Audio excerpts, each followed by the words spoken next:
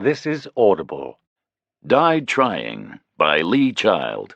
Read by Jeff Harding. Chapter 1. Nathan Rubin died because he got brave.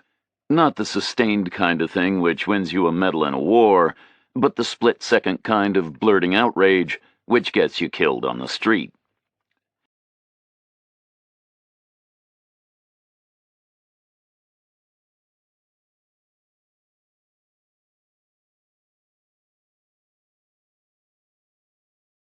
Down the carpeted corridors of a lakeside house, appropriate to a man who earned $1,000 on each of those 300 days he worked. A thumb on the button of the garage door opener and a twist of the wrist to start the silent engine of his expensive imported sedan. A CD into the player, a backward sweep into his gravel driveway, a dab on the brake, a snick of the selector, a nudge on the gas, and the last short drive of his life was underway. 6:49 in the morning, Monday.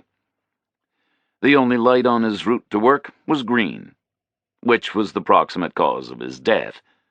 It meant that as he pulled into his secluded slot behind his professional building, the prelude ahead of Bach's B minor fugue still had 38 seconds left to run. He sat and heard it out until the last organ blast echoed to silence, which meant that as he got out of his car, the three men were near enough for him to interpret some kind of intention in their approach. So he glanced at them. They looked away and altered course.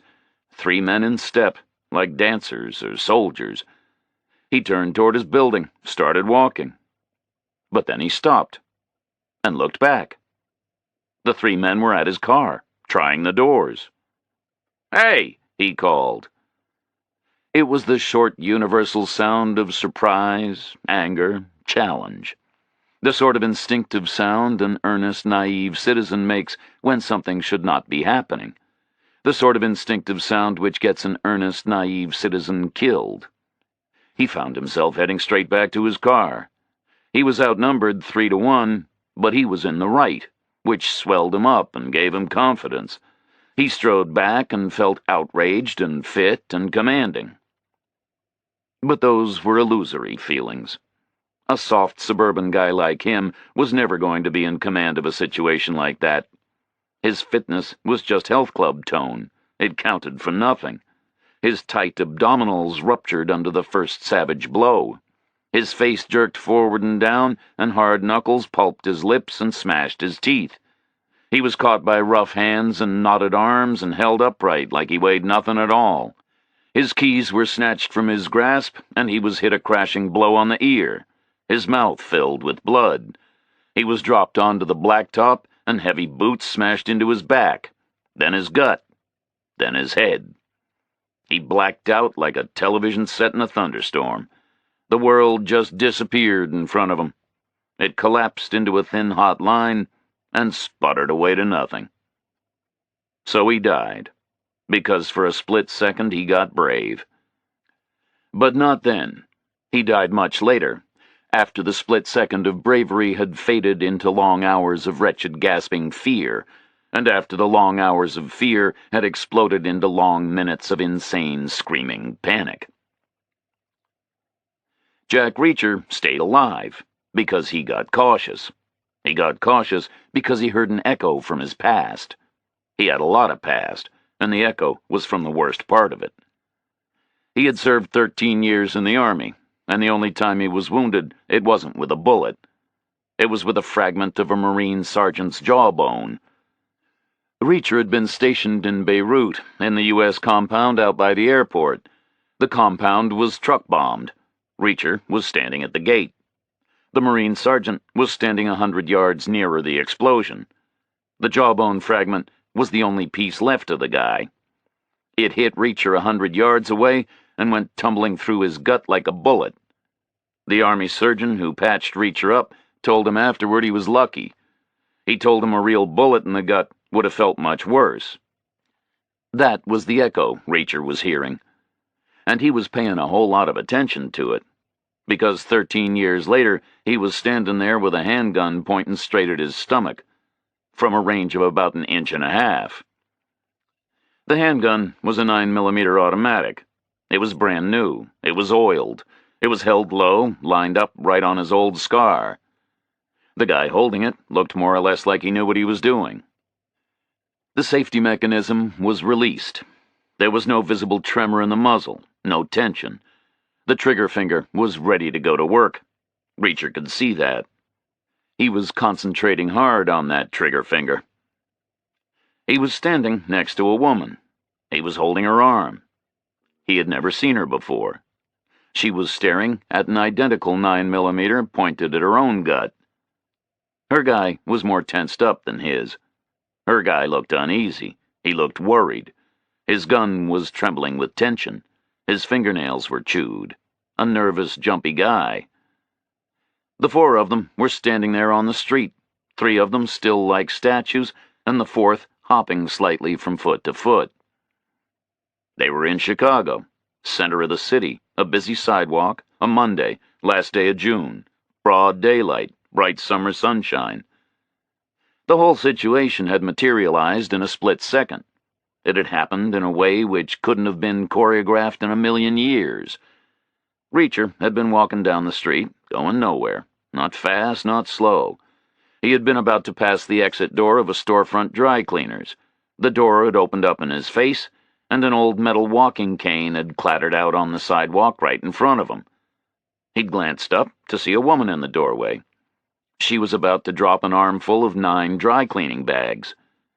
She was some way short of 30, expensively dressed, dark, attractive, self-assured.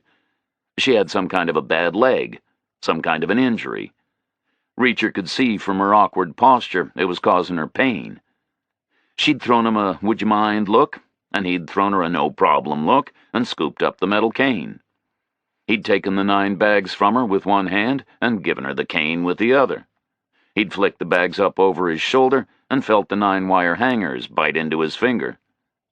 She had planted the cane on the sidewalk and eased her forearm into the curved metal clip. He had offered his hand. She had paused. Then she had nodded in an embarrassed fashion, and he had taken her arm and waited a beat, feeling helpful but awkward. Then they had turned together to move away. Reacher had figured he would maybe stroll a few steps with her until she was steady on her feet. Then he would let her arm go and hand back her garments. But he'd turned straight into the 2 guys with the 9mm automatics. The 4 of them stood there, face to face in pairs, like 4 people eating together in a tight booth in a diner. The 2 guys with the guns were white, well-fed, vaguely military, vaguely alike. Medium height, short brown hair. Big hands, muscular. Big obvious faces, bland pink features. Tense expressions, hard eyes. The nervous guy was smaller, like he burned up his energy worrying. They both wore checked shirts and poplin windbreakers. They stood there, pressed together. Reacher was a lot taller than the other 3. He could see all around them, over their heads. He stood there, surprised, with the woman's dry cleaning slung over his shoulder. The woman was leaning on her crutch, just staring, silent. The 2 men were pointing the guns, close in. Reacher felt they'd all been standing like that for a long time, but he knew that feeling was deceptive. It probably hadn't been more than a second and a half. The guy opposite Reacher seemed to be the leader, the bigger one, the calmer one. He looked between Reacher and the woman and jerked his automatic's barrel toward the curb. "In the car, bitch," the guy said. "And you, asshole." He spoke urgently but quietly, with authority. Not much of an accent, maybe from California, Reacher thought. There was a sedan at the curb. It had been waiting there for them. A big car, black, expensive. The driver was leaning across behind the front passenger seat. He was stretching over to pop the rear door. The guy opposite Reacher motioned with the gun again. Reacher didn't move. He glanced left and right. He figured he had about another second and a half to make some kind of an assessment. The 2 guys with the 9mm automatics didn't worry him too much. He was one-handed because of the dry cleaning, but he figured the 2 guys would go down without too much of a problem. The problems lay beside him and behind him. He stared up into the dry cleaner's window and used it like a mirror. 20 yards behind him was a solid mass of hurrying people at a crosswalk. A couple of stray bullets would find a couple of targets. No doubt about that. No doubt at all. That was the problem behind him. The problem beside him was the unknown woman. Her capabilities were an unknown quantity. She had some kind of a bad leg. She would be slow to react, slow to move. He wasn't prepared to go into combat. Not in that environment, and not with that partner. The guy with the Californian accent reached up and grabbed Reacher's wrist where it was pinned against his collar by the weight of the 9 clean garments hanging down his back. He used it to pull him toward the car. His trigger finger still looked ready to go to work. Reacher was watching it, corner of his eye. He let the woman's arm go, stepped over to the car, threw the bags into the rear seat, and climbed in after them. The woman was pushed in behind him. Then the jumpy guy crowded in on them and slammed the door. The leader got in front on the right, slammed the door. The driver nudged the selector, and the car moved smoothly and quietly away down the street.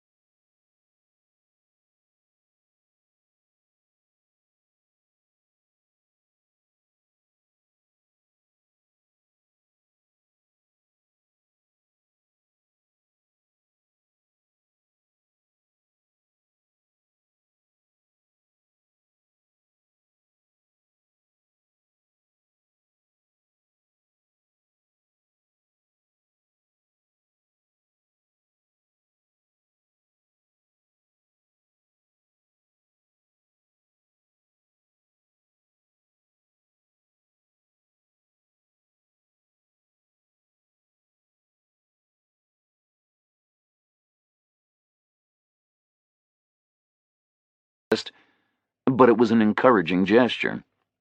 He reached around and shook her hand, and they smiled brief ironic smiles together at their mutual formality.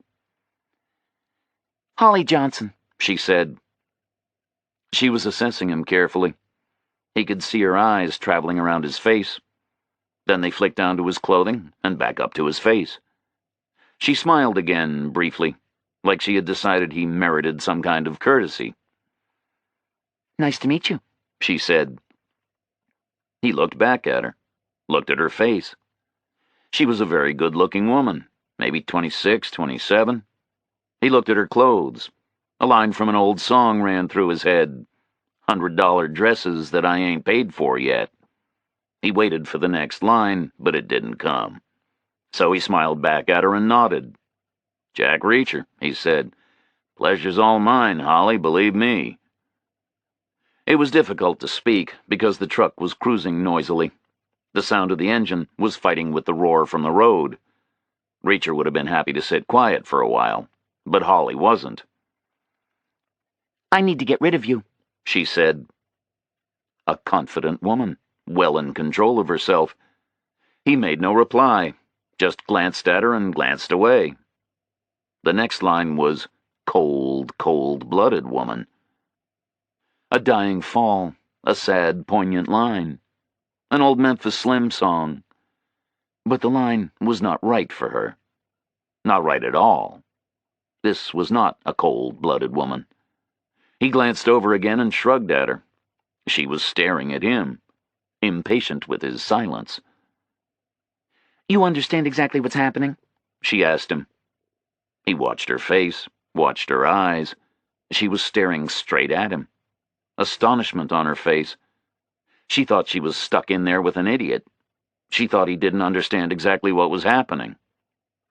"It's pretty clear, right?" he said. "From the evidence?" "What evidence?" she said. "It was all over in a split second." "Exactly," he said. "That's all the evidence I need, right? Tells me more or less what I need to know." He stopped talking and started resting again. Next opportunity to get away would be the next time the truck stopped. Could be some hours away. He felt he could be in for a long day. Felt he should be prepared to conserve his resources. "So what do you need to know?" the woman said. Her eyes were steady on his. "You've been kidnapped," he said. "I'm here by accident." She was still looking at him, still confident, still thinking, still not sure whether or not she was cuffed to an idiot. "It's pretty clear, right?" he said again.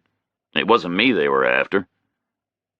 She made no reply, just arched a fine eyebrow. "Nobody knew I was going to be there," he said. "I didn't even know I was going to be there, until I got there. But it was a well-planned operation. Must have taken time to set up, based on surveillance, right? 3 guys, 1 in the car, 2 on the street. The car was parked exactly level. They had no idea where I was going to be.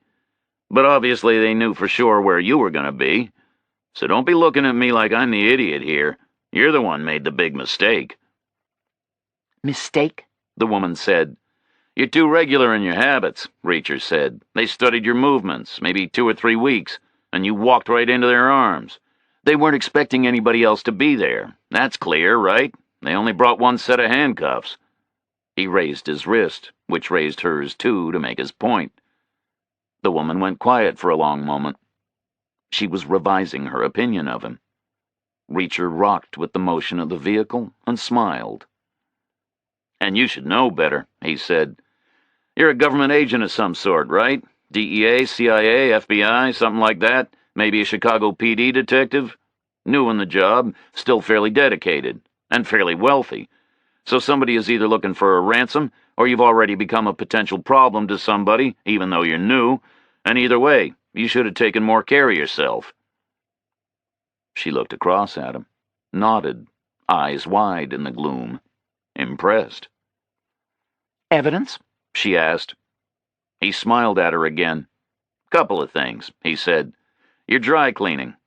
My guess is every Monday lunch break you take last week's clothes in to get them cleaned and you pick up this week's clothes to wear. That means you must have about 15 or 20 outfits. Looking at that thing you got on, you're not a cheap dresser. Call it $400 an outfit. You've got maybe $8 grand tied up in things to wear.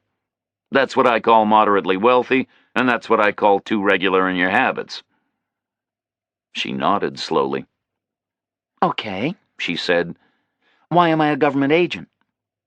"Easy enough," he said. "You had a Glock 17 shoved at you, you were bundled into a car, you were thrown in a truck, handcuffed to a complete stranger, and you've got no idea where the hell they're taking you or why. Any normal person would be falling apart over all that, screaming the place down. But not you. You're sitting there quite calmly, which suggests some kind of training, maybe some kind of familiarity with upsetting or dangerous situations, and maybe some kind of sure knowledge there'll be a bunch of people looking to get you back soon as they can."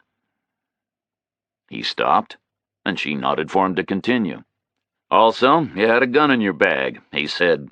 "Something fairly heavy, maybe a .38, long barrel. If it was a private weapon, a dresser like you would choose something dainty, like a snub .22. But it was a big revolver, so you were issued with it. So you're some kind of an agent, maybe a cop." The woman nodded again, slowly. Why am I new in the job? She asked. "Your age," Reacher said. "What are you, 26? 27, she said.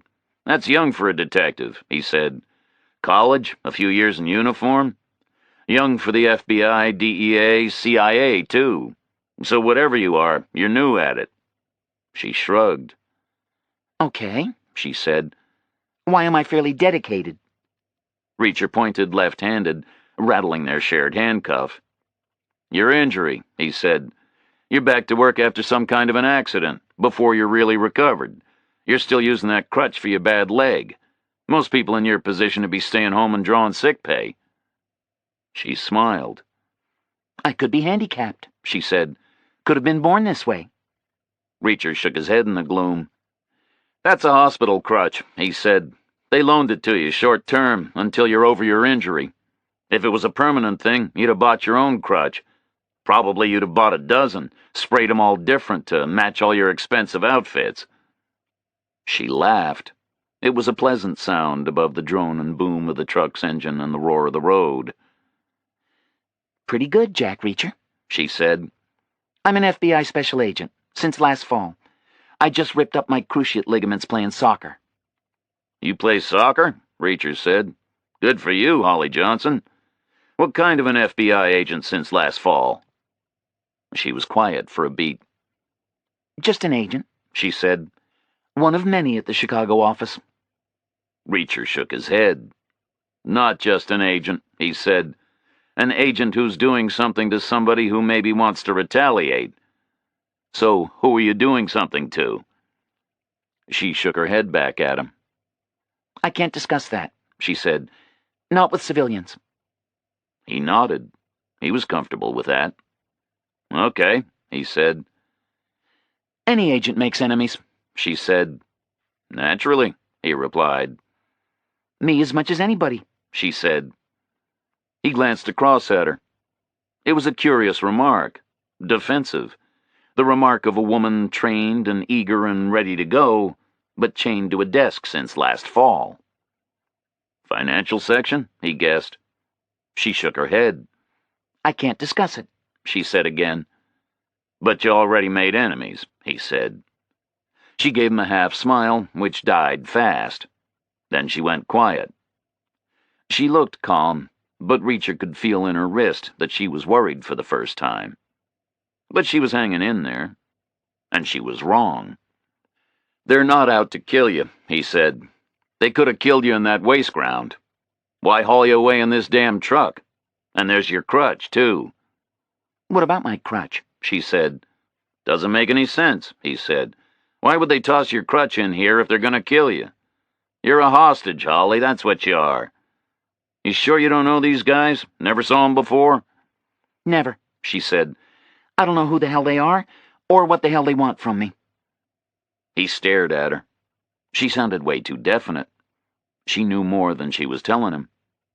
They went quiet in the noise, rocked and bounced with the movement of the truck. Reacher stared into the gloom.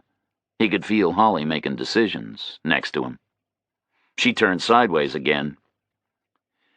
I need to get you out of here, she said again. He glanced at her, glanced away, and grinned. Suits me, Holly, he said. Sooner the better. When will somebody miss you? She asked. That was a question he would have preferred not to answer, but she was looking hard at him, waiting. So he thought about it, and he told her the truth. Never, he said. Why not? She asked. Who are you, Reacher? He looked across at her and shrugged. Nobody, he said. She carried on looking at him quizzically, maybe irritated. Okay, what kind of nobody? She asked. He heard Memphis Slim in his head. Got me working in a steel mill. I'm a doorman, he said, at a club in Chicago. Which club? She asked. A blues place on the south side, he said. You probably don't know it.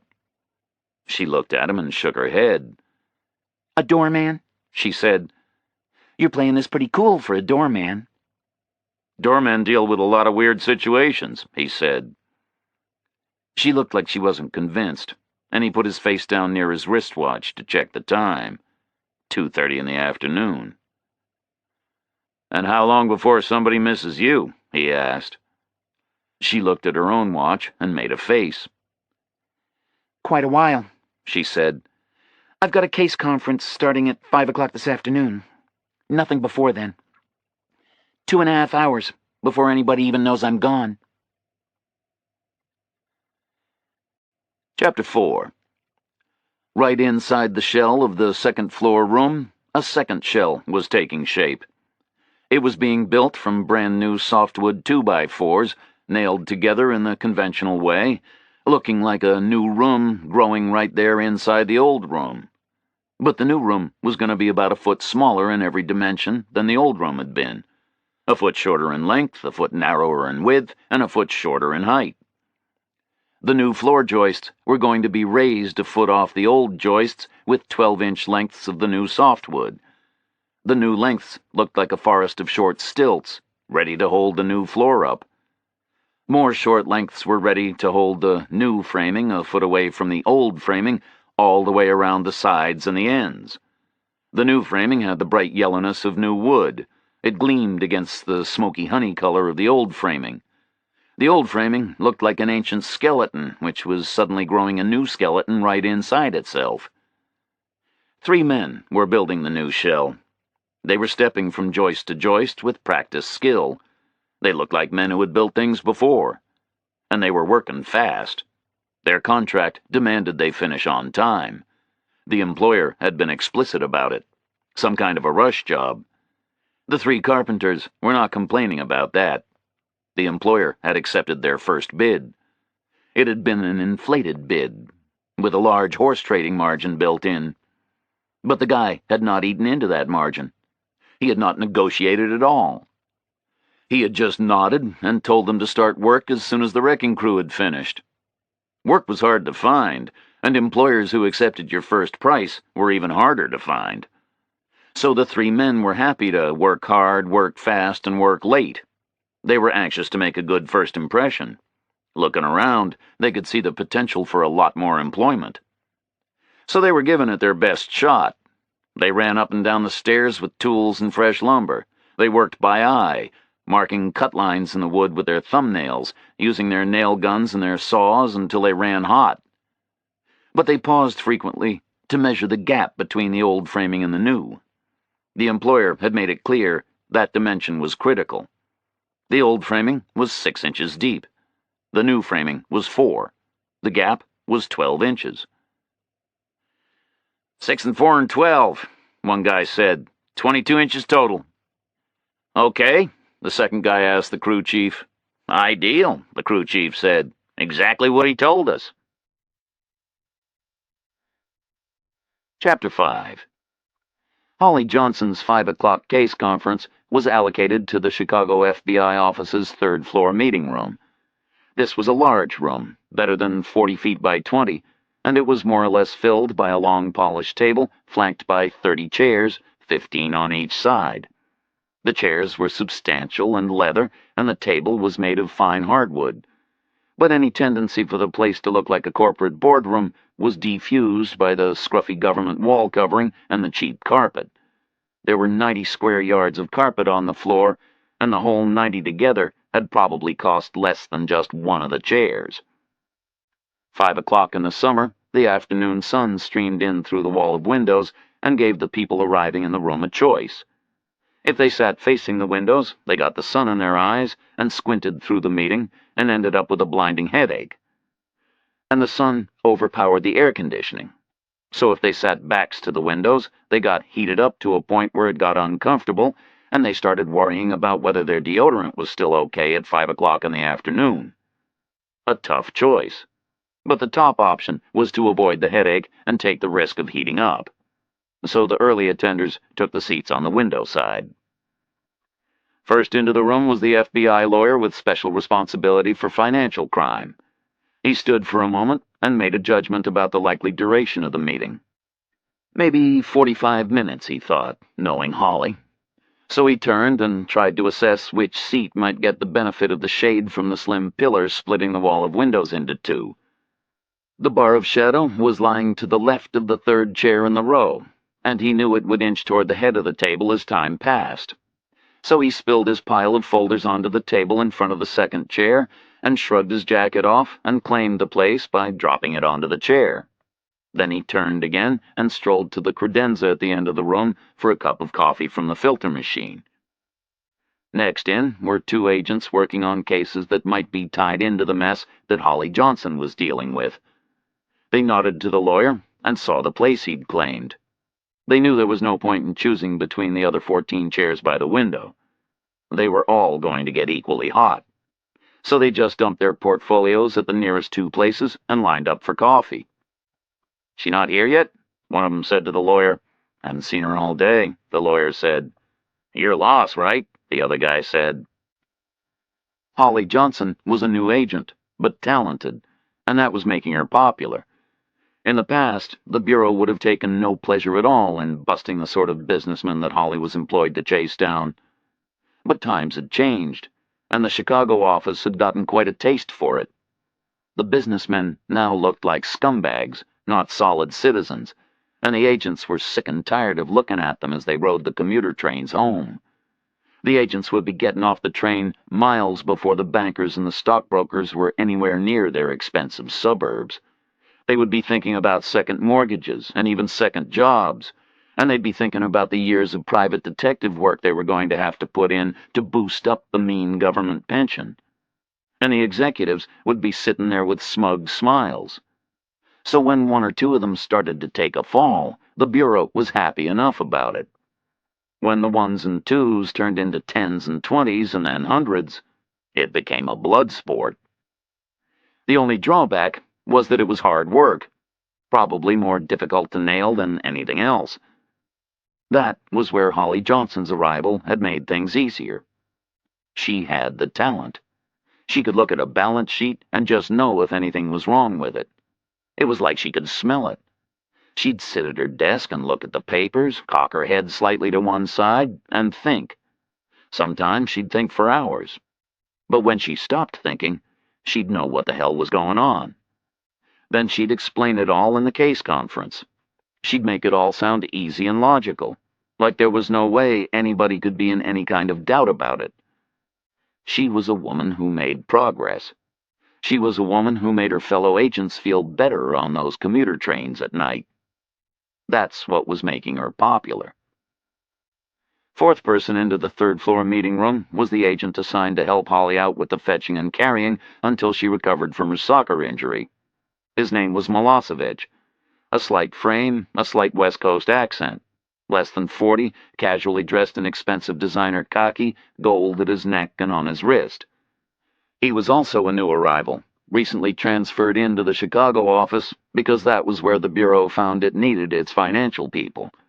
He joined the line for coffee and looked around the room. "She's late," he said. The lawyer shrugged at him, and Milosevic shrugged back. He liked Holly Johnson. He had worked with her 5 weeks, since the accident on the soccer field, and he had enjoyed every minute of it. She's not usually late for anything, he said. Fifth person in was Brogan, Holly's section head, Irish from Boston via California. The young side of middle age, dark hair, red Irish face. A tough guy, handsomely dressed in an expensive silk jacket, ambitious. He'd come to Chicago the same time as Milosevic, and he was pissed it wasn't New York. He was looking for the advancement he was sure he deserved. There was a theory that Holly's arrival in his section was enhancing his chances of getting it. "She not here yet?" he said. The other four shrugged at him. "I'll kick her ass," Brogan said. Holly had been a stock analyst on Wall Street before applying to join the FBI. Nobody was clear why she'd made the change. She had some kind of exalted connections, and some kind of an illustrious father, and the easy guess was she wanted to impress him somehow. Nobody knew for sure whether the old guy was impressed or not, but the feeling was he damn well ought to be. Holly had been one of 10,000 applicants in her year, and she'd passed right at the top of the 400 who made it. She'd creamed the recruitment criteria. The Bureau had been looking for college graduates in law or accountancy, or else graduates in flimsier disciplines who'd then worked somewhere for 3 years at least. Holly had qualified in every way. She had an accountancy degree from Yale and a master's from Harvard and 3 years on Wall Street on top of all that. She'd blitzed the intelligence tests and the aptitude assessments. She'd charmed the 3 serving agents who'd grilled her at her main interview. She'd sailed through the background checks, which was understandable on account of her connections, and she'd been sent to the FBI Academy at Quantico. Then she'd really started to get serious. She was fit and strong, she learned to shoot, she murdered the leadership reaction course, she scored outstanding in the simulated shootouts in Hogan's Alley. But her major success was her attitude. She did 2 things at once. First, she bought into the whole Bureau ethic in the biggest way possible. It was totally clear to everybody that here was a woman who was going to live and die for the FBI. But second, she did it in a way which avoided the slightest trace of bullshit. She tinged her attitude with a gentle mocking humor, which saved people from hating her. It made them love her instead. There was no doubt the Bureau had signed a major new asset. They sent her to Chicago and sat back to reap the benefits. Last into the 3rd-floor conference room was a bunch of men who came in together. 13 agents and the agent in charge, McGraw. The 13 agents were clustered around their boss, who was conducting a sort of rolling policy review as he walked. The 13 agents were hanging on to every word. McGraw had every advantage in the book.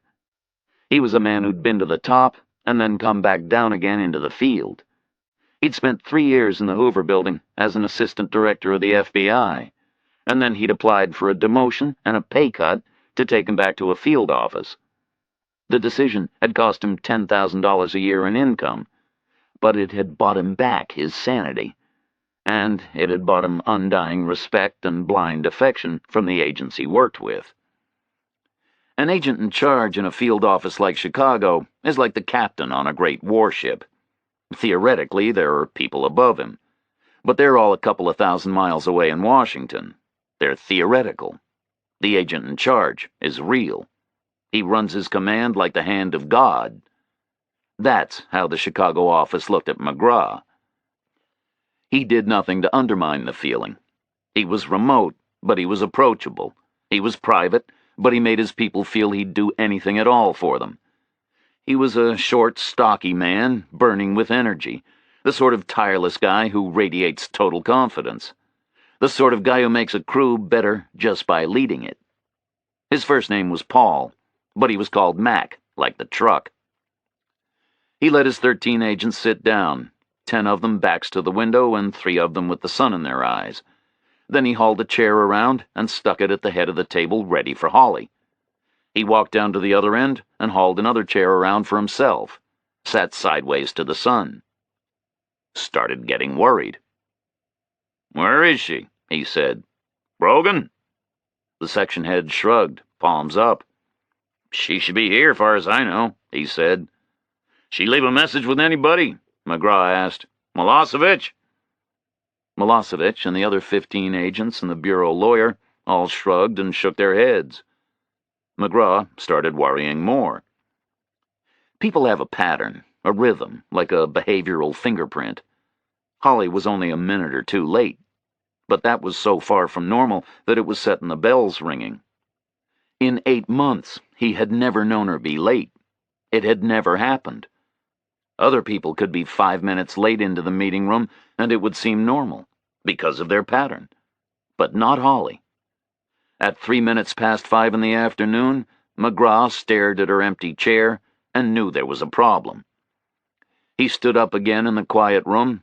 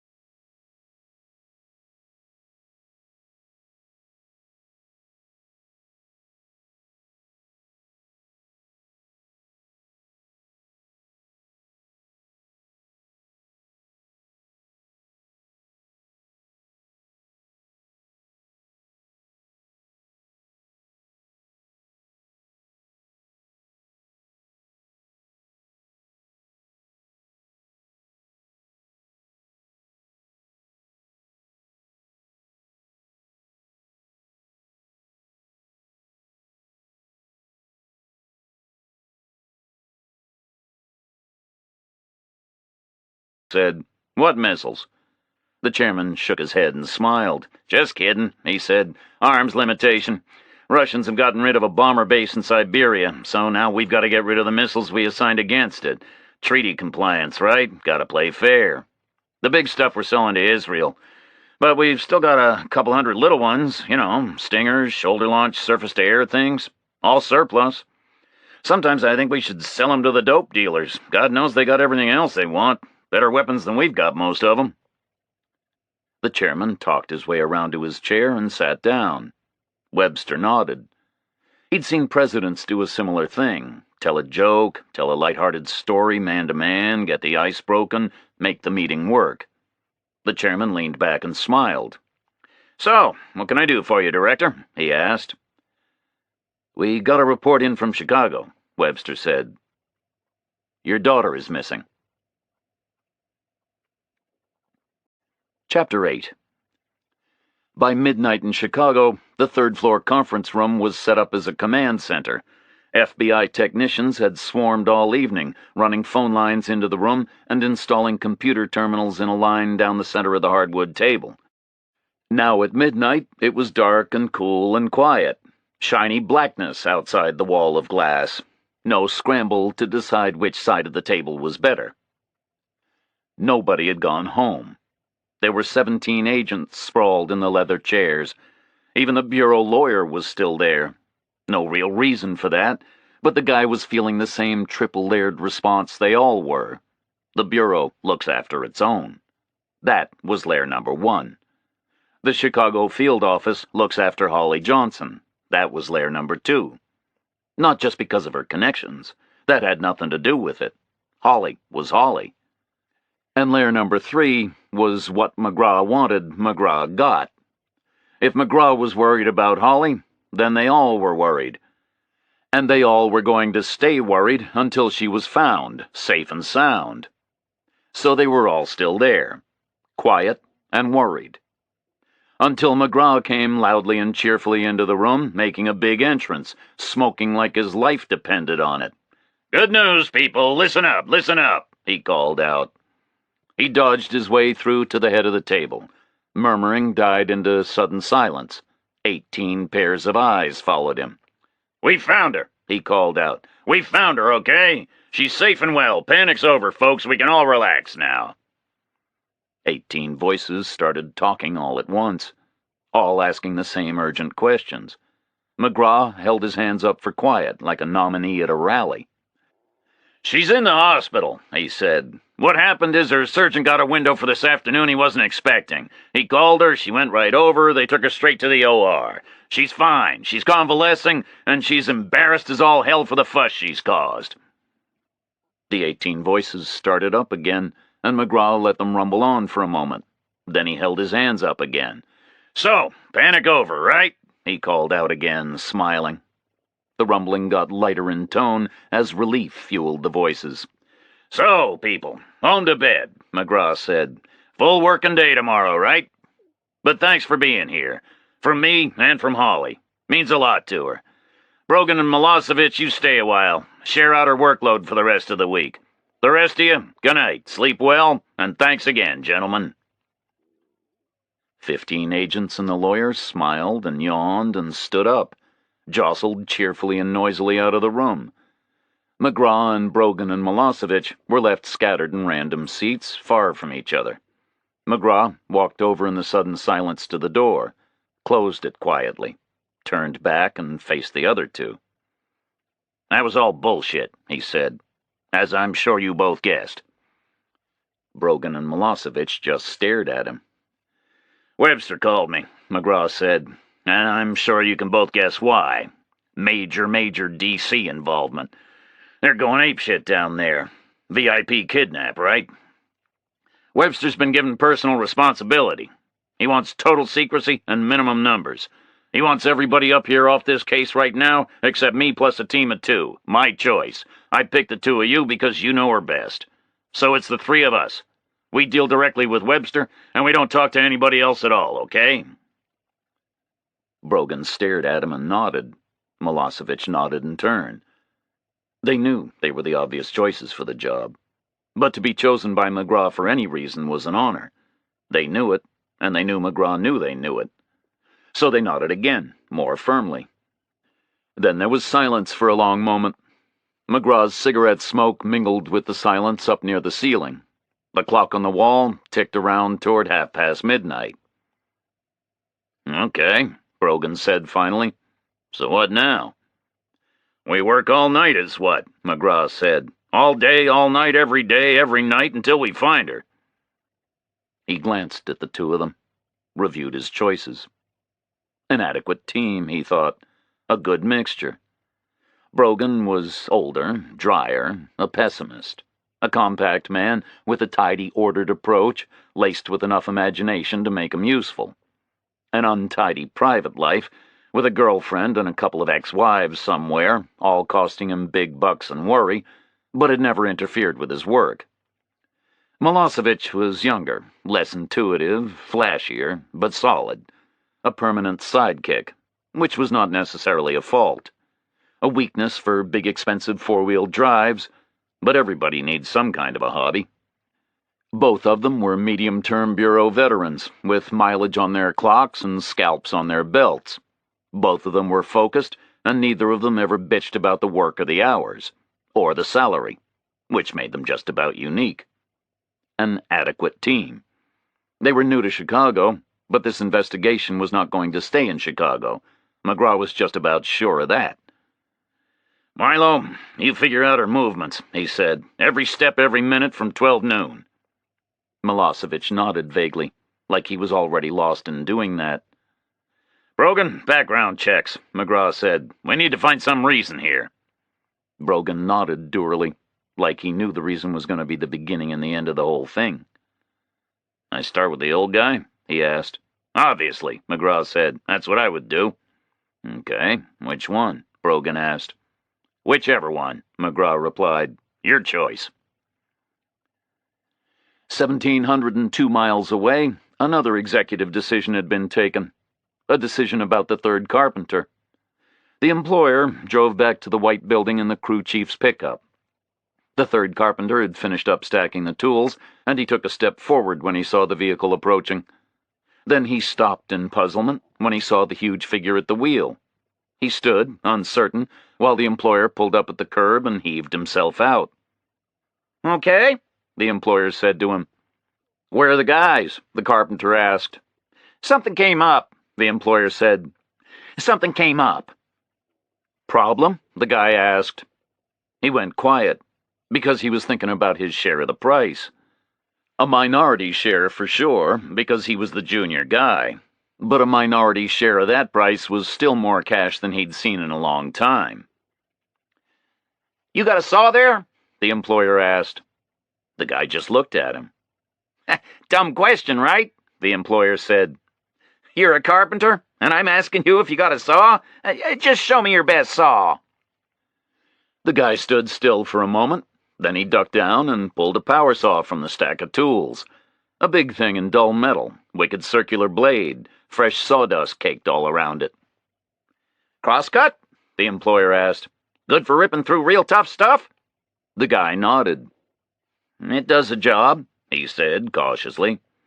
"Okay, here's the deal," the employer said. "We need a demonstration." "Of the saw?" the guy asked. "Of the room," the employer said. "The room?" the guy repeated. "Supposed to be nobody can get out of it," the employer said. "That's the idea behind it, right?"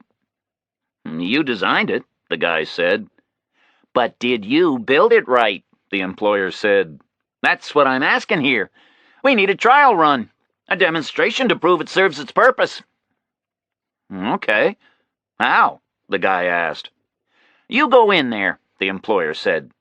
"See if you can get out by morning. You built it, right? So you know all the weak spots. If anybody can get out, you can, that's for damn sure, right?" The guy was quiet for a long moment, trying to understand. "And if I can?" he asked. The employer shrugged. "Then you don't get paid," he said, "because you didn't build it right." The guy went quiet again, wondering if the employer was joking. "You spot the flaw in my logic?" the employer asked. The way you're figuring it right now, it's in your interest just to sit there on your ass all night. Then tomorrow you say to me, no, sir, I couldn't get out of there. No, sir, not at all. The carpenter laughed, a short, nervous laugh. That's how I was thinking, he said. So, what you need is an incentive, the employer said. Understand? To make sure you try real hard to get out. The carpenter glanced up at the blanked-off second-story corner. When he glanced back down, there was a dull black automatic in the employer's hand. There's a sack in the truck, the employer said. Go get it, okay? The carpenter just looked around, astonished. The employer pointed the gun at his head. Get the sack, he said quietly. There was nothing in the pickup bed. There was a burlap sack on the passenger seat, wrapped into a package maybe 1.5 feet long. It was heavy. Felt like reaching into a freezer at the market and pulling out a side of pig. Open it up, the employer called. Take a look. The carpenter peeled back the burlap. First thing he saw was a finger, icy white because the blood had drained. Yellow workman's calluses standing out, big and obvious. I'm going to put you in the room now, the employer called to him. You don't get out by morning? I'm going to do that to you, okay? With your own damn saw, because mine went dull doing those. Chapter 9. Reacher lay quietly on the dirty straw in his stall in the cow barn. Not asleep, but his body was shut down to the point where he might as well have been. Every muscle was relaxed, and his breathing was slow and even. His eyes were closed because the barn was dark and there was nothing to see. But his mind was wide awake. Not racing, but just powering steadily along with that special nighttime intensity you get in the absence of any other distractions. He was doing 2 things at once. First, he was keeping track of time. It was nearly 2 hours since he had last looked at his watch. But he knew what time it was to within about 20 seconds. It was an old skill, born of many long wakeful nights on active service. When you're waiting for something to happen, you close your body down like a beach house in winter, and you let your mind lock on to the steady pace of the passing seconds. It's like suspended animation. It saves energy, and it lifts the responsibility for your heartbeat away from your unconscious brain and passes it on to some kind of a hidden clock. Makes a huge black space for thinking in. But it keeps you just awake enough to be ready for whatever you need to be ready for. And it means you always know what time it is. The second simultaneous thing Reacher was doing was playing around with a little mental arithmetic. He was multiplying big numbers in his head. He was 37 years and 8 months old, just about to the day. 37 multiplied by 365 was 13,505, plus 12 days for 12 leap years was 13,517. 8 months, counting from his birthday in October forward to this date in June, was 243 days. Total of 13,760 days since he was born. 13,760 days. 13,760 nights. He was trying to place this particular night somewhere on that endless scale, in terms of how bad it was. Truth was, it wasn't the best night he had ever passed, but it was a long way from being the worst. A very long way. The first 4 or so years of his life, he couldn't remember anything at all, which left about 12,300 nights to account for. The probability was this particular night was up there in the top third. Without even trying hard, he could have reeled off thousands of nights worse than this one. Tonight, he was warm, comfortable, uninjured, not under any immediate threat, and he'd been fed. Not well, but he felt that came from a lack of skill rather than from active malice. So, physically, he had no complaints. Mentally, it was a different story. He was suspended in a vacuum just as impenetrable as the darkness inside the cow barn. The problem was the total lack of information. He was not a guy who necessarily felt uncomfortable with some lack of information. He was the son of a Marine officer, and he had lived the military life literally all the way since birth. Therefore, confusion and unpredictability were what he was accustomed to. But tonight, there was just too much missing. He didn't know where he was. Whether by accident or by design, the three kidnappers had given him absolutely no clue at all where they were headed. It made him feel adrift. His particular problem was living the military life from birth. Out of those 13,760 days of his life, he'd spent probably much less than a fifth of them actually inside the United States. He was as American as the president, but he'd lived and served all over the world most of his life. Outside the United States. It had left him knowing his own country about as well as the average 7-year-old knows it. So he couldn't decode the subtle rhythms and feels and smells of America as well as he wanted to.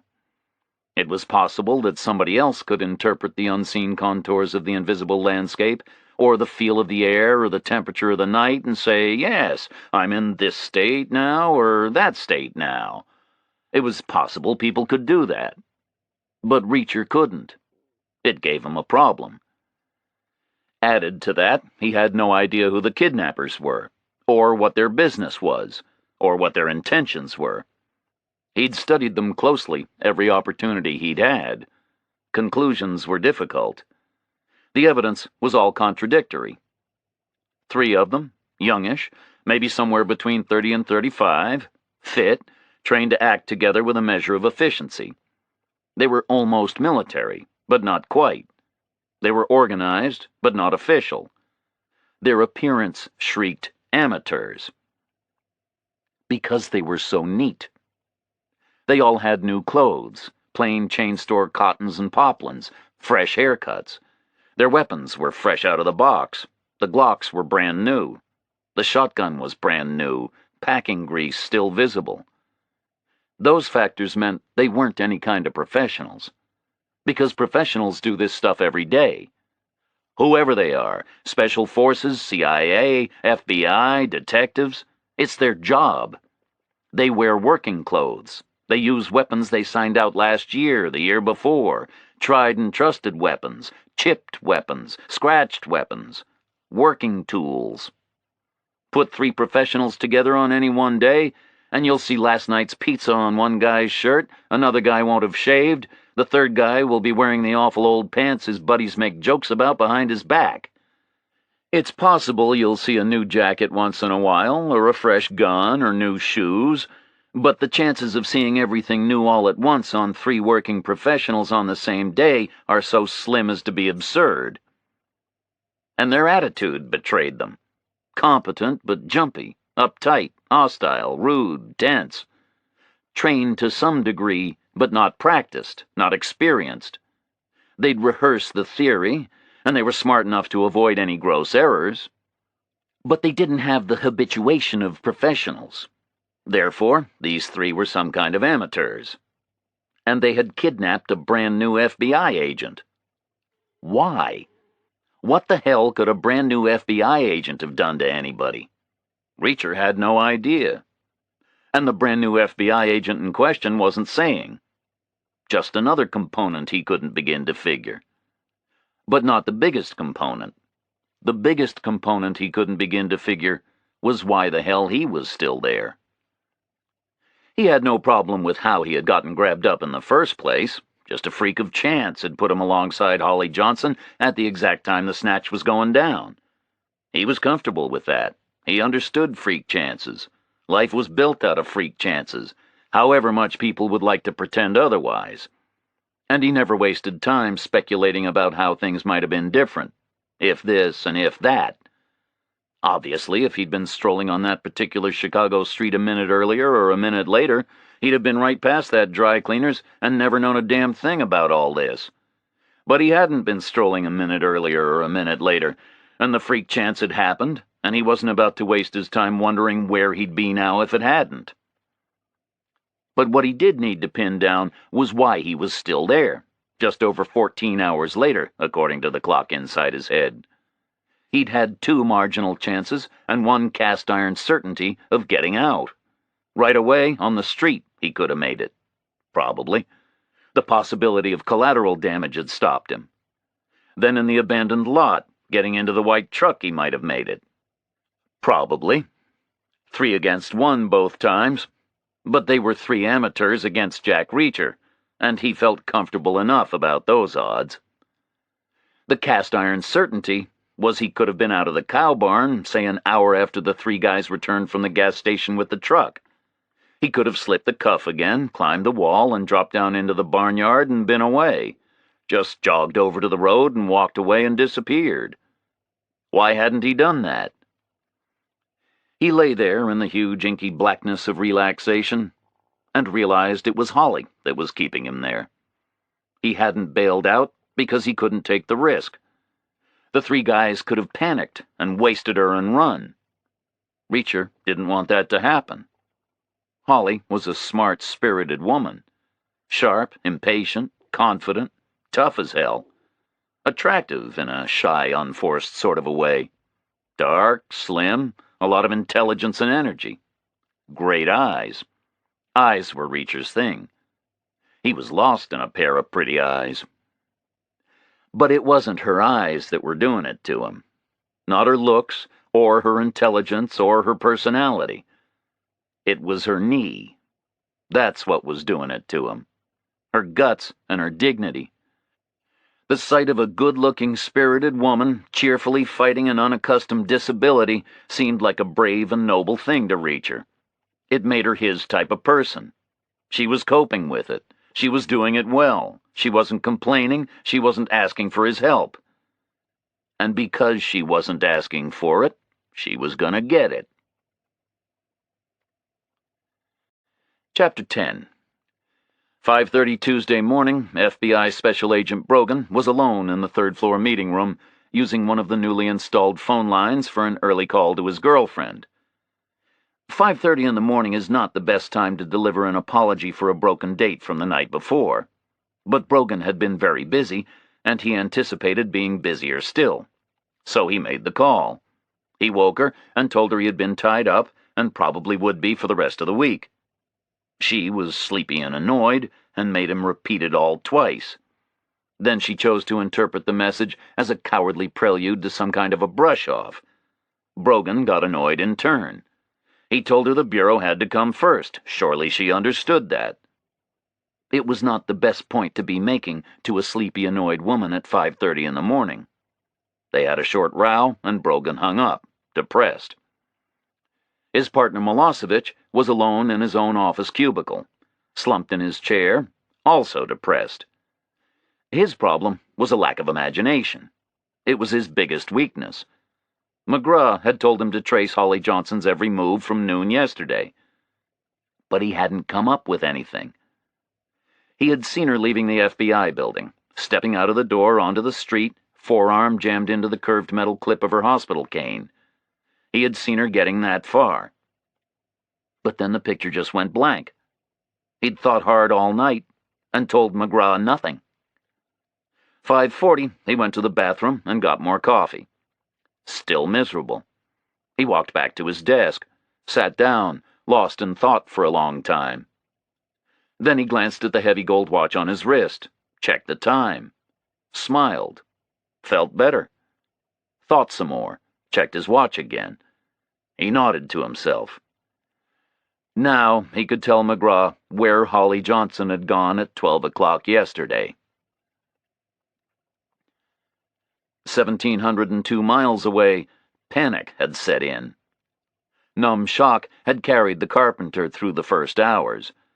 It had made him weak and acquiescent. He had let the employer hustle him up the stairs and into the room. Then numb shock had made him waste his first hours just sitting and staring. Then he had started up with a crazy optimism that this whole thing was some kind of a bad Halloween joke.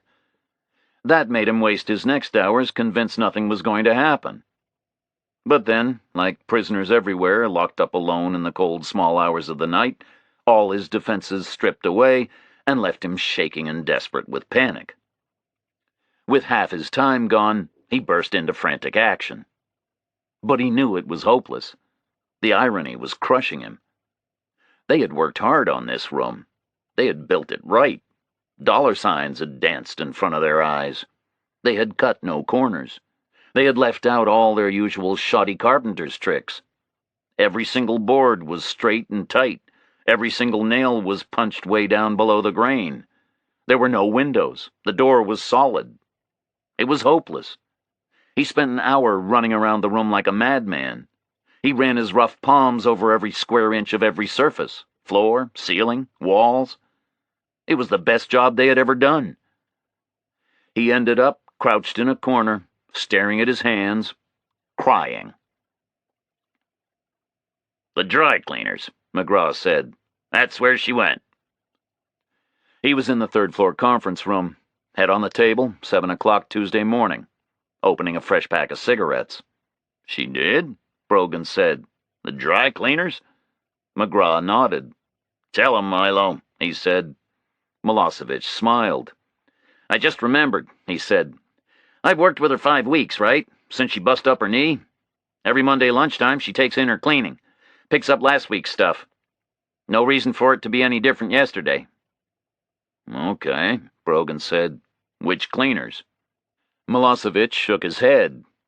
"Dunno," he said. "She always went on her own. I always offered to do it for her, but she said no every time, 5 straight Mondays. Okay if I helped her out on bureau business, but she wasn't about to have me running around after her cleaning. She's a very independent type of a woman." "But she walked there, right?" McGraw said.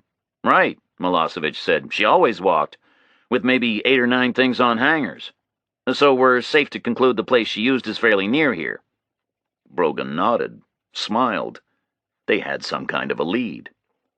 He pulled the yellow pages over and opened it up to D. "What sort of a radius are we giving it?" he said. McGraw shrugged. 20 minutes there, 20 minutes back, he said. "That would be about the max, right? With that crutch, I can't see her doing more than a quarter mile in 20 minutes. Limping like that? Call it a square, a half mile on a side. This building in the center, what does that give us?" Brogan used the AAA street map. He made a crude compass with his thumb and forefinger, adjusted it to a half mile according to the scale in the margin, drew a square across the thicket of streets. Then he flipped back and forth between the map and the yellow pages, ticked off names with his pencil, counted them up. 21 establishments, he said. McGraw stared at him. 21? He said. "Are you sure?" Brogan nodded, slid the phone book across the shiny hardwood. 21, he said. "Obviously people in this town like to keep their clothes real clean." "Okay," McGraw said. 21 places. Hit the road, guys." Brogan took 10 addresses, and Milosevic took 11. McGraw issued them both with large color blow-ups of Holly Johnson's file photograph. Then he nodded them out and waited in his chair at the head of the conference room table, next to the telephones, slumped, staring into space, smoking, drumming a worried little rhythm with the blunt end of his pencil. He heard faint sounds much earlier than he thought he should. He had no watch and no windows, but he was certain it was not yet morning. He was certain he had another hour, maybe 2. But he could hear noise. People moving in the street outside. He held his breath and listened. Maybe 3 or 4 people. He quartered the room again, frozen with indecision. He should be pounding and kicking at the new pine boards. He knew that. But he wasn't. Because he knew it was hopeless. And because he felt in his gut he must be silent. He had become sure of that. Convinced. If he was silent, they might leave him alone. They might forget he was in there. Milosevic found the right place, the 7th of the 11 establishments on his list. It was just opening up for business, 7:40 in the morning. Just a storefront place, but elegant, not really aimed at the typical commuter's cheap worsteds. It advertised all kinds of specialized processes and custom treatments. There was a Korean woman in charge of the store. Milosevic showed her his FBI shield and placed Holly's file picture flat on the counter in front of her. "You ever see this person?" he asked her. The Korean woman looked at the picture politely, with concentration, her hands clasped together behind her back. Sure, she said. That's Miss Johnson. Comes in every Monday. Milosevic stepped closer to the counter. He leaned up close to the woman. She come in yesterday? Milosevic asked her. The woman thought about it and nodded. Sure, she said. Like I told you, she come in every Monday. What kind of time? He asked. Lunch hour, the woman said. Always lunch hour. About 12, he said. 12:30, something like that? Sure, the woman said. Always lunch hour on a Monday. Okay, yesterday, Milosevic said. What happened? The woman shrugged. Nothing happened, she said. She came in, she took her garment, she paid, she left some garment to be cleaned. Anybody with her? He asked. Nobody with her, the woman said. Nobody ever with her. Which direction was she headed? Milosevic asked. The woman pointed back towards the Federal Building. She came from that direction, she said. I didn't ask you where she came from, Milosevic said. Where did she head when she left? The woman paused. I didn't see, she said. I took her garments through to the back. I heard the door open, but I couldn't see where she went. I was in back. You just grabbed her stuff? Milosevic said. Rushed through the back before she was out of here? The woman faltered, like she was being accused of an impoliteness. Not rushed, she said. Miss Johnson was walking slow. Bad leg, right? I felt I shouldn't stare at her. I felt she was embarrassed. I walked her close through to the back so she wouldn't feel I was watching her.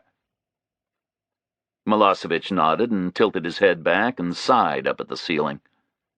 Saw a video camera mounted high above the counter. What's that? He said. The Korean woman twisted and followed his gaze. Security, she said. Insurance company says we gotta have it. Does it work? He asked. Sure it works, the woman said. Insurance company says it got to. Does it run all the time? Milosevic asked. The woman nodded and giggled. Sure it does, she said. It's running right now. You'll be on the tape. Milosevic checked his watch. I need yesterday's tape, he said, immediately. The woman faltered again. Milosevic pulled his shield for the second time. This is an FBI investigation, he said. Official federal business. I need that tape right now, okay? The woman nodded and held up her hand to make him wait. Stepped through a door to the rear of the establishment. Came back out after a long moment with a blast of chemical smell and a video cassette in her hand. You let me have it back, okay? She said. Insurance company says we gotta keep him for a month. Milosevic took it straight in, and by 8:30, the bureau technicians were swarming all over the third-floor conference room again, hooking up a standard VHS player to the bank of monitors piled down the middle of the long table. There was a problem with a fuse, and then the right wire proved too short, so a computer had to be moved to allow the video player to get nearer to the center of the table. Then the head tech handed McGraw the remote and nodded. All yours, Chief, he said. McGraw sent him out of the room, and the three agents crowded around the screens, waiting for the picture to roll. The screens faced the wall of windows, so they all three had their backs to the glass. But at that time of day, there was no danger of anybody getting uncomfortable, because right then the bright morning sun was blasting the other side of the building. That same sun rolled on 1,702 miles from Chicago and made it bright morning outside the White Building. He knew it had come. He could hear the quiet ticking as the old wood frame warmed through. He could hear muffled voices outside, below him, down at street level. The sound of people starting a new day. His fingernails were gone. He had found a gap where two boards were not hard together. He had forced his fingertips down and levered with all his strength. His nails had torn off, one after the other. The board had not moved. He had scuttled backward into a corner and curled up on the floor. He had sucked his bloodied fingers, and now his mouth was smeared all around with blood, like a child's with cake. He heard footsteps on the staircase. A big man, moving lightly. The sound halted outside the door. The lock clicked back. The door opened. The employer looked in at him. Bloated face, two nickel-sized red spots burning high on his cheeks. You're still here, he said. The carpenter was paralyzed, couldn't move, couldn't speak. "You failed," the employer said. There was silence in the room. The only sound was the slow ticking of the wood frame as the morning sun slid over the roof. "So what shall we do now?" the employer asked. The carpenter just stared blankly at him. Didn't move. Then the employer smiled, a relaxed, friendly smile, like he was suddenly surprised about something. "You think I meant it?" he said gently. The carpenter blinked, shook his head, slightly, hopefully. "You hear anything?" the employer asked him. The carpenter listened hard. He could hear the quiet ticking of the wood, the song of the forest birds, the silent sound of sunny morning air. "You were just kidding around?" he asked. His voice was a dry croak. Relief and hope and dread were jamming his tongue into the roof of his mouth. "Listen," the employer said. The carpenter listened. The frame ticked, the birds sang, the warm air sighed. He heard nothing else. Silence. Then he heard a click. Then he heard a whine. It started slow and quiet, and stabilized up at a familiar loud pitch. It was a sound he knew. It was the sound of a big power saw being run up to speed. "Now do you think I meant it?" the employer screamed. Chapter 11. Holly Johnson had been mildly disappointed by Reacher's assessment of the cash value of her wardrobe. Reacher had said he figured she had maybe 15 or 20 outfits, $400 an outfit, maybe $8,000 in total. Truth was, she had 34 business suits in her closet. She'd worked 3 years on Wall Street. She had $8,000 tied up in the shoes alone.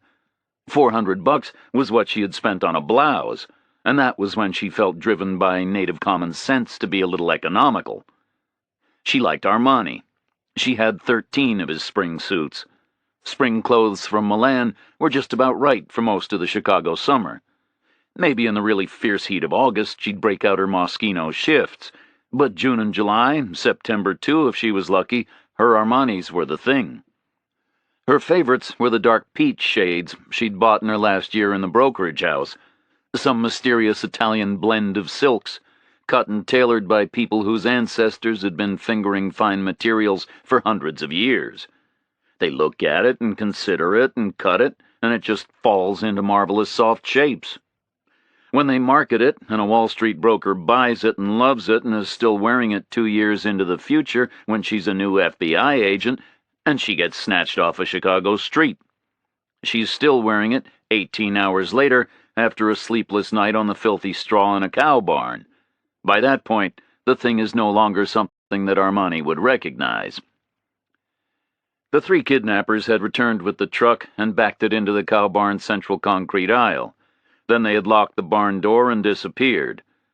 Holly guessed they had spent the night in the farmhouse.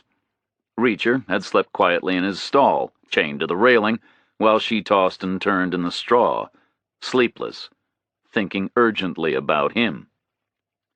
His safety was her responsibility. He was an innocent passer-by caught up in her business. Whatever else lay ahead for her, she had to take care of him. That was her duty. He was her burden. And he was lying. Holly was absolutely certain he was not a Blues Club doorman, and she was pretty certain what he was. The Johnson family was a military family. Because of her father, Holly had lived on Army bases her whole life, right up to Yale. She knew the Army. She knew soldiers. She knew the types, and she knew Reacher was one. To her practiced eye, he looked like one, acted like one, reacted like one. It was possible a doorman could pick locks and climb walls like an ape, but if a doorman did go ahead and do that, he would do it with an air of unfamiliarity and daring and breathlessness, which would be quite distinctive. He wouldn't do it like it came as naturally as blinking. Reacher was a quiet, contained man, relaxed, fit, clearly trained to the point of some kind of superhuman calm. He was probably 10 years older than she was, but somewhere less than 40, about 6'5", huge, maybe 220, blue eyes, thinning fair hair. Big enough to be a doorman, and old enough to have been around, that was for sure. But he was a soldier claiming to be a doorman. But why? Holly had no idea. She just lay there, uncomfortable, listening to his quiet breathing 20 feet away. Doorman or soldier, 10 years older or not, it was her responsibility to get him to safety. She didn't sleep, too busy thinking, and her knee was too painful. At 8:30 on her watch, she heard him wake up. Just a subtle change in the rhythm of his breathing. "Good morning, Reacher," she called out. "Morning, Holly," he said. "They're coming back." It was silent, but after a long moment, she heard footsteps outside. Climbs like an ape, hears like a bat, she thought. Some doorman. "You okay?" Reacher called to her. She didn't answer. His welfare was her responsibility, not the other way around. She heard a rattle as the barn door was unlocked. It rolled open, and daylight flooded in. She caught a glimpse of empty green country. Pennsylvania, maybe, she thought. The 3 kidnappers walked in, and the door was pulled shut. "Get up, bitch," the leader said to her. She didn't move. She was seized by an overpowering desire not to be put back inside the truck. Too dark, too uncomfortable, too tedious. She didn't know if she could take another day in there, swaying, jolting, above all, totally unaware of where the hell she was being taken, or why, or by who. Instinctively, she grabbed the metal railing and held on, arm tensed, like she was going to put up a struggle. The leader stood still and pulled out his Glock. Looked down at her. "2 ways of doing this," he said. "The easy way or the hard way." She didn't reply, just sat there in the straw and held on tight to the railing. The ugly driver took 3 steps nearer and started smiling, staring at her breasts again. She felt naked and revolted under his gaze. "Your choice, bitch," the leader said. She heard Reacher moving in his stall. "No, it's your choice," she heard him call to the guy. "We need to be a little mutual here. Cooperative, right? You want us to get back in your truck, you need to make it worth our while." His voice was calm and low. Holly stared across at him. Saw him sitting there, chained up, unarmed, facing a loaded automatic weapon, totally powerless by any reasonable definition of the word. 3 hostile men staring down at him. "We need some breakfast," Reacher said. "Toast, with grape jelly, and coffee, but make it a lot stronger than last night's crap, okay? Good coffee is very important to me. You need to understand that. Then put a couple of mattresses in the truck. 1 queen size, 1 twin. Make us a sofa in there. Then we'll get in." There was total silence. Holly glanced between the 2 men. Reacher was fixing the leader with a calm, level gaze from the floor. His blue eyes never blinked. The leader was staring down at him. Tension visible in the air. The driver had torn his gaze away from her body and was looking at Reacher. Anger in his eyes. Then the leader snapped around and nodded the other 2 out of the barn with him. Holly heard the door locking behind them. "You eat toast?" Reacher said to her. She was too breathless to answer. "When they bring it, send it back," he said. "Make them do it over. Say it's too pale or too burnt or something." "What the hell do you think you're doing?" she asked. "Psychology," Reacher said. "We need to start getting some dominance here. Situation like this, it's very important." She stared at him. "Just do it, okay?" he said calmly. She did it. The jumpy guy brought the toast. It was just about perfect, but she rejected it. She looked at it with the disdain she'd use on a sloppy balance sheet and said it was too well done. She was standing with all her weight on 1 foot, looking like a mess, dung all over her peach Armani. But she managed enough haughty contempt to intimidate the guy. He went back to the farmhouse kitchen and made more. It came with a pot of strong coffee, and Holly and Reacher ate their separate breakfasts, chains clanking, 20 feet apart, while the other two guys hauled mattresses into the barn. One queen, one twin. They pulled them up into the back of the truck and laid the queen out on the floor and stood the twin at right angles to it, up against the back of the cab bulkhead. Holly watched them do it and felt a whole lot better about the day. Then she suddenly realized exactly where Reacher's psychology had been aimed. Not just at the three kidnappers, at her, too. He didn't want her to get into a fight, because she'd lose. He'd risk doing what he'd done to defuse a hopeless confrontation. She was amazed.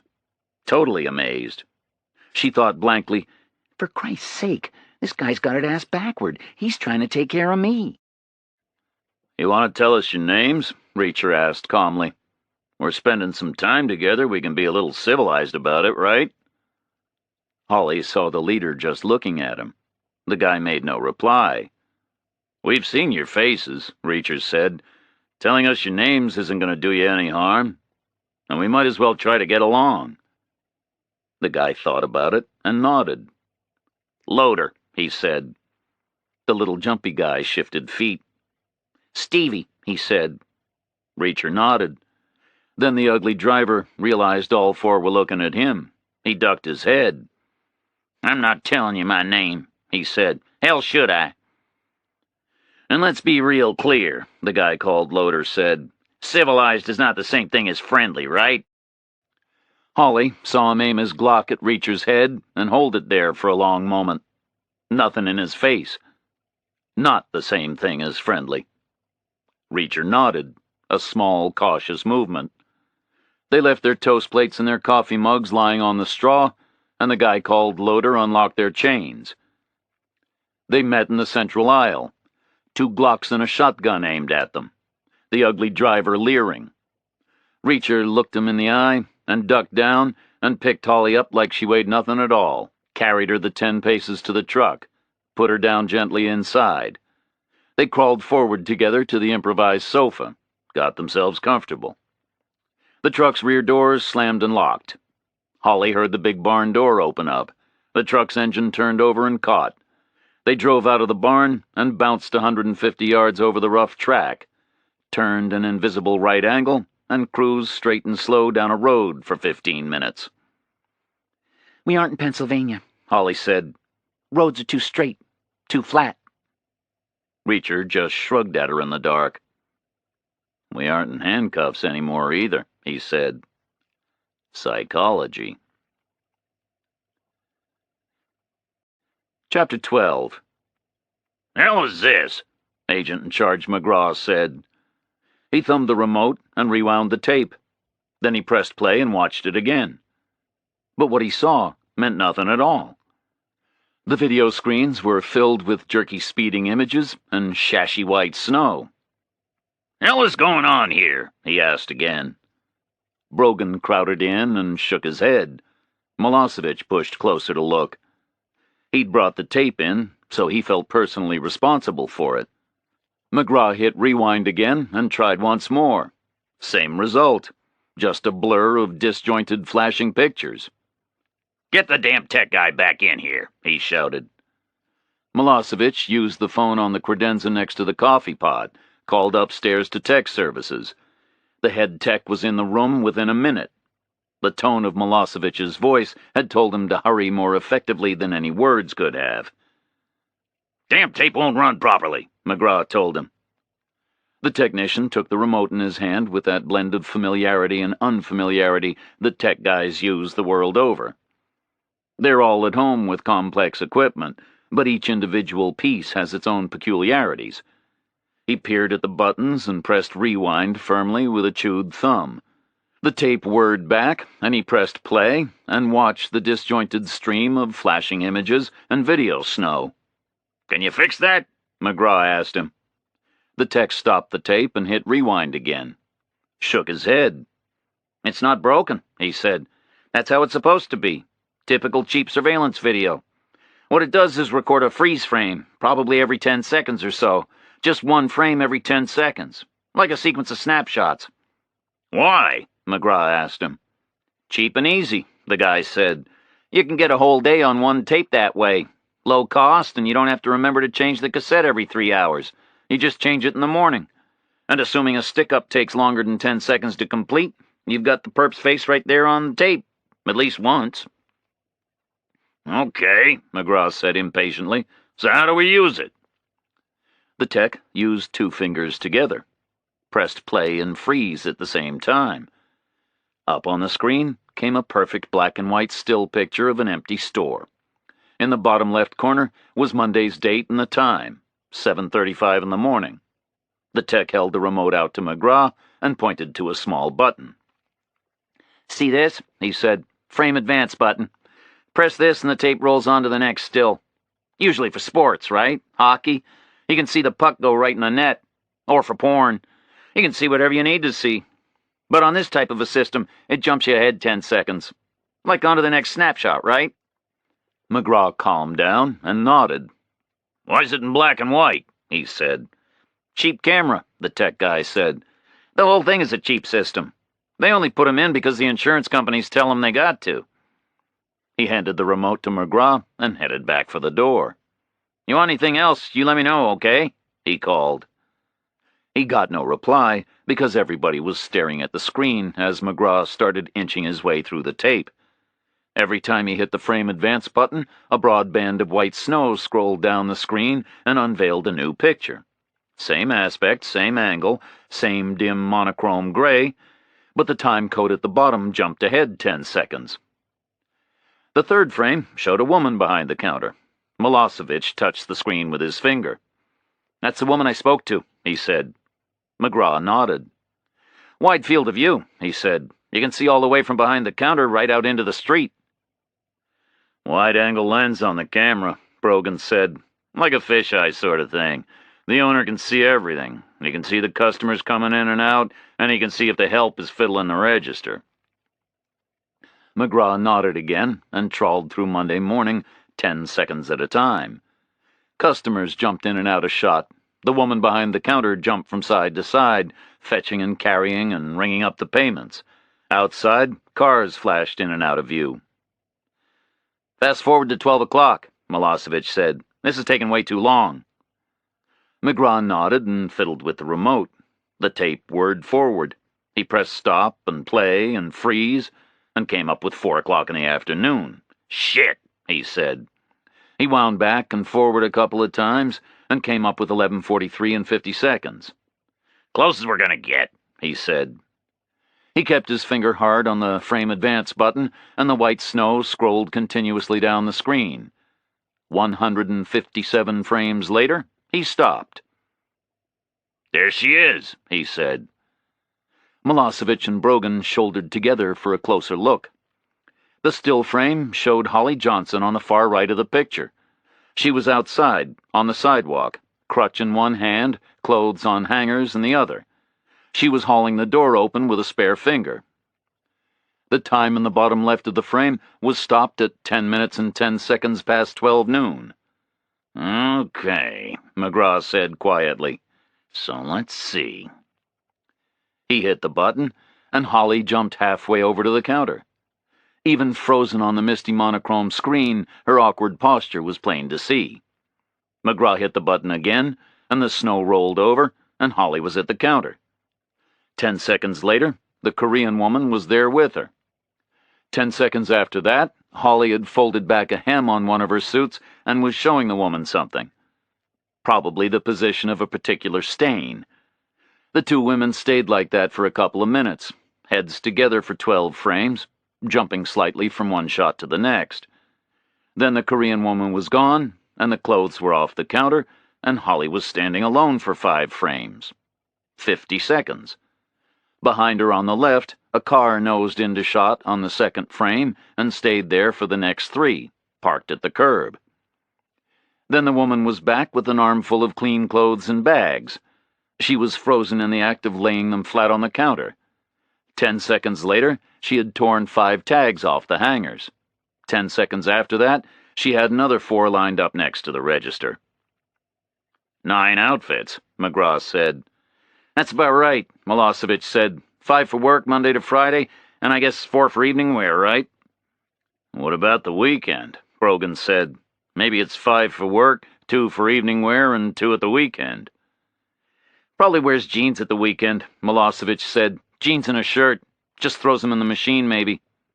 "God's sake, does it matter?" McGraw said. He pressed the button, and the Korean woman's fingers were caught dancing over the register keys. The next 2 stills showed Holly paying in cash and accepting a couple of dollars change. "How much is all that costing her?" Brogan asked out loud.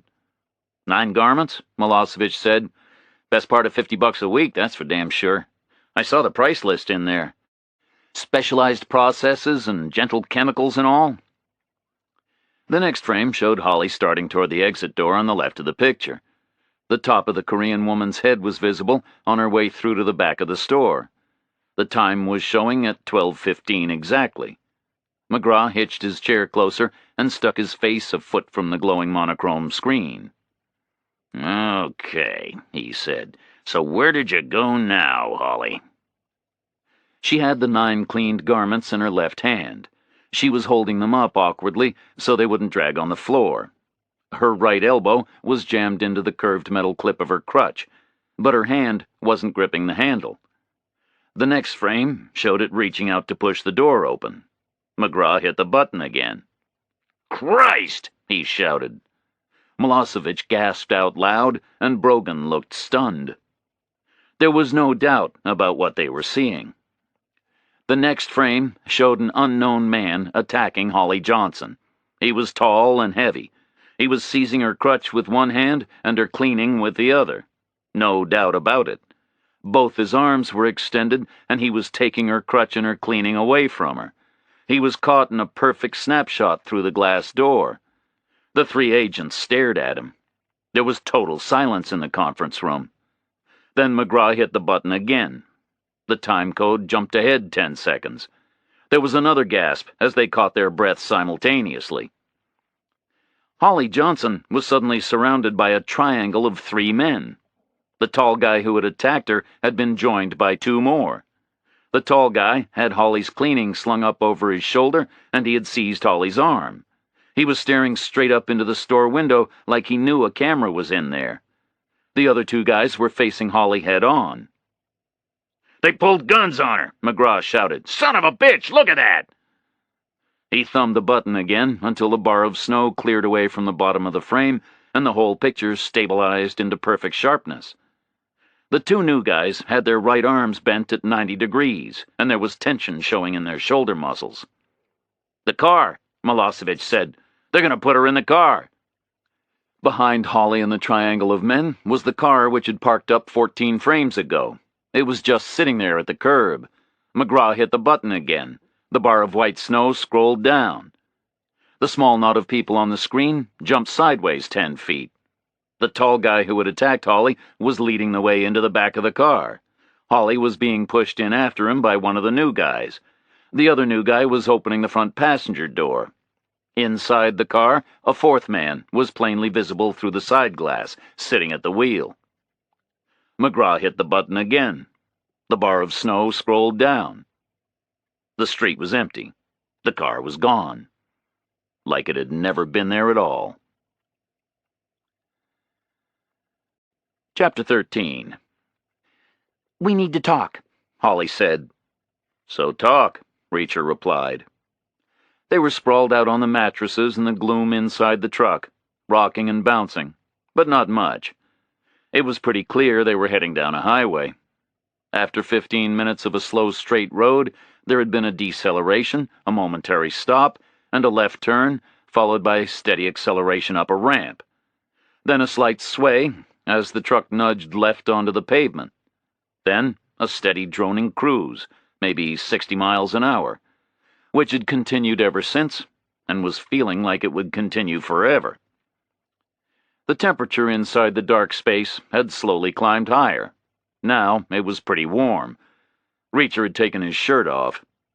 But the truck had started cool from the night in the cow barn, and Reacher felt as long as it kept moving through the air, it was going to be tolerable. The problem would come if they stopped for any length of time. Then the truck would heat up like a pizza oven, and it would get as bad as it had gotten the day before. The twin-sized mattress had been standing upright on its long edge, up against the forward bulkhead, and the queen-size had been flat on the floor, jammed up against it, making a crude sofa. But the 90-degree angle between the seat and the back had made the whole thing uncomfortable. So Reacher had slid the queen-size backward, with Holly riding on it like a sled, and laid the twin flat next to it. Now they had an 8-foot by 6'6" flat padded area. They were lying down on their backs, heads together, so they could talk, bodies apart in a decorous V shape, rocking gently with the motion of the ride. "You should do what I tell you," Holly said. "You should have gotten out." He made no reply. "You're a burden to me," she said. "You understand that? I've got enough on my hands here without having to worry about you." He didn't reply. They lay rocking in silence. He could smell yesterday morning's shampoo in her hair. "So you've got to do what I tell you from now on," she said.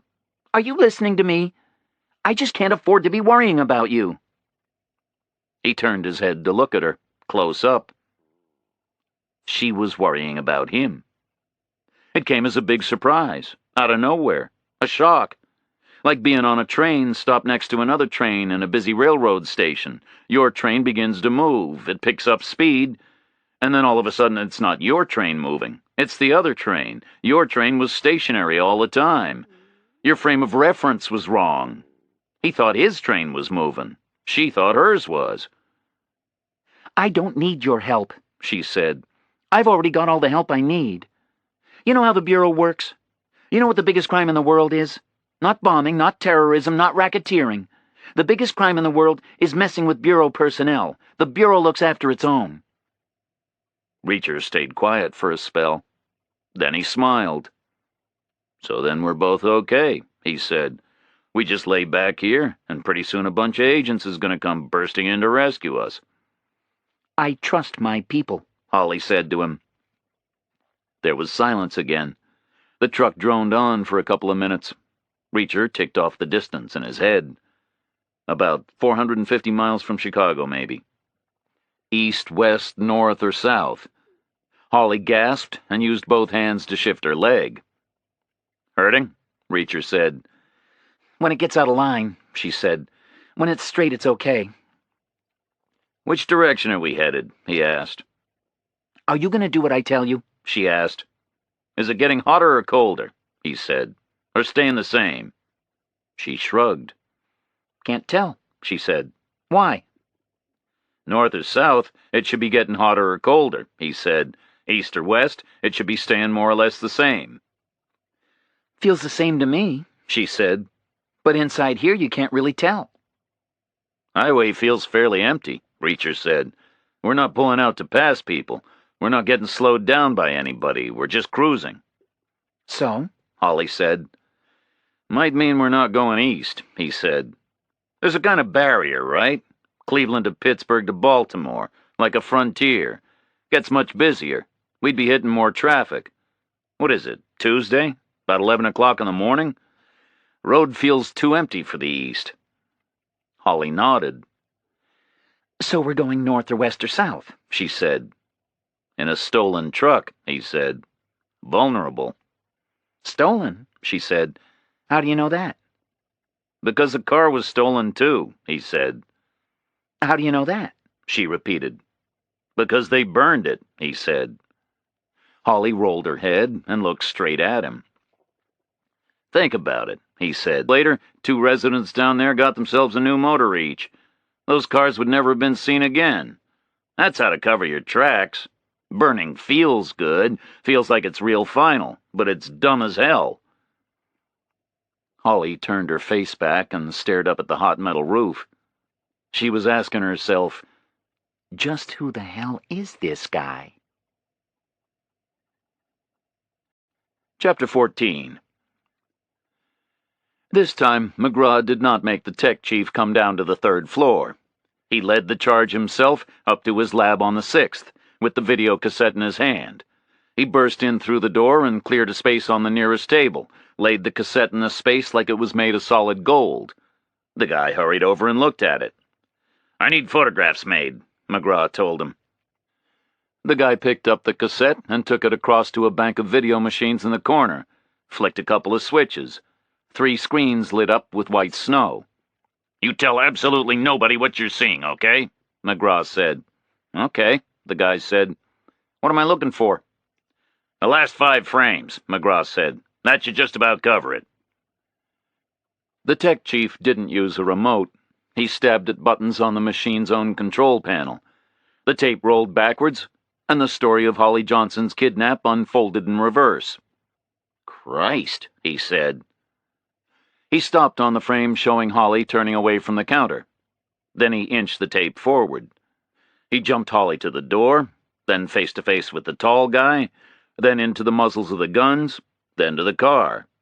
He rolled back and did it for a second time, then a third. "Christ," he said again. "Don't wear the damn tape out," McGraw said. "I want big photographs of those 5 frames. Lots of copies." The tech chief nodded slowly. "I can give you laser prints right now," he said. He punched a couple of buttons and flicked a couple of switches. Then he ducked away and booted up a computer on a desk across the room. The monitor came up with Holly leaving the dry cleaner's counter. He clicked on a couple of menus. "Okay," he said. "I'm copying it to the hard disk as a graphics file." He darted back to the video bank and nudged the tape forward 1 frame, came back to the desk, and the computer captured the image of Holly making to push open the exit door. He repeated the process 3 more times. Then he printed all 5 graphics files on the fastest laser he had. McGraw stood and caught each sheet as it flopped into the output bin. "Not bad," he said. "I like paper better than video, like it really exists." The tech chief gave him a look and peered over his shoulder. "Definition's okay," he said. "I want blow-ups," McGraw told him. "No problem, now it's in the computer," the tech said. "That's why the computer is better than paper." He sat down and opened the 4th file. The picture of Holly and the 3 kidnappers in a tight knot on the sidewalk scrolled onto the screen. He clicked the mouse and pulled a tight square around the heads. Clicked again.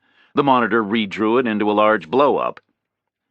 The tall guy was staring straight out of the screen. The 2 new guys were caught at an angle, staring at Holly. The tech hit the print button, and then he opened the 5th file. He zoomed in with the mouse and put a tight rectangle round the driver inside the car. He printed that out, too. McGraw picked up the new sheets of paper. "Good," he said. "Good as we're gonna get, anyway. Shame your damn computer can't make 'em all look right at the camera." "It can," the tech chief said. "It can?" McGraw said. "How?"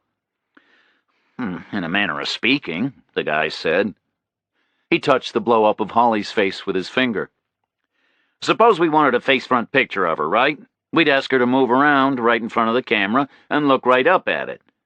But suppose for some reason she can't move at all. What would we do? We could move the camera, right? Suppose you climbed up on the counter and unbolted the camera off the wall and moved it down and around a certain distance until it was right in front of her.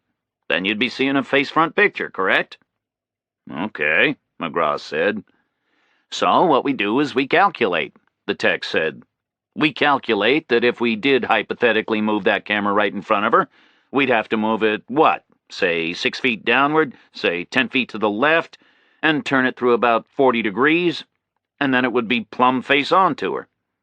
So we get those numbers, and we enter them into the program, and the computer will do a kind of backward simulation and draw us a picture, just the same as if we'd really moved the actual camera right around in front of her."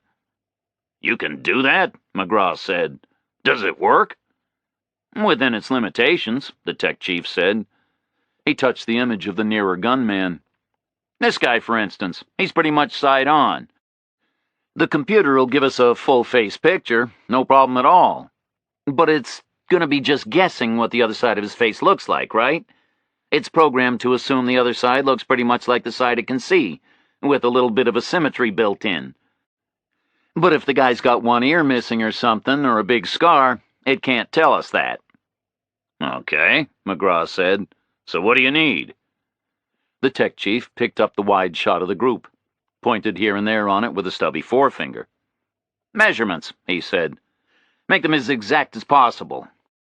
I need to know the camera position relative to the doorway and the sidewalk level. I need to know the focal length of the camera lens.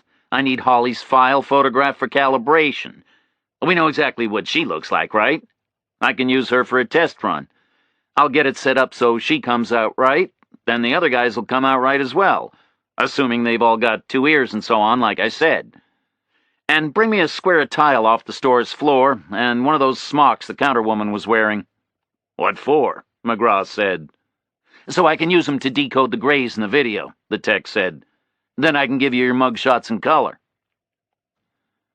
The commander selected 6 women from that morning's punishment detail.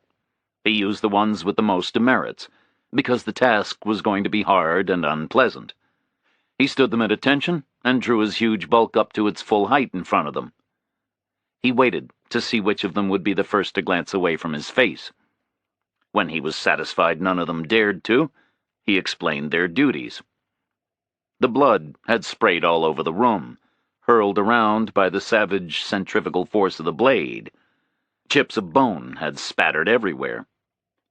He told them to heat water in the cookhouse and carry it over in buckets. He told them to draw scrubbing brushes and rags and disinfectant from the stores. He told them they had 2 hours to get the room looking pristine again. Any longer than that, they would earn more demerits. It took 2 hours to get the data. Milosevic and Brogan went out to the dry cleaning establishment. They closed the place down and swarmed all over it like surveyors. They drew a plan with measurements accurate to the nearest 1/4 inch. They took the camera off the wall and brought it back with them. They tore up the floor and took the tiles. They took 2 smocks from the woman and 2 posters off the wall, because they thought they might help with the colorizing process. Back on the 6th floor of the federal building, the tech chief took another 2 hours to input the data. Then he ran the test, using Holly Johnson to calibrate the program. "What do you think?" he asked McGraw. McGraw looked hard at the full-face picture of Holly. Then he passed it around. Milosevic got it last and stared at it hardest, covered some parts with his hand and frowned. "Makes her look too thin," he said. "I think the bottom right 1/4 is wrong. Not enough width there somehow." "I agree," McGraw said. "Makes her jaw look weird." The tech chief exited to a menu screen and adjusted a couple of numbers, ran the test again. The laser printer whirred. The sheet of stiff paper came out. "That's better," McGraw said. "Just about on the nose." "Color okay?" the tech asked. "Should be a darker peach," Milosevic said. "On her dress. I know that dress. Some kind of an Italian thing." The tech exited to a color palette. "Show me," he said. Milosevic pointed to a particular shade. "More like that," he said. They ran the test again. The hard disk chattered, and the laser printer whirred. "That's better," Milosevic said. "Dress is right. Hair color's better as well." "Okay," the tech said. He saved all the parameters to disk. "Let's go to work here." The FBI never uses latest generation equipment. The feeling is better to use stuff that has been proven in the field. So the tech chief's computer was actually a little slower than the computers in the rich kids' bedrooms up and down the North Shore. But not much slower. It gave McGraw 5 prints within 40 minutes. 4 mugshots of the 4 kidnappers, and a close-up side view of the front half of their car. All in glowing color, all with the grain enhanced and smoothed away. McGraw thought they were the best damn pictures he'd ever seen. "Thanks, Chief," he said. "These are brilliant. Best work anybody has done around here for a long time. But don't say a word. Big secret, right?" He clapped the tech on the shoulder and left him feeling like the most important guy in the whole building. The 6 women worked hard and finished just before their 2 hours were up. The tiny cracks between the boards were their biggest problem. The cracks were tight, but not tight enough to stop the blood seeping in. But they were too tight to get a brush down in there. They had to sluice them out with water and rag them dry. The boards were turning a wet brown color.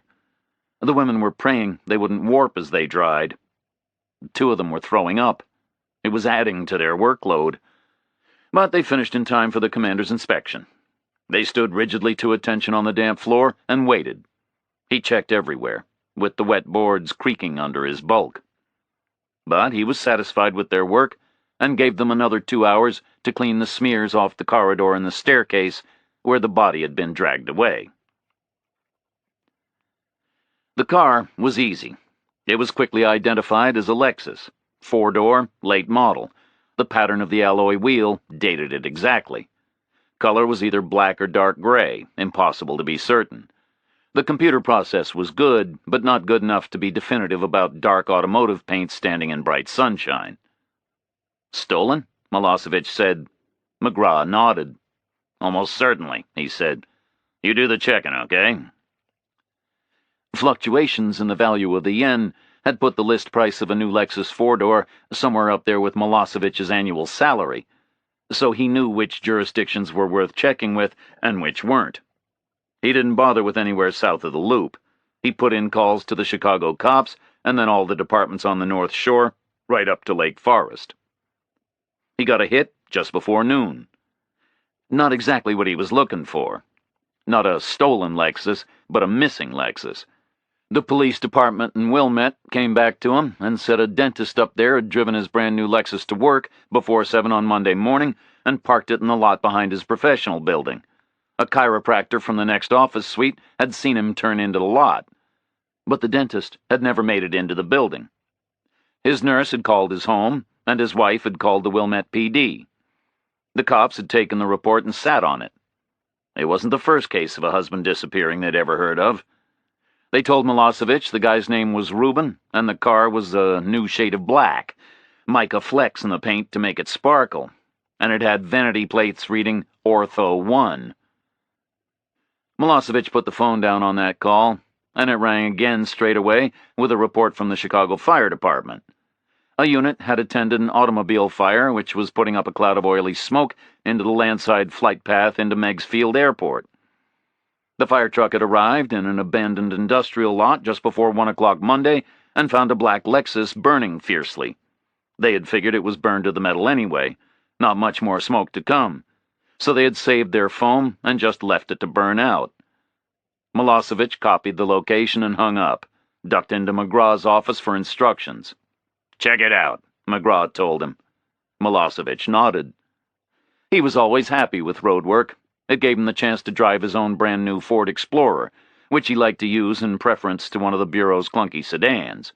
And the Bureau liked to let him do exactly that, because he never bothered to claim for his personal gas. So he drove the big shiny 4-wheel drive 5 miles south and found the wreck of the Lexus no trouble at all. It was parked at an angle on a lumpy concrete area behind an abandoned industrial building.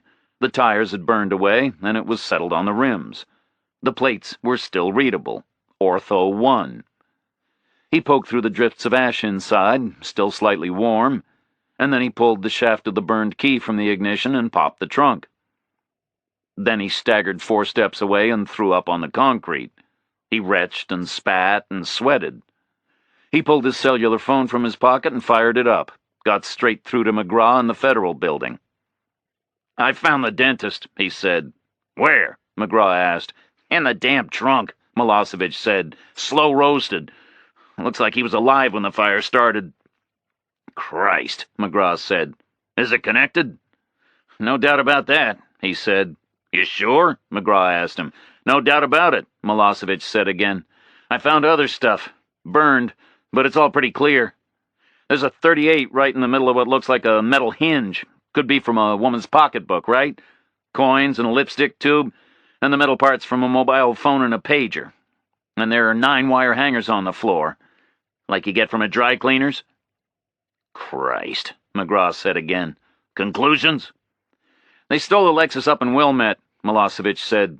"Maybe the dentist guy disturbed them in the act. So he went for them, and they overpowered him and put him in the trunk. Burned him along with the rest of the evidence." "Shit," McGraw said. "But where's Holly? Conclusions on that?" "They took her to Meigs Field," Milosevic said. "It's about a half-mile away. They put her in a private plane and dumped the car right here. That's what they did, Mac. They flew her out somewhere.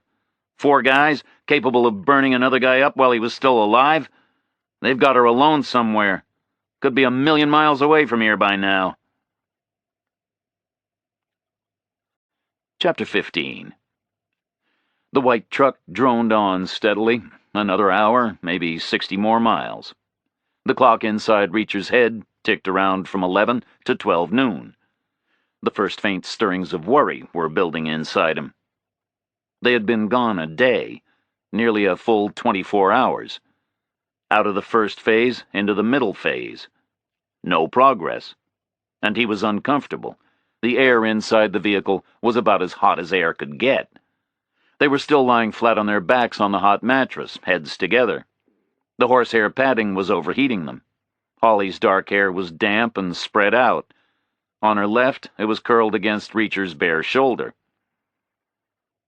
Is it because I'm a woman? She asked. Tense. Or because I'm younger than you? Or both? Is what because? He asked back, wary. You think you've got to take care of me, she said.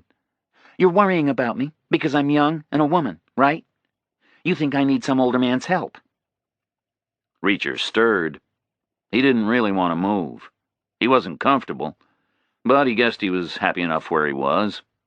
In particular, he was happy with the feel of Holly's hair against his shoulder. His life was like that.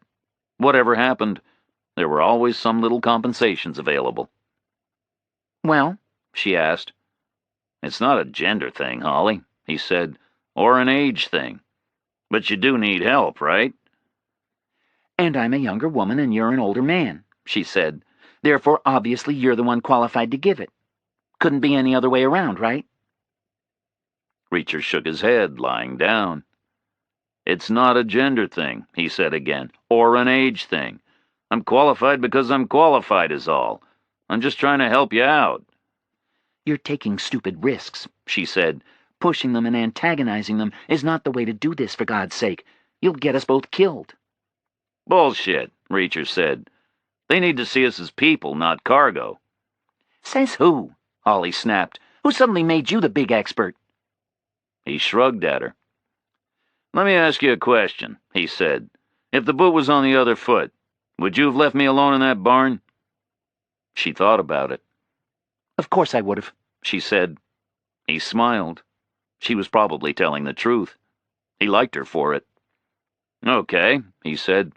Next time you tell me, I'm gone. No argument. She was quiet for a long moment. Good, she said. You really want to help me out? You do exactly that. He shrugged, moved a half-inch closer to her. Risky for you, he said. I get away. They might figure on just wasting you and disappearing. I'll take the risk, she said. That's what I'm paid for. So who are they? He asked her. And what do they want? No idea, she said. She said it too quickly. He knew she knew. They want you, right? He said. Either because they want you personally, or because they want any old FBI agent, and you were right there on the spot. How many FBI agents are there? Bureau has 25,000 employees, she said, of which 10,000 are agents. Okay, he said. So they want you in particular. 1 out of 10,000 is too big a coincidence. This is not random. She looked away. He glanced at her. Why, Holly? He asked. She shrugged and shook her head. I don't know, she said. Too quickly. He glanced at her again. She sounded sure, but there was some big defensive edge there in her reply. I don't know, she said again. All I can figure is maybe they mistook me for somebody else from the office. Reacher laughed and turned his head toward her. His face touched her hair. You're joking, Holly Johnson, he said. You're not the type of woman gets confused with somebody else. And they watched you 3 weeks, long enough to get familiar. She smiled away from him, up at the metal roof, ironically. Once seen, never forgotten, right? She said. I wish. You in any doubt about that? Reacher said. You're the best-looking person I saw this week. Thanks, Reacher, she said. It's Tuesday. You first saw me Monday. Big compliment, right? But you get my drift, he said. She sat up, straight from the waist like a gymnast, and used both hands to flip her legs sideways, propped herself on one elbow on the mattress, hooked her hair behind her ear, and looked down at him. "I don't get anything about you," she said. He looked back up at her, shrugged. "You got questions, you ask 'em," he said. "I'm all in favor of freedom of information." "Okay," she said. "Here's the first question. Who the hell are you?" He shrugged again and smiled. "Jack Reacher," he said. "No middle name, 37 years and 8 months old, unmarried, club doorman in Chicago." "Bullshit," she said. "Bullshit," he repeated. "Which part? My name, my age, my marital status, or my occupation?" "Your occupation," she said. "You're not a club doorman." "I'm not," he said. "So what am I?" "You're a soldier," she said. "You're in the Army." "I am," he said. "It's pretty obvious," she said. "My dad is Army. I've lived on bases all my life. Everybody I ever saw was in the Army, right up until I was 18 years old. I know what soldiers look like. I know how they act. I was pretty sure you were one. Then you took your shirt off, and I knew it for definite." Reacher grinned. "Why?" he said. "Is that a really uncouth, soldierly kind of a thing to do?" Holly grinned back at him, shook her head. Her hair came loose. She swept it back behind her ear, one finger bent like a small pale hook. "That scar on your stomach," she said. "Those awful stitches. That's a mash job for sure. Some field hospital somewhere. Took 'em about a minute and a half. Any civilian surgeon did stitches like that. He'd get sued for malpractice so fast he'd get dizzy." Reacher ran his finger over the lumpy skin. The stitches looked like a plan of the ties at a busy railroad yard. "The guy was busy," he said. "I thought he did pretty well, considering the circumstances. It was in Beirut. I was a long way down the priority list. I was only bleeding to death slowly." "So I'm right?" Holly said. "You're a soldier?" Reacher smiled up at her again and shook his head. "I'm a doorman," he said. "Like I told you. Blues joint on the south side. You should try it. Much better than the tourist places." She glanced between his huge scar and his face, clamped her lips, and slowly shook her head. Reacher nodded at her, like he was conceding the point. "I used to be a soldier," he said. "I got out 14 months ago." "What unit?" she asked. "Military police," he said. She screwed her face up in a mock grimace. "The baddest of the bad," she said. "Nobody likes you guys." "Tell me about it," Reacher said. "Explains a lot of things," she said. "You guys get a lot of special training. So I guess you really are qualified. You should have told me, damn it. Now I guess I have to apologize for what I said." He made no reply to that. "Where were you stationed?" she asked. "All over the world," he said. "Europe, Far East, Middle East. Got so I didn't know which way was up." "Rank?" she asked. "Major," he said. "Medals?" she asked. He shrugged. "Dozens of the damn things," he said. "You know how it is. Theater medals, of course, plus a Silver Star, 2 bronzes, Purple Heart from Beirut, campaign things from Panama and Grenada and Desert Shield and Desert Storm." "A Silver Star?" she asked. "What for?" "Beirut," he said. "Pulled some guys out of the bunker." "And you got wounded doing that?" she said. "That's how you got the scar and the Purple Heart?" "I was already wounded," he said. "Got wounded before I went in. I think that was what impressed them." "Hero, right?" she said. He smiled and shook his head. "No way," he said. "I wasn't feeling anything, wasn't thinking, too shocked. I didn't even know I was hit until afterward. If I'd known, I'd have fallen down in a dead faint. My intestine was hanging out. Looked really awful. It was bright pink, sort of squashy." Holly was quiet for a second. The truck droned on. Another 20 miles covered. North or south or west. Probably. "How long were you in the service?" she asked. "All my life," he said. "My old man was a Marine officer. Served all over. He married a French woman in Korea. I was born in Berlin. Never even saw the States until I was 9 years old. 5 minutes later, we were in the Philippines. Round and round the world we went. Longest I was ever anywhere was 4 years at West Point. Then I joined up and it started all over again, round and round the world." Where's your family now? She asked. Dead, he said. The old man died, 10 years ago, I guess. My mother died 2 years later. I burned the Silver Star with her. She won it for me, really. Do what you're supposed to do, she used to tell me, about 1,000,000 times a day, in a thick French accent. Brothers and sisters? She said. I had a brother, he said. He died last year. I'm the last reacher on Earth, far as I know. When did you muster out? She said. April last year, he said. 14 months ago. Why? She asked. Reacher shrugged. Just lost interest, I guess, he said. The defense cuts were happening. Made the Army seem unnecessary somehow. Like if they didn't need the biggest and the best, they didn't need me. Didn't want to be part of something small and second-rate, so I left. Arrogant or what? She laughed. So you became a doorman? She said. From a decorated major to a doorman?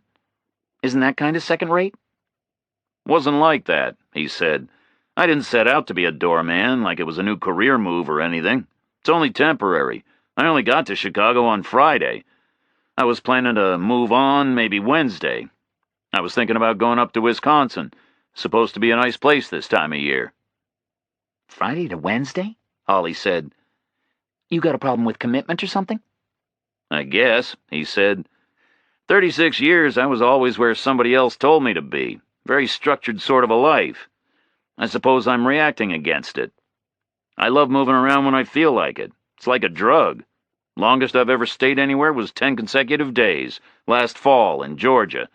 10 days out of 14 months. Apart from that, I've been on the road more or less all the time.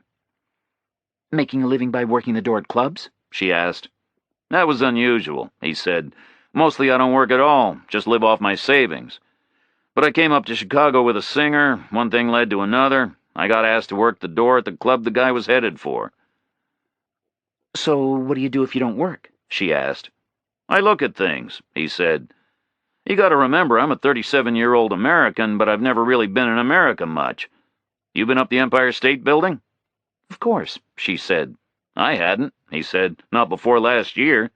You been to the Washington museums? Sure, she said. I hadn't, he said again. Not before last year. All that kind of stuff. Boston, New York, Washington, Chicago, New Orleans, Mount Rushmore, the Golden Gate, Niagara. I'm like a tourist. Like I'm catching up, right? I'm the other way around, Holly said. I like to travel overseas. Reacher shrugged. I've seen overseas, he said. 6 continents. I'm going to stay here now. I've seen the States, she said. My dad traveled all the time, but we stayed here, apart from 2 tours to Germany. Reacher nodded, thought back to the time he'd spent in Germany, man and boy. Many years in total. He picked up on the soccer in Europe? He asked. Right, Holly said. Really big deal there. We were stationed one time near Munich, right? I was just a kid, 11 maybe. They gave my father tickets to some big game in Rotterdam, Holland. European Cup, the Bayern Munich team against some English team, Aston Villa. You ever heard of them? Reacher nodded. From Birmingham, England, he said. I was stationed near a place called Oxford at one point, about an hour away. I hated the Germans, Holly said. So arrogant, so overpowering. They were so sure they were going to cream these Brits. I didn't want to go and watch it happen. But I had to, right? NATO protocol sort of a thing. Would have been a big scandal if I'd refused. So we went. And the Brits creamed the Germans. The Germans were so furious. I loved it. And the Aston Villa guys were so cute. I was in love with soccer from that night on. Still am. Reacher nodded. He enjoyed watching soccer to an extent. But you had to be exposed early and gradually. It looked very free-form, but it was a very technical game, full of hidden attractions. But he could see how a young girl could be seduced by it long ago in Europe. A frantic night under floodlights in Rotterdam, resentful and unwilling at first, then hypnotized by the patterns made by the white ball on the green turf, ending up in love with the game afterward. But something was ringing a warning bell. If the 11-year-old daughter of an American serviceman had refused to go, it would have caused some kind of an embarrassment within NATO? Was that what she had said? Who was your father? He asked her. Sounds like he must have been an important sort of a guy. She shrugged, wouldn't answer. Reacher stared at her. Another warning bell had started ringing. "Holly, who the hell is your father?" he asked urgently. The defensive tone that had been in her voice spread to her face. No answer. "Who, Holly?" Reacher asked again. She looked away from him, spoke to the metal siding of the truck. Her voice was almost lost in the road noise. Defensive as hell. "General Johnson," she said quietly. "At that time he was CNC Europe. Do you know him?" Reacher stared up at her. General Johnson. Holly Johnson. Father and daughter. "I've met him," he said. "But that's not the point, is it?" She glared at him, furious. "Why?" she said. "What exactly is the damn point?" "That's the reason," he said. "Your father is the most important military man in America, right? That's why you've been kidnapped, Holly, for God's sake. These guys don't want Holly Johnson, FBI agent. The whole FBI thing is incidental. These guys want General Johnson's daughter." She looked down at him like he had just slapped her hard in the face. "Why?" she said. "Why the hell does everybody assume everything that ever happens to me is because of who my damn father is?" Chapter 16. McGraw brought Brogan with him and met Milosevic at Megsfield Airport in Chicago. He brought the 4 computer-aided mug shots and the test picture of Holly Johnson. He came expecting total cooperation from the airport staff. And he got it. 3 hyped-up FBI agents in the grip of fear about a colleague are a difficult proposition to handle with anything other than total cooperation. Megsfield was a small commercial operation, right out in the lake, water on 3 sides, just below the 12th Street beach, trying to make a living in the gigantic shadow of O'Hare. Their record-keeping was immaculate, and their efficiency was first class. Not so they could be ready to handle FBI inquiries on the spur of the moment, but so they could keep on operating and keep on getting paid right under the nose of the world's toughest competitor. But their records and their efficiency helped McGraw, helped him realize within about 30 seconds that he was heading up a blind alley. The Megsfield staff were certain they had never seen Holly Johnson or any of the 4 kidnappers at any time. Certainly not on Monday, certainly not around 1 o'clock. They were adamant about it. They weren't overdoing it. They were just sure about it, with the quiet certainty of people who spend their working days being quietly sure about things, like sending small planes up into the busiest air lanes on the planet. And there were no suspicious takeoffs from Megsfield, nowhere between noon and, say, 3 o'clock. That was clear. The paperwork was explicit on the subject. The 3 agents were out of there as briskly as they had entered. The tower staff nodded to themselves and forgot all about them before they were even back in their cars in the small parking lot. "Okay, square one," McGraw said. "You guys go check out this dentist situation up in Wilmette. I got things to do, and I've got to put in a call to Webster. They must be climbing the walls down there in D.C. 1,702 miles from Megsfield, the young man in the woods wanted instructions. He was a good agent, well-trained, but as far as undercover work was concerned, he was new and relatively inexperienced. Demand for undercover operators was always increasing. The Bureau was hard put to fill all the slots. So people like him got assigned. Inexperienced people. He figured as long as he always remembered he didn't have all the answers, he'd be okay. He had no ego problem with it. He was always willing to ask for guidance. He was careful. And he was realistic. Realistic enough to know he was now in over his head. Things were turning bad in a way which made him sure they were about to explode into something much worse. How? He didn't know. It was just a feeling. But he trusted his feelings. Trusted them enough to stop and turn around before he reached his special tree. He breathed hard and changed his mind and set off strolling back the way he had come. Webster had been waiting for McGraw's call. That was clear. McGraw got him straight away, like he'd been sitting there in his big office suite just waiting for the phone to ring. "Progress, Mac?" Webster asked. "Some," McGraw said. "We know exactly what happened. We got it all on a security video in a dry cleaner's store. She went in there at 12:10, came out at 12:15. There were 4 guys, 3 on the street, 1 in a car. They grabbed her. Then what? Webster asked. They were in a stolen sedan, McGraw said. Looks like they killed the owner to get it. Drove her 5 miles south, torched the sedan. Along with the owner in the trunk. They burned him alive. He was a dentist, named Reuben. What they did with Holly, we don't know yet. In Washington, Harland Webster was silent for a long time. Is it worth searching the area? He asked eventually. McGraw's turned to be quiet for a second. Unsure of the implications. Did Webster mean search for a hideout, or search for another body? My gut says no, he said. They must know we could search the area. My feeling is they moved her somewhere else, maybe far away. There was silence on the line again. McGraw could hear Webster thinking. I agree with you, I guess, Webster said. They moved her out. But how exactly? By road? By air? Not air, McGraw said. We covered commercial flights yesterday. We just hit a private field, nothing doing. What about a helicopter? Webster said. In and out, secretly.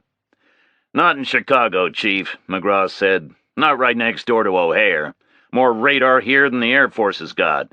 Any unauthorized choppers in and out of here, we'd know about it. Okay, Webster said. But we need to get this under control. Abduction and homicide, Mac. It's not giving me a good feeling. You figure a second stolen vehicle? Rendezvoused with the stolen sedan? Probably, McGraw said. We're checking now. Any ideas who they were? Webster said. No, McGraw told him. We got pretty good pictures off the video, computer enhancements. We'll download them to you right away. 4 guys, white, somewhere between 30 and 40, 3 of them kind of alike. Ordinary, neat, short hair. The 4th guy is real tall. Computer says he's maybe 6'5". I figure him for the ringleader. He was the one got to her first. You got any feeling for a motive yet? Webster asked. No idea at all, McGraw said. There was silence on the line again. Okay, Webster said. You keeping it real tight up there? Tight as I can, McGraw said. Just 3 of us. Who are you using? Webster asked. Brogan and Milosevic, McGraw said. They any good?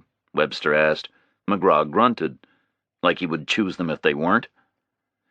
They know Holly pretty well, he said. They're good enough. Moaners and groaners? Webster asked. Are solid like people used to be. Never heard 'em complain, McGraw said, about anything. They do the work, they do the hours. They don't even bitch about the pay. Webster laughed. Can we clone them? He said. The levity peaked and died within a couple of seconds, but McGraw appreciated the attempt at morale. So how you doing down there? He asked. In what respect, Mac? Webster said, serious again. The old man, McGraw said. He giving you any trouble? Which one, Mac? Webster asked. The general, McGraw said. Not yet, Webster said. He called this morning, but he was polite. That's how it goes. Parents are usually pretty calm the first day or 2. They get worked up later. General Johnson won't be any different. He may be a big shot, but people are all the same underneath, right? Right, McGraw said. Have him call me if he wants first-hand reports. Might help his situation. Okay, Mac. Thanks, Webster said. But I think we should keep this dentist thing away from everybody, just for the moment. Makes the whole deal look worse. Meantime, send me your stuff. I'll get our people working on it. And don't worry, we'll get her back. Bureau looks after its own, right? Never fails. The 2 bureau chiefs let the lie die into silence and hung up their phones together. The young man strolled out of the forest and came face to face with the commander. He was smart enough to throw a big salute and look nervous, but he kept it down to the sort of nervousness any grunt showed around the commander. Nothing more, nothing suspicious. He stood and waited to be spoken to. Job for you, the commander said. You're young, right? Good with all this technical shit? The man nodded cautiously. I can usually puzzle stuff out, sir, he said. The commander nodded back. We got a new toy, he said. Scanner for radio frequencies. I want a watch kept. The young man's blood froze hard. Why, sir? He asked. You think somebody's using a radio transmitter? Possibly, the commander said. I trust nobody and I suspect everybody. I can't be too careful. Not right now. Gotta look after the details. You know what they say. Genius is in the details, right? The young man swallowed and nodded. So get it set up, the commander said. Make a duty rota. 2 shifts, 16 hours a day, okay? Constant vigilance is what we need right now. The commander turned away. The young man nodded and breathed out, glanced instinctively back in the direction of his special tree, and blessed his feelings. Milosevic drove Brogan north in his new truck. They detoured via the Wilmette post office so Brogan could mail his twin alimony checks. Then they went looking for the dead dentist's building. There was a local uniform waiting for them in the parking lot and back. He was unapologetic about sitting on the report from the dentist's wife. Milosevic started giving him a hard time about that, like it made the guy personally responsible for Holly Johnson's abduction. Lots of husbands disappear, the guy said. Happens all the time. This is Wilmette, right? Men are the same here as anywhere. Only here they got the money to make it all happen. What can I say? Milosevic was unsympathetic.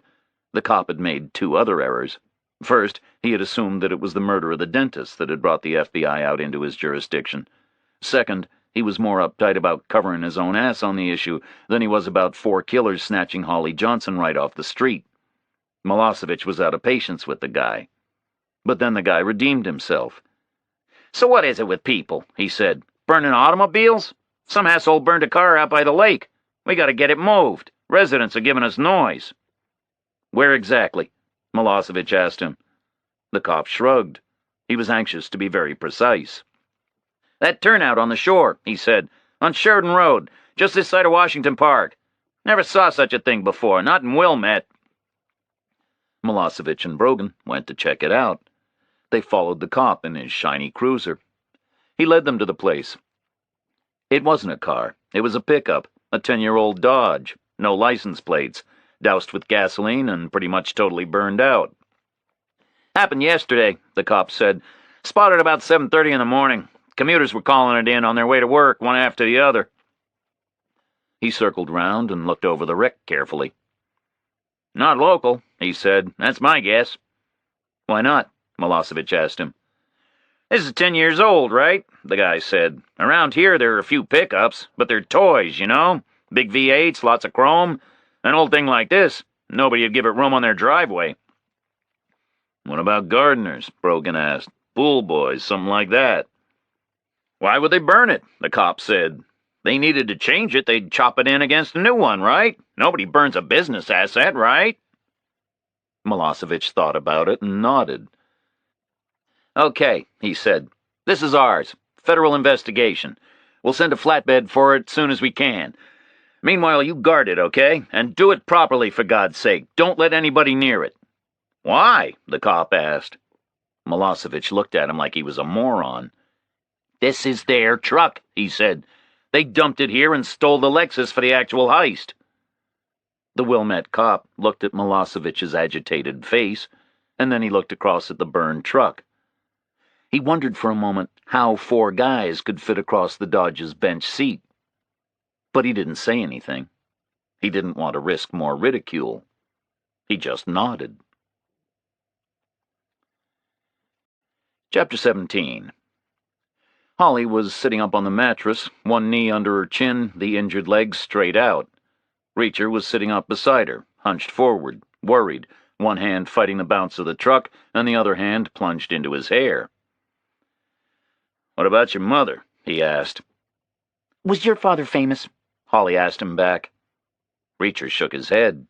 "Hardly," he said. "Guys in his unit knew who he was, I guess." "So you don't know what it's like," she said. "Every damn thing you do, it happens because of your father. I got straight A's in school. I went to Yale and Harvard, went to Wall Street. But it wasn't me doing it. It was this weird other person called General Johnson's daughter doing it.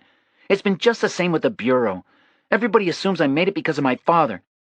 And ever since I got there, half the people are still treating me especially nice, and the other half are still treating me especially tough just to prove how much they're not impressed." Reacher nodded, thought about it. He was a guy who had done better than his father, forged ahead in the traditional way, left the old man behind. But he'd known guys with famous parents, the sons of great soldiers, even the grandsons.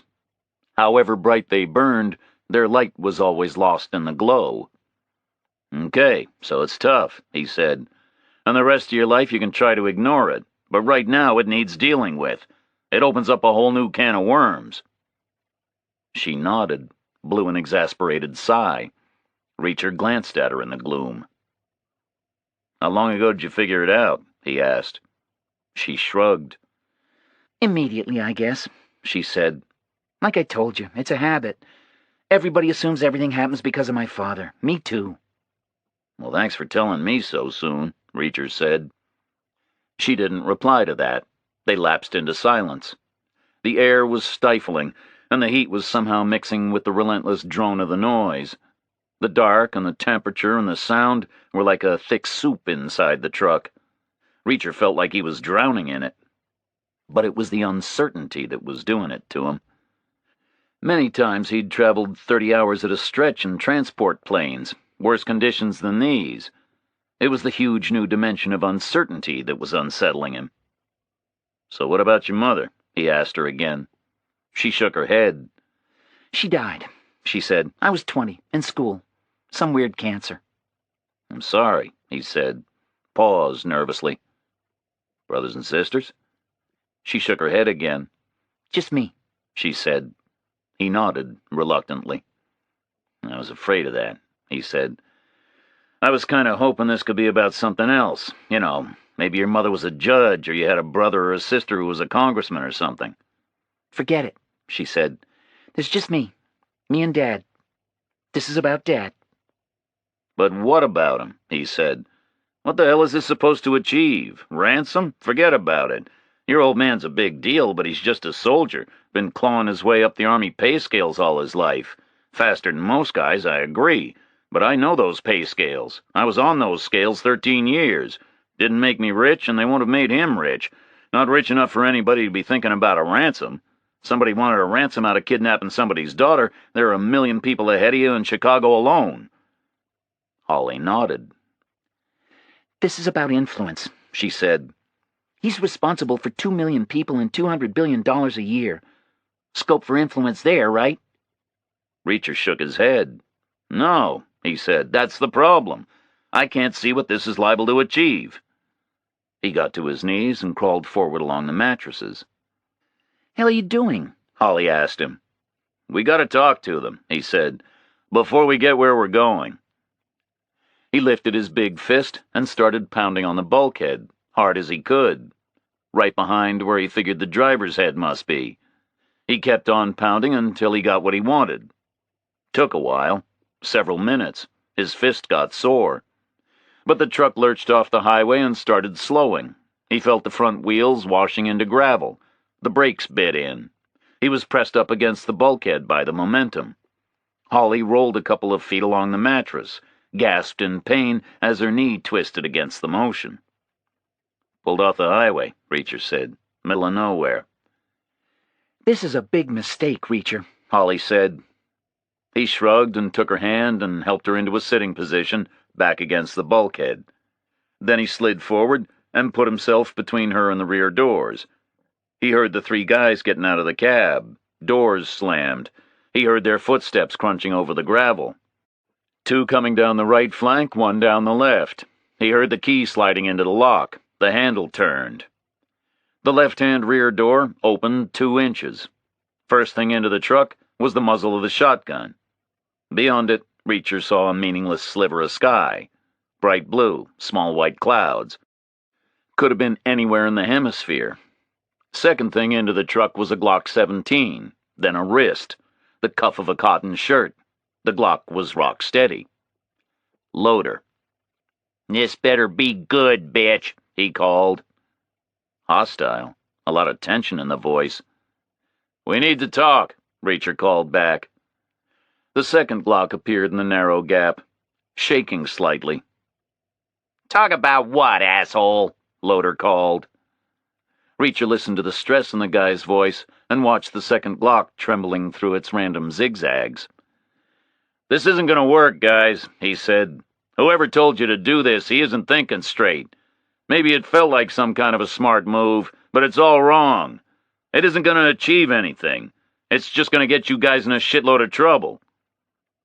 There was silence at the rear of the truck, just for a second, but long enough to tell Reacher that Holly was right. Long enough to know he'd made a bad mistake. The steady Glock snapped back out of sight. The shotgun jerked like it had just changed ownership.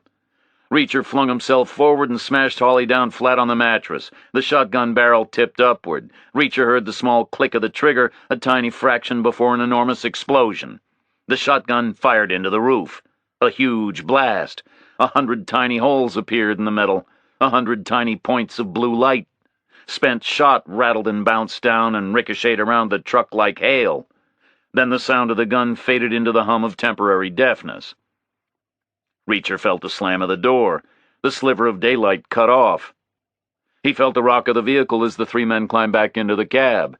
He felt the shake as the rough diesel caught. Then a forward lurch and a yaw to the left as the truck pulled back onto the highway. First thing Reacher heard as his hearing came back was a quiet keening as the air whistled out through the 100 pellet holes in the roof. It grew louder as the miles rolled by. 100 high-pitched whistles, all grouped together a couple of semitones apart, fighting and warbling like some kind of demented bird song. "Insane, right?" Holly said. "Me or them?" he said. He nodded an apology. She nodded back and struggled up to a sitting position, used both hands to straighten her knee. The holes in the roof were letting light through, enough light that Reacher could see her face clearly. He could interpret her expression. He could see the flicker of pain, like a blind coming down in her eyes, then snapping back up. He knelt and swept the spent pellets off the mattress. They rattled across the metal floor. "Now you've got to get out," she said. "You'll get yourself killed soon." The highlights in her hair flashed under the random bright illumination. "I mean it," she said. "Qualified or not, I can't let you stay." "I know you can't," he said. He used his discarded shirt to sweep the pellets into a pile near the doors. Then he straightened the mattress and lay back down, rocked gently with the motion, stared at the holes in the sheet metal above him. They were like a map of some distant galaxy. "My father will do what it takes to get me back," Holly said. Talking was harder than it had been before. The drone of the motor and the rumble of the road were complicated by the high-pitched whistle from the roof. A full spectrum of noise. Holly lay down next to Reacher. She put her head next to his. Her hair fanned out and brushed his cheek and fell to his neck. She squirmed her hips and straightened her leg. There was still space between their bodies. The decorous V-shape was still there. But the angle was a little tighter than it had been before. "But what can he do?" Reacher said. "Talk me through it." "They're going to make some kind of demand," she said. "You know, do this or do that, or we hurt your girl." She spoke slowly, and there was a tremor in her voice. Reacher let his hand drop into the space between them and found hers. He took it and squeezed gently. "Doesn't make any sense," he said. "Think about it. What does your father do? He implements long-term policy, and he's responsible for short-term readiness. Congress and the President and the Defense Secretary thrash out the long-term policy, right? So if the Joint Chairman tried to stand in their way, they'd just replace him, especially if they know he's under this kind of pressure, right?" "What about short-term readiness?" she said. "Same sort of a thing," Reacher said. "He's only chairman of a committee. There's the individual chiefs of staff in there, too.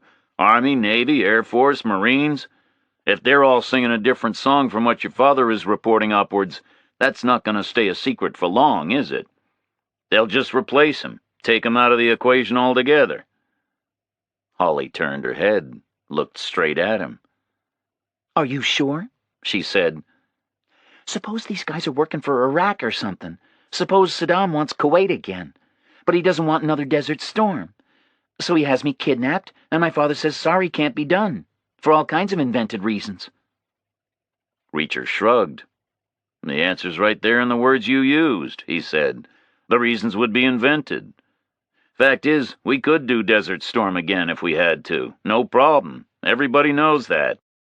So if your father started denying it, everybody would know he was bullshitting. And everybody would know why. They'd just sideline him. The military is a tough place, Holly. No room for sentiment. If that's the strategy these guys are pursuing, they're wasting their time. It can't work. She was quiet for a long moment. Then maybe this is about revenge, she said slowly. Maybe somebody is punishing him for something in the past. Maybe I'm going to Iraq.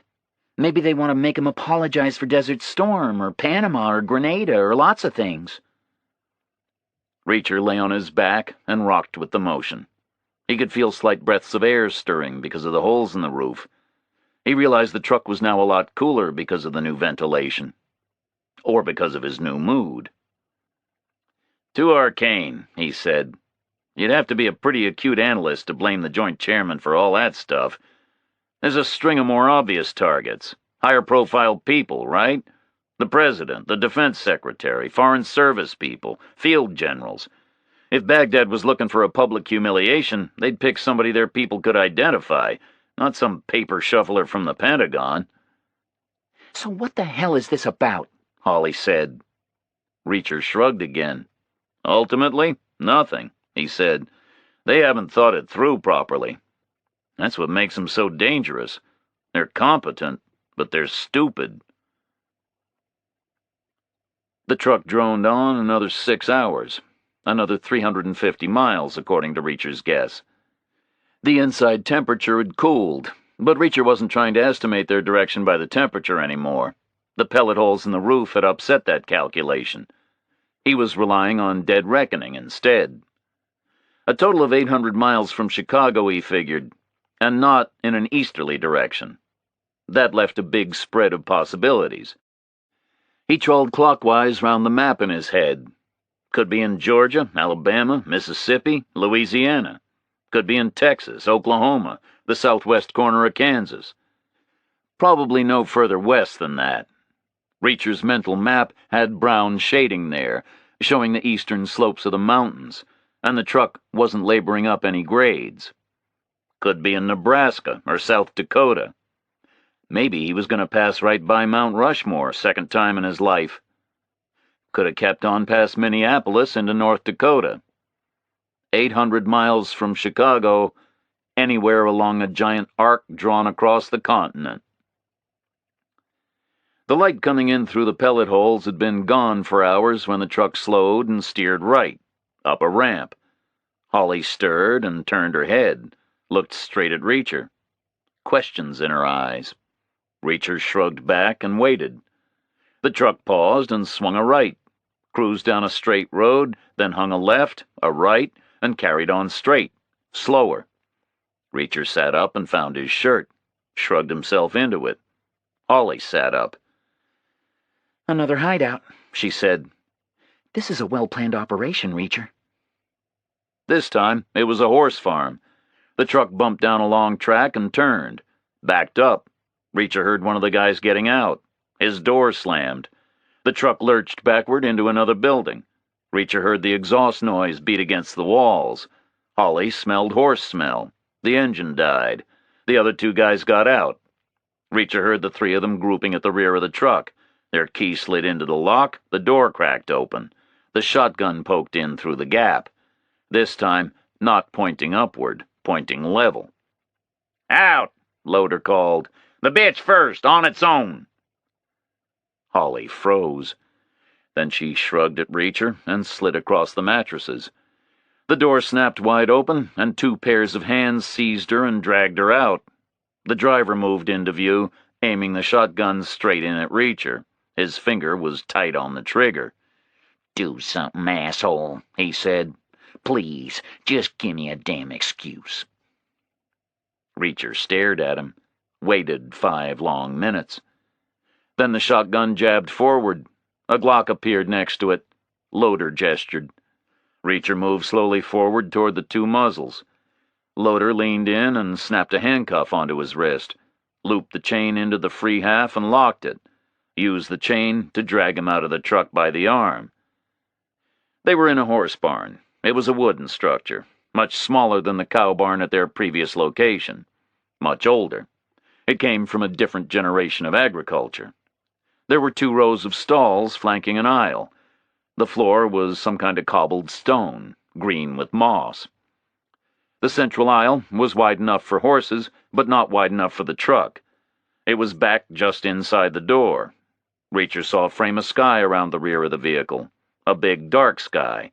Could have been anywhere. He was led like a horse down the cobbled aisle. Loader was holding the chain. Stevie was walking sideways next to Reacher. His Glock was jammed high up against Reacher's temple. The driver was following, with the shotgun pressed hard into Reacher's kidney. It bumped with every step. They stopped at the end stall, farthest from the door. Holly was chained up in the space opposite. She was wearing a handcuff, right wrist, chain looped through the spare half into an iron ring bolted into the back wall of the stall. The 2 guys with the guns fanned out in a loose arc, and Loader shoved Reacher into his stall, opened the cuff with the key, looped the chain through the iron ring bolted into the timber on the back wall, looped it again, twice, and relocked it into the cuff. He pulled at it and shook it to confirm it was secure. "Mattresses," Reacher said. "Bring us the mattresses out of the truck." Loader shook his head, but the driver smiled and nodded. "Okay," he said. "Good idea, asshole." He stepped up inside and dragged the queen size out, struggled with it all the way down the aisle, and flopped it into Holly's stall, kicked it straight. "The bitch gets one," he said. "You don't." He started laughing, and the other 2 joined in. They strolled away down the aisle. The driver pulled the truck forward out of the barn, and the heavy doors creaked shut behind it. Reacher heard a heavy crossbeam slamming down into its retaining brackets on the outside, and the rattle of another chain and a padlock. He glanced across at Holly. Then he looked down at the damp stone floor. Reacher was squatted down, jammed into the far angle of the stall's wooden walls. He was waiting for the 3 guys to come back with dinner. They arrived after an hour, with 1 Glock and the shotgun, and 1 metal mess tin. Stevie walked in with it. The driver took it from him and handed it to Holly. He stood there leering at her for a second, and then turned to face Reacher. Pointed the shotgun at him. "Bitch eats," he said. "You don't." Reacher didn't get up. He just shrugged through the gloom. "That's a loss I can just about survive," he said. Nobody replied to that. They just strolled back out, pushed the heavy wooden doors shut, dropped the crossbeam into place and chained it up. Reacher listened to their footsteps fade away and turned to Holly. "What is it?" he asked. She shrugged across the distance at him. "Some sort of a thin stew," she said. "Or a thick soup, I guess. One or the other. You want some?" "They give you a fork?" he asked. "No, a spoon," she said. "Shit," he said. "Can't do anything with a damn spoon." "You want some?" she asked again. "Can you reach?" he said. She spent some time eating, then she stretched out, 1 arm tight against the chain, the other pushing the mess tin across the floor. Then she swiveled and used her good foot to slide the tin farther across the stone. Reacher slid forward, feet first, as far as his chain would let him go. He figured if he could stretch far enough, he could hook his foot around the tin and drag it in toward him. But it was hopeless. He was 6'5", and his arms were about the longest the Army tailors had ever seen, but even so, he came up 4 feet short. He and Holly were stretched out in a perfect straight line, as near together as their chains would let them get. But the mess tin was still way out of his reach. "Forget it," he said. "Get it back while you can." She hooked her own foot around the tin and pulled it back. "Sorry," she said. "You're going to be hungry." "I'll survive," he said. "Probably awful anyway." "Right," she said. "It's shit. Tastes like dog food." Reacher stared through the dark at her. He was suddenly worried. Holly lay down apologetically on her mattress and calmly went to sleep, but Reacher stayed awake. Not because of the stone floor. It was cold and damp and hard. The cobblestones were wickedly lumpy, but that was not the reason. He was waiting for something. He was ticking off the minutes in his head, and he was waiting. His guess was it would be about 3 hours, maybe 4, way into the small hours, when resistance is low and patience runs out. A long wait. The 13,761st night of his life, way down there in the bottom third of the scale, lying awake and waiting for something to happen, something bad, something he maybe had no chance of preventing. It was coming. He was certain of that. He'd seen the signs. He lay and waited for it, ticking off the minutes. 3 hours, maybe 4. It happened after 3 hours and 34 minutes. The nameless driver came back into the barn, wide awake and alone. Reacher heard his soft footsteps on the track outside. He heard the rattle of the padlock and the chain. He heard him lift the heavy crossbar out of its brackets. The barn door opened. A bar of bright moonlight fell across the floor. The driver stepped through it. Reacher saw a flash of his pink pig's face. The guy hurried down the aisle, no weapon in his hand. "I'm watching you," Reacher said quietly. "You back off or you're a dead man." The guy stopped opposite. He wasn't a complete moron. He stayed well out of range. His bright eyes traveled up from the handcuff on Reacher's wrist, along the chain, and rested on the iron ring in the wall. Then he smiled. "You watch if you want to," he said. "I don't mind an audience. And you might learn something." Holly stirred and woke up, raised her head and glanced around, blinking in the dark. "What's going on?" she said. The driver turned to her. Reacher couldn't see his face. It was turned away, but he could see Holly's. "We're gonna have us a little fun, bitch," the driver said. "Just you and me, with your asshole friend here watching and learning." He put his hands down to his waist and unbuckled his belt. Holly stared at him, started to sit up. "Gotta be joking," she said. "You come near me, I'll kill you." "You wouldn't do that," the driver said. "Now, would you? After I gave you a mattress and all? Just so we could be comfortable while we're doing it?" Reacher stood up in his stall. His chain clanked loudly in the silent night. "I'll kill you," he called. "You touch her, you're a dead man." He said it once, and then he said it again. But it was like the guy wasn't hearing him, like he was deaf. Reacher was hit with a clang of fear. If the guy wasn't going to listen to him, there was nothing he could do. He shook his chain. It rattled loudly through the silence of the night. It had no effect. The guy was just ignoring him. "You come near me, I'll kill you," Holly said again.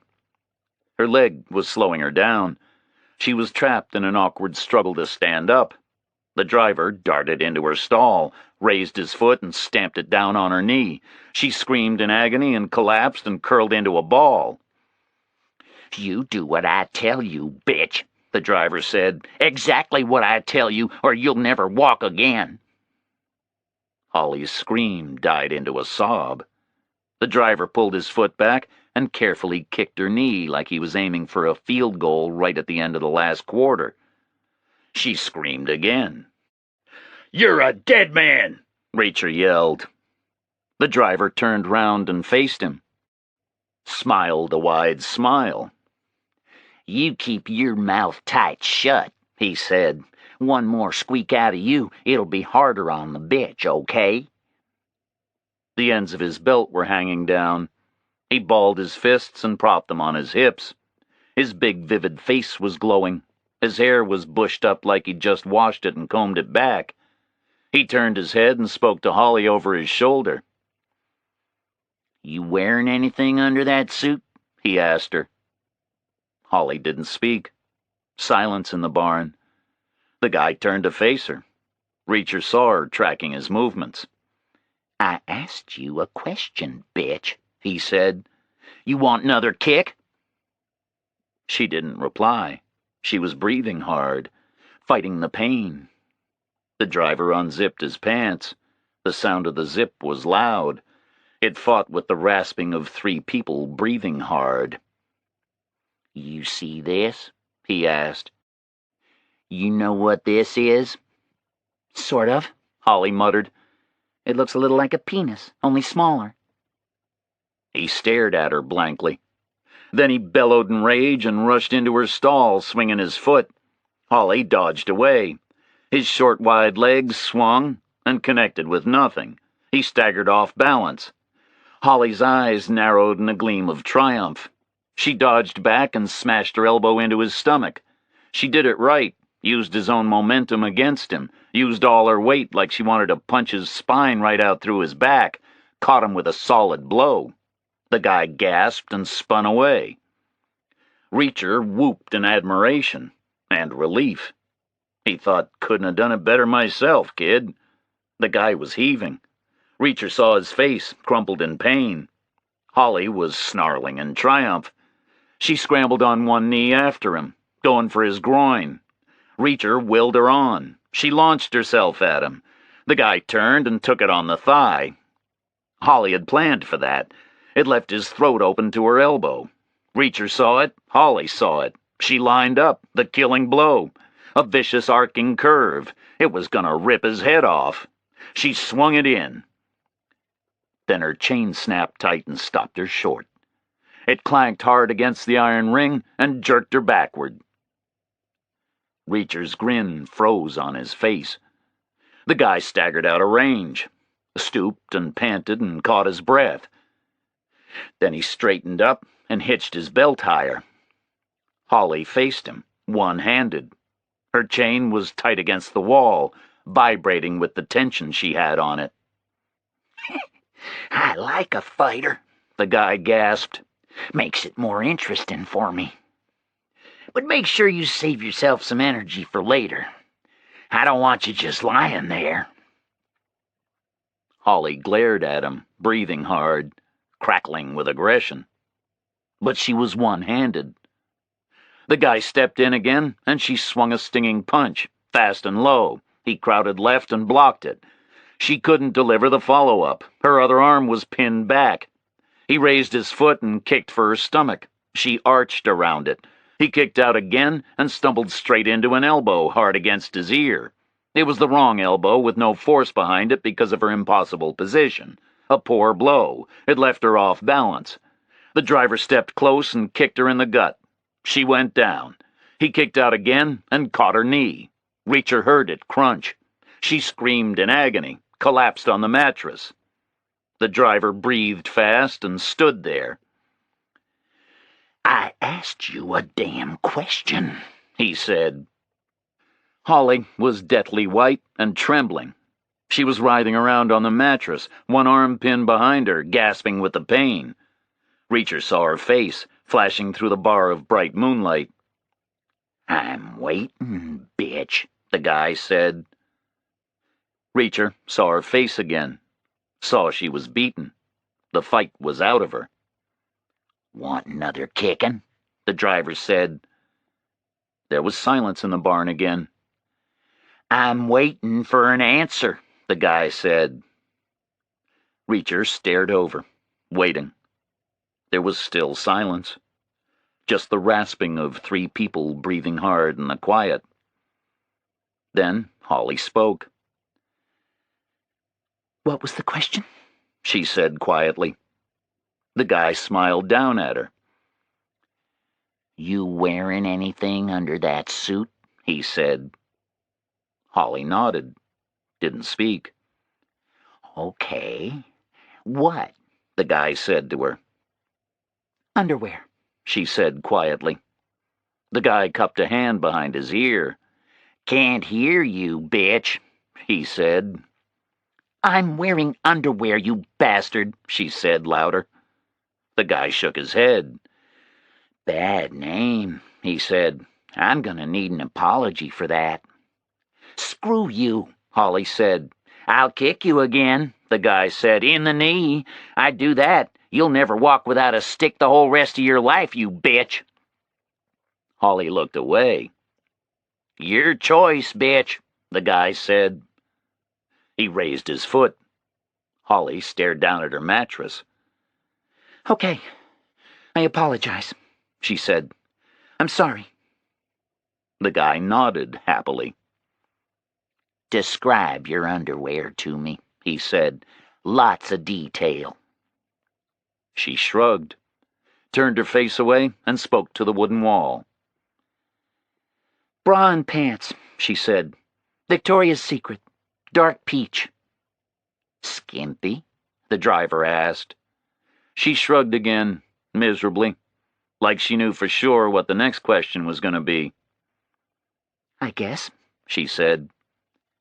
Want to show it to me? The guy said. No, she said. The driver took a step closer. So you do want another kicking, he said. She didn't speak. The guy cupped his hand behind his ear again. Can't hear you, bitch, he said. What was the question? Holly muttered. You want another kicking? The guy said. Holly shook her head.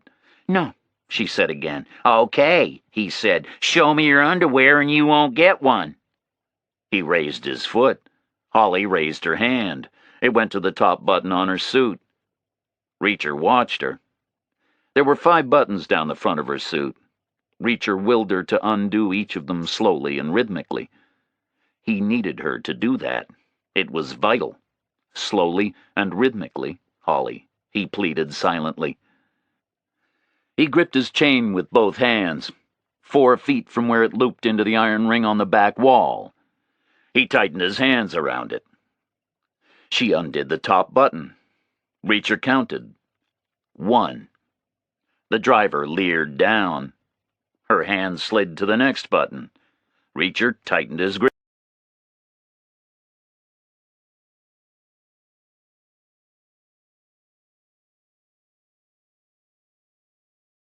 Turned square on to face the rear wall of his stall and took a deep breath. Turned his head and watched over his shoulder. Holly undid the 3rd button. Her breasts swelled out. Dark peach brassiere, skimpy and lacy. The driver shuffled from foot to foot. Reacher counted. 3. He exhaled right from the bottom of his lungs. Holly's hand slid down to the 4th button. Reacher took a deep breath, the deepest breath of his whole life. He tightened his hold on the chain until his knuckles shone white. Holly undid the 4th button. Reacher counted. 4. Her hand slid down, paused a beat, waited. Undid the 5th button. Her suit fell open. The driver leered down and made a small sound. Reacher jerked back and smashed his foot into the wall, right under the iron ring. He smashed his weight backwards against the chain, 220 pounds of coiled fury exploding against the force of his kick. Splinters of damp wood burst out of the wall. The old planks shattered. The bolts tore right out of the timber. Reacher was hurled backward. He swarmed up to his feet, his chain whipping and flailing angrily behind him.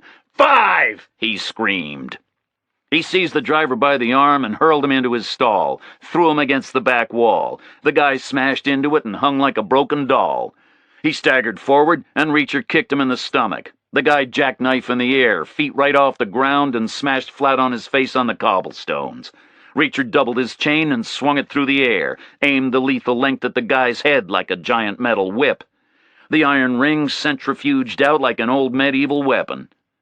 But at the last second, Reacher changed his mind, wrenched the chain out of its trajectory and let it smash and spark into the stones on the floor. He grabbed the driver, one hand on his collar and one hand in his hair, lifted him bodily across the aisle to Holly's mattress, jammed his ugly face down into the softness, and leaned on him until he suffocated. The guy bucked and thrashed, but Reacher just planted a giant hand flat on the back of his skull and waited patiently until he died. Holly was staring at the corpse, and Reacher was sitting next to her, panting. He was spent and limp from the explosive force of tearing the iron ring out of the wall. It felt like a lifetime of physical effort had gone into one split second. A lifetime supply of adrenaline was boiling through him. The clock inside his head had exploded and stopped. He had no idea how long they had been sitting there. He shook himself and staggered to his feet, dragged the body away, and left it in the aisle, up near the open door. Then he wandered back and squatted next to Holly. His fingers were bruised from his desperate grip on the chain, but he forced them to be delicate. He did up all her buttons, one by one, right to the top. She was taking quick, short breaths. Then she flung her arms round his neck and held on tight. Her breathing sucked and blew against his shirt. They held each other for a long moment. He felt the fury drain out of her. They let each other go and sat side by side on the mattress, staring into the gloom.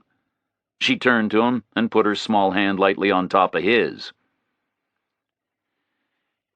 "Now I guess I owe you," she said. "My pleasure," Reacher said. "Hey, believe me." "I needed help," she said quietly. "I've been fooling myself." He flipped his hand over and closed it around hers. "Bullshit, Holly," he said gently. "Time to time we all need help. Don't feel bad about it. If you were fit, you'd have slaughtered him. I could see that. One arm and one leg, you were nearly there. It's just your knee. Pain like that, you've got no chance. Believe me, I know what it's like. After the Beirut thing, I couldn't have taken candy from a baby best part of a year." She smiled a slight smile and squeezed his hand. The clock inside his head started up again. Getting close to dawn. Chapter 18. 7:20 Wednesday morning, East Coast time, General Johnson left the Pentagon. He was out of uniform, dressed in a lightweight business suit, and he walked. It was his preferred method of getting around. It was a hot morning in Washington, and already humid, but he stepped out at a steady speed, arms swinging loosely through a small arc, head up, breathing hard. He walked north through the dust on the shoulder of George Washington Boulevard, along the edge of the great cemetery on his left, through Lady Bird Johnson Park, and across the Arlington Memorial Bridge. Then he walked clockwise around the Lincoln Memorial, past the Vietnam Wall, and turned right along Constitution Avenue, the reflecting pool on his right, the Washington Monument up ahead. He walked past the National Museum of American History, past the National Museum of Natural History, and turned left onto 9th Street. Exactly 3.5 miles on a glorious morning, an hour's brisk walk through one of the world's great capital cities, past landmarks the world's tourists flocked to photograph. And he saw absolutely nothing at all, except the dull mist of worry hanging just in front of his eyes. He crossed Pennsylvania Avenue and entered the Hoover Building through the main doors, laid his hands palms down on the reception counter. "The chairman of the Joint Chiefs of Staff," he said, "to see the director." His hands left 2 palm-shaped patches of dampness on the laminate. The agent who came down to show him upstairs noticed them. Johnson was silent in the elevator. Harland Webster was waiting for him at the door to his private suite. Johnson nodded to him, didn't speak. Webster stood aside and gestured him into the inner office. It was dark. There was a lot of mahogany paneling, and the blinds were closed. Johnson sat down in a leather chair, and Webster walked around him to his desk. "I don't want to get in your way," Johnson said. He looked at Webster. Webster worked for a moment, decoding that sentence. Then he nodded cautiously. "You spoke with the president?" he asked. Johnson nodded. "You understand it's appropriate for me to do so?" he asked. "Naturally," Webster said. "Situation like this, nobody should worry about protocol. You call him or go see him?" "I went to see him," Johnson said, "several times. I had several long conversations with him." Webster thought, face to face, several long conversations. Worse than I thought, but understandable. "And?" he asked. Johnson shrugged. "He told me he'd placed you in personal command." Webster nodded. Kidnapping, he said. It's Bureau territory, whoever the victim is. Johnson nodded slowly. I accept that, he said. For now. But you're anxious, Webster said. Believe me, General, we're all anxious. Johnson nodded again. And then he asked the question he'd walked 3.5 miles to ask. Any progress? He said. Webster shrugged. We're into the second full day, he said. I don't like that at all. He lapsed into silence. The second full day of a kidnapping is a kind of threshold. Any early chance of a resolution is gone. The situation starts to harden up. It starts to become a long, intractable set piece. The danger to the victim increases. The best time to clear up a kidnapping is the first day. The second day, the process gets tougher. The chances get smaller. Any progress? Johnson asked again. Webster looked away. The second day is when the kidnappers start to communicate. That had always been the Bureau's experience. The second day, sick and frustrated about missing your first and best chance, you sit around, hoping desperately the guys will call. If they don't call on the second day, chances are they aren't going to call at all. Anything I can do? Johnson asked. Webster nodded. You can give me a reason, he said. Who would threaten you like this? Johnson shook his head. He'd been asking himself the same question since Monday night. Nobody, he said. You should tell me, Webster said. Anything secret? Anything hidden? Better you tell me right now. It's important, for Holly's sake. I know that, Johnson said. But there's nothing. Nothing at all. Webster nodded. He believed him, because he knew it was true. He had reviewed the whole of Johnson's Bureau file. It was a weighty document. It started on page 1 with brief biographies of his maternal great-grandparents. They had come from a small European principality which no longer existed. Will Holly be okay? Johnson asked quietly. The recent file pages recounted the death of Johnson's wife. A surprise, a vicious cancer, no more than 6 weeks beginning to end. Covert psychiatric opinion commissioned by the Bureau had predicted the old guy would hold up because of his daughter.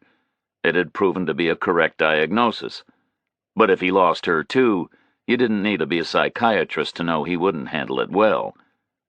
Webster nodded again and put some conviction into his voice. She'll be fine, he said. So what have we got so far? Johnson asked. 4 guys, Webster said. We've got their pickup truck. They abandoned it prior to the snatch. Burned it and left it. We found it north of Chicago. It's being airlifted down here to Quantico right now. Our people will go over it. For clues? Johnson said. Even though it burned? Webster shrugged. Burning is pretty dumb, he said. It doesn't really obscure much. Not from our people, anyway.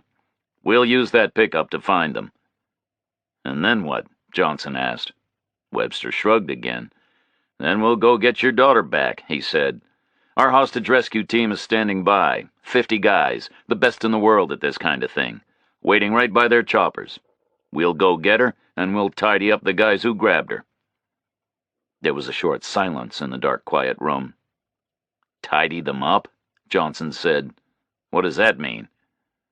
Webster glanced around his own office and lowered his voice. 36 years of habit. Policy, he said. A major D.C. case like this? No publicity, no media access. We can't allow it. This sort of thing gets on TV, every nut in the country is going to be trying it. So we go in quietly. Some weapons will get discharged. Inevitable in a situation like this. A little collateral damage here and there. Johnson nodded slowly. You're going to execute them? He asked vaguely. Webster just looked at him neutrally. Bureau psychiatrists had suggested to him the anticipation of deadly revenge could help sustain self-control, especially with people accustomed to direct action, like other agents or soldiers. Policy, he said again. My policy. And like the man says, I've got personal command. The charred pickup was lifted onto an aluminum platform and secured with nylon ropes. An Air Force Chinook hammered over from the military compound at O'Hare and hovered above it, its downdraft whipping the lake into a frenzy. It winched its chain down and eased the pickup into the air, swung round over the lake and dipped its nose and roared back west to O'Hare. Set its load down right in front of the open nose of a Galaxy transport. Air Force ground crew winched the platform inside. The cargo door closed on it, and 4 minutes later the Galaxy was taxiing. 4 minutes later again, it was in the air, groaning east toward Washington. 4 hours after that, it was roaring over the Capitol, heading for Andrews Air Force Base. As it landed, another borrowed Chinook took off and waited in midair. The Galaxy taxied to its apron, and the pickup was winched out. The Chinook swooped down and swung it into the air, flew it south, following I-95 into Virginia, 40 miles, all the way to Quantico. The Chinook set it down gently on the tarmac right outside the vehicle lab. Bureau techs ran out, white coats flapping in the fierce downdraft, and dragged the platform in through the roller door. They winched the wreck off the platform and pulled it into the center of the large shed. They rolled arc lights into a rough circle around it and lit them up. Then they stood there for a second, looking exactly like a team of pathologists getting ready to go to work on a corpse. General Johnson retraced his steps exactly. He made it down 9th Street, past natural history, past American history, his mouth forced into a tense, rigid oval, breathing hard. He walked the length of the reflecting pool with his throat clamping and gagging. He swung left into Constitution Avenue and made it as far as the Vietnam Wall. Then he stopped. There was a fair crowd, stunned and quiet, as always. He looked at them. He looked at himself in the black granite. He didn't stand out. He was in a lightweight gray suit. It was okay. So he let his vision blur with his tears, and he moved forward and turned and sat against the base of the wall, sobbing and crying, with his back pressed against the golden names of boys who had died 30 years ago. Chapter 19. Reacher balled his loose chain into his hand and slipped out of the barn into the pre-dawn twilight. He walked 20 paces and stopped. Freedom. The night air was soft and infinite around him. He was unconfined. But he had no idea where he was. The barn stood alone, isolated 50 yards from a clutch of farm buildings of similar old vintage. There was a house and a couple of small sheds and an open structure with a new pickup parked in it. Next to the pickup was a tractor. Next to the tractor, ghostly white in the moonlight, was the truck. Reacher walked over the rocky track toward it. The front doors were locked. The rear doors were locked. He ran back to the horse barn and searched through the dead driver's pockets. Nothing except the padlock key from the barn door. No keys to the truck. He ran back, squeezing the massive chain to keep it from making a sound, past the tractor barn, and looked at the house. Walked right around it. The front door was locked tight. The back door was locked tight. And there was a dog behind it. Reacher heard it move in its sleep. He heard a low, sleepy growl. He walked away. He stood on the track, halfway back to the horse barn, and looked around. He trained his eyes on the indistinct horizon and turned a full circle in the dark. Some kind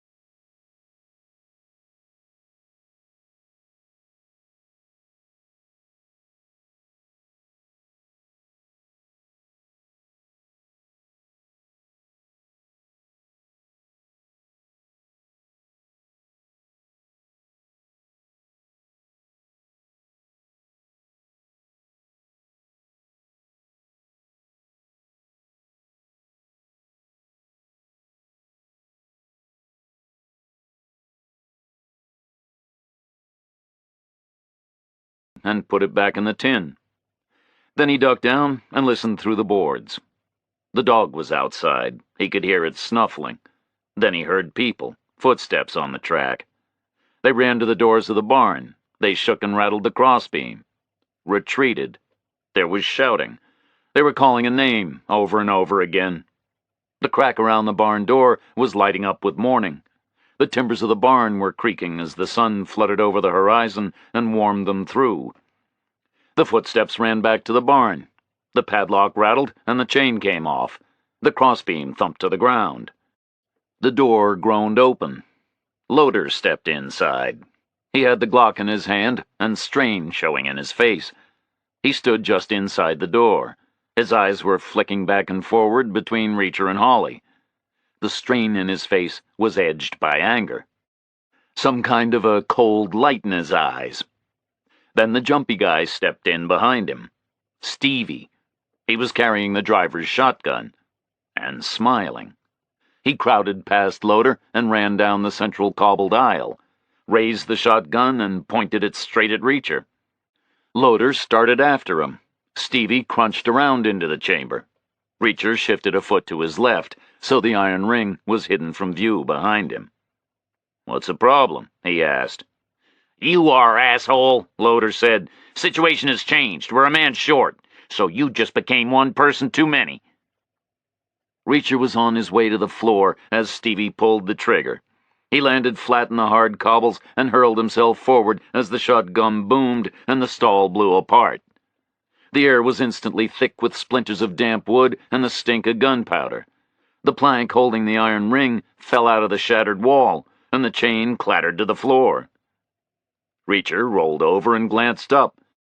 Stevie lifted the shotgun vertical and crunched another round into the chamber, swung the barrel down and aimed again. "Wait!" Holly screamed. Stevie glanced at her. Impossible not to. "Don't be a damn fool!" she yelled. "How are you doing? You don't have the time for this." Loader turned to face her. "He's run, right?" she said. "Your driver. Is that what happened?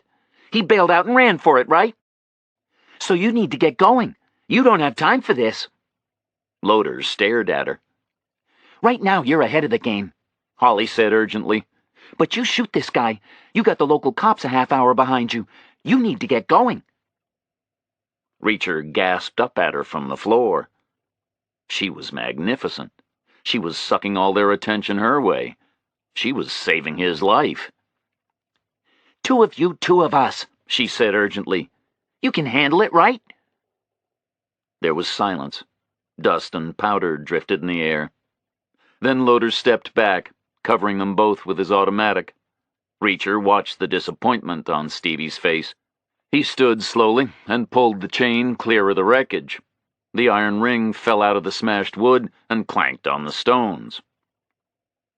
"Bitch is right," Loader said. "We can handle it." He nodded to Stevie.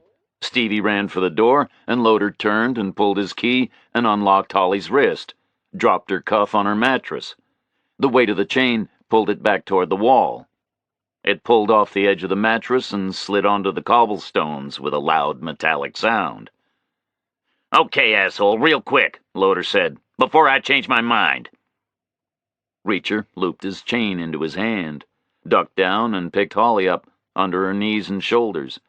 They heard the truck start up. It slewed backward into the entrance, jammed to a stop. Reacher ran Holly to the truck, laid her down inside, climbed in after her. Loader slammed the doors and shut them into darkness. "Now I guess I owe you," Reacher said quietly. Holly just waved it away, an embarrassed little gesture. Reacher stared at her. He liked her face. He gazed at it, recalled it white and disgusted as the driver taunted her, saw the smooth swell of her breasts under his filthy, drooling gaze. Then the picture changed to Stevie smiling and shooting at him, chained to the wall. Then he heard Loader say, "The situation has changed." Everything had changed. He had changed. He lay and felt the old anger inside him grinding like gears. Cold, implacable anger. Uncontrollable. They had made a mistake. They had changed him from a spectator into an enemy. A bad mistake to make. They had pushed open the forbidden door, not knowing what would come bursting back out at them. He lay there and felt like a ticking bomb they were carrying deep into the heart of their territory. He felt the flood of anger, and thrilled with it, and savored it, and stored it up. Now there was only one mattress inside the truck. It was only 3 feet wide, and Stevie was a very erratic driver. Reacher and Holly were lying down, pressed tight together. Reacher's left wrist still had the cuff and the chain locked onto it. His right arm was around Holly's shoulders. He was holding her tight. Tighter than he really needed to. How much farther? She asked. We'll be there before nightfall, he said quietly. They didn't bring your chain. No more overnight stops. She was silent for a moment. I don't know if I'm glad or not, she said. I hate this truck, but I don't know if I want to actually arrive anywhere. Reacher nodded. It reduces our chances, he said. Rule of thumb is escape while you're on the move. It gets much harder after that. The motion of the truck indicated they were on a highway. But either the terrain was different, or Stevie couldn't handle the truck, or both, because they were swaying violently. The guy was swinging late into turns and jamming the vehicle from side to side, like he was having a struggle staying between the lane markers. Holly was getting thrown against Reacher's side. He pulled her closer and held her tighter. She snuggled in close, instinctively. He felt her hesitate, like she realized she'd acted without thinking. Then he felt her decide not to pull away again. You feel okay? She asked him. You killed a man. He was quiet for a long moment. He wasn't the first, he said, and I just decided he won't be the last. She turned her head to speak at the same time he did. The truck swayed violently to the left. Their lips were an inch apart. The truck swayed again. They kissed. At first it was light and tentative. Reacher felt the new soft lips on his, and the unfamiliar new taste and smell and feel. Then they kissed harder. Then the truck started hammering through a series of sharp curves, and they forgot all about kissing and just held on tight, trying not to be thrown right off the mattress onto the ridged metal floor. Chapter 20. Brogan was the guy who made the breakthrough in Chicago. He was the third guy that morning to walk past the can of white paint out there on the abandoned industrial lot, but he was the first to realize its significance.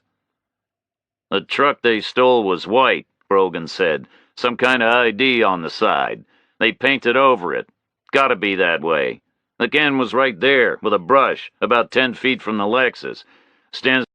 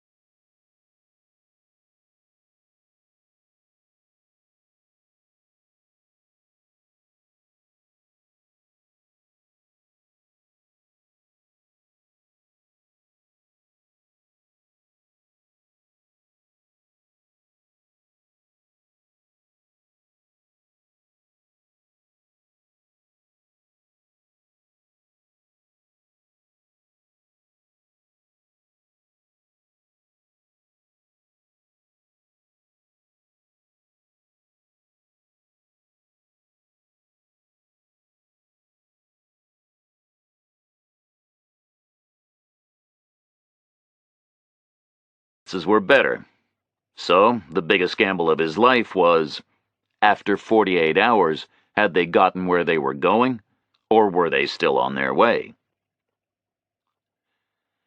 2 hours after starting the patient search, the fingerprint database brought back a name: Peter Wayne Bell. There was a perfect match: right hand, thumb, and first two fingers.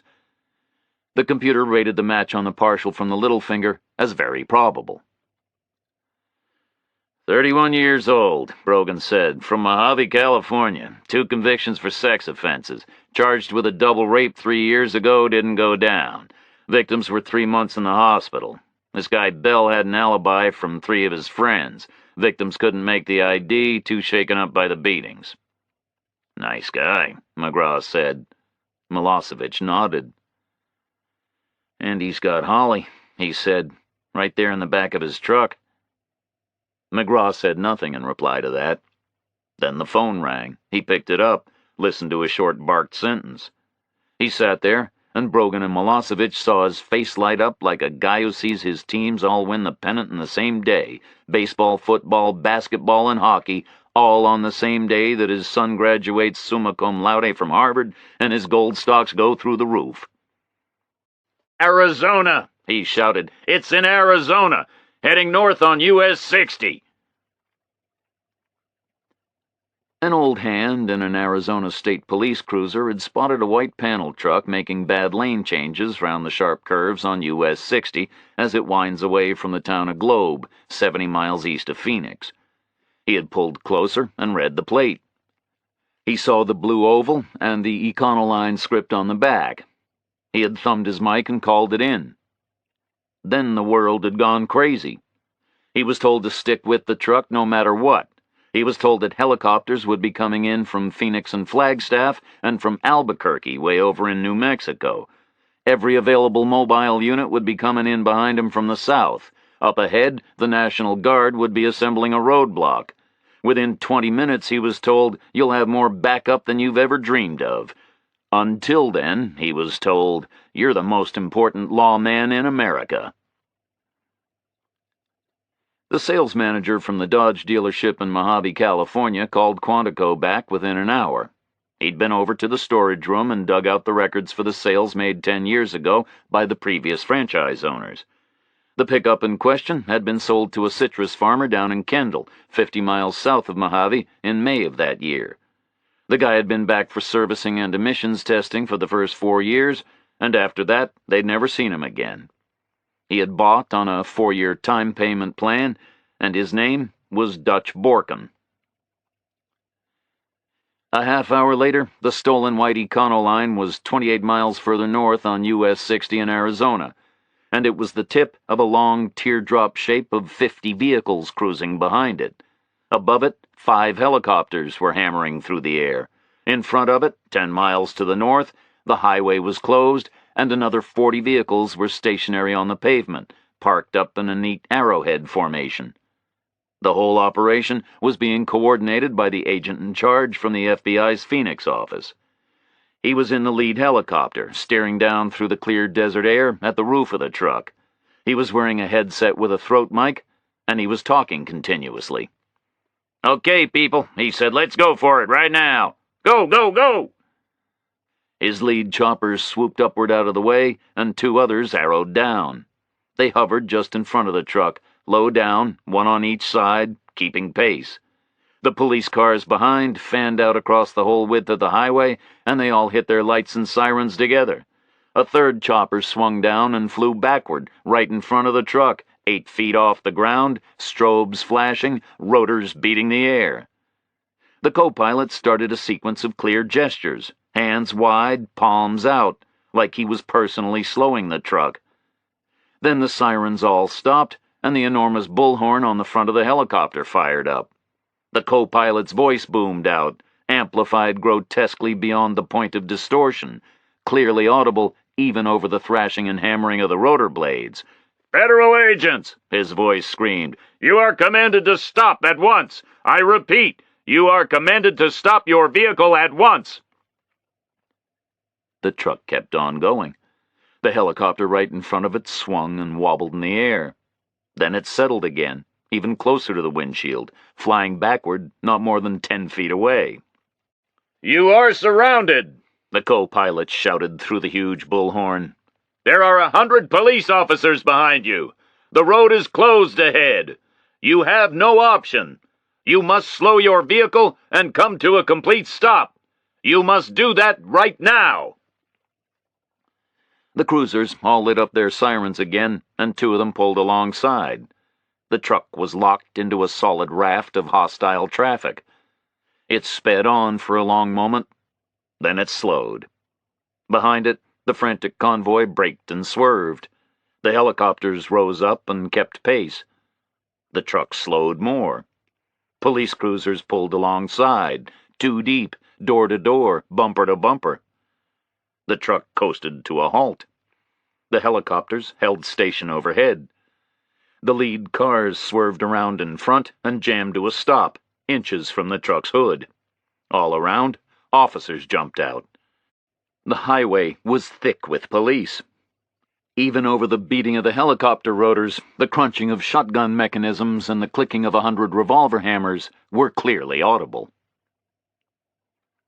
In Chicago, McGraw did not hear the shotguns and the revolvers, but he could hear the Phoenix agent in charge shouting over the radio.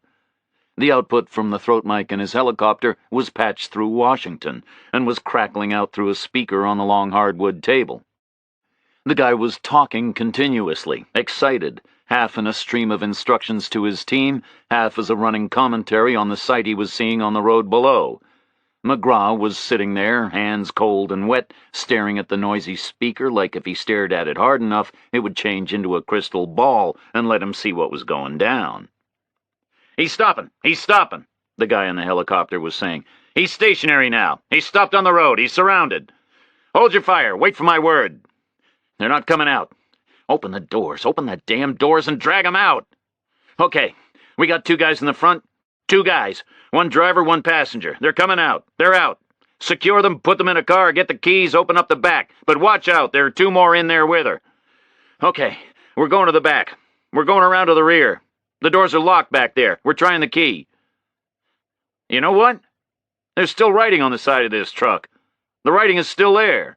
It says Bright Spark Electrics. I thought it was supposed to be blanked out, right? Painted over or something?" In Chicago, a deathly hush fell over the third-floor conference room. McGraw went white. Milosevic looked at him. Brogan stared calmly out of the window. "And why is it heading north?" McGraw asked. "Back toward Chicago." The crackling from the speaker was still there. They turned back toward it, listened hard. They could hear the thump of the rotor blades behind the urgent voice. "The rear doors are open," the voice said. "The doors are open. They're open. We're going in. People are coming out. Here they come." "What the hell is this? There are dozens of people in there. There are maybe 20 people in there. They're all coming out. They're still coming out. There are 20 or 30 people in there. What the hell is going on here?" The guy broke off. Evidently he was listening to a report radioed up from the ground. McGraw and Brogan and Milosevic stared at the hissing speaker. It stayed quiet for a long time. Nothing coming through at all, except the guy's loud breathing and the hammering of the blades and the waterfall of static. Then the voice came back. "Shit," it said.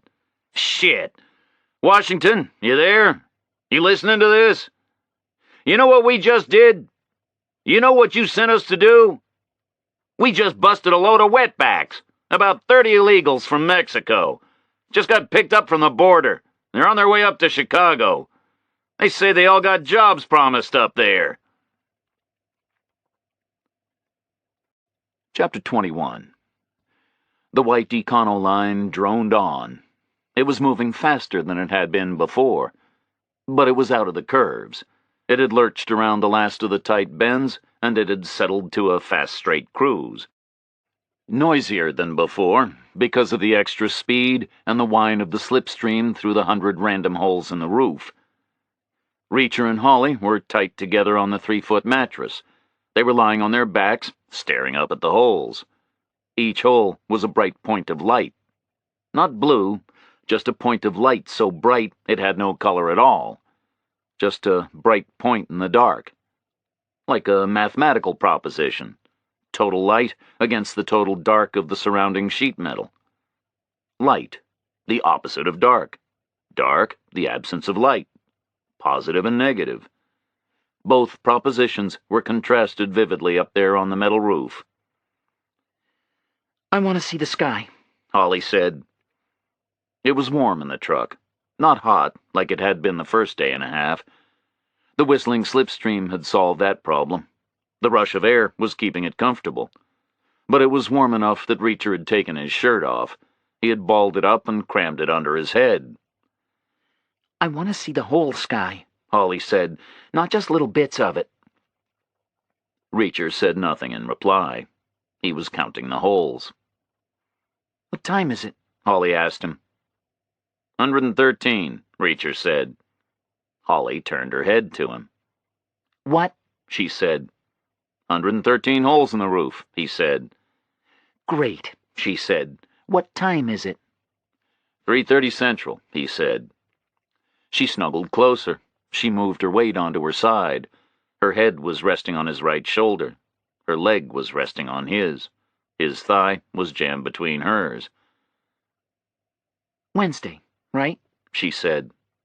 Wednesday, he said. She was physically closer to him than many women had allowed themselves to get. She felt lithe and athletic, firm but soft, young, scented. He was drifting away and enjoying the sensation. He was slightly breathless. But he wasn't kidding himself about her motivation. She was relaxed about it, but she was doing it to rest her painful knee and to keep herself from rolling off the mattress onto the floor. 51 hours, she said. 51 hours, and I haven't seen the sky. 113 was a prime number. You couldn't make it by multiplying any other numbers together. 112 you could make by multiplying 56 by 2, or 28 by 4, or 14 by 8. 114 you could make by multiplying 57 by 2, or 19 by 6, or 38 by 3. But 113 was prime, no factors. The only way to make 113 was by multiplying 113 by 1, or by firing a shotgun into a truck in a rage. Reacher, I'm getting worried, Holly said. 51 hours. 51 was not a prime number. You could make 51 by multiplying 17 by 3. 3 tens are 30, 3 sevens are 21, 30 and 21 make 51. Not a prime number. 51 had factors. He dragged the weight of the chain up with his left wrist and held her tight, both arms around her. You'll be okay, he said to her. They're not going to hurt you. They want to trade you for something. They'll keep you fit and well. He felt her shake her head against his shoulder.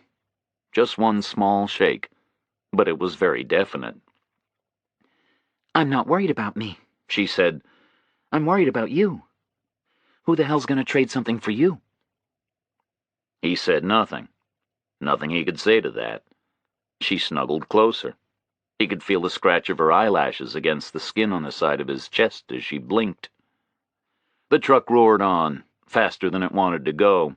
He could feel the driver pushing it against its natural cruising speed. So I'm getting a little worried, she said. You look out for me, he said, and I'll look out for you. I'm not asking you to do that, she said. I know you're not, he said. Well, I can't let you do that, she said. You can't stop me, he said. This is about me now, too. They made it that way. They were going to shoot me down. I've got a rule, Holly. People mess with me at their own risk. I try to be patient about it. I had a teacher once, grade school somewhere. Philippines, I think, because she always wore a big white hat, so it was somewhere hot. I was always twice the size of the other kids, and she used to say to me, "Count to 10 before you get mad, Reacher." And I've counted way past 10 on this one. Way past. So you may as well face it. Win or lose, now we do it together. They went quiet. The truck roared on. Reacher? Holly said. What? He said. Hold me, She said. I am holding you, he said. He squeezed her gently, both arms, to make his point. She pressed closer. Reacher? She said again. Yes, he said.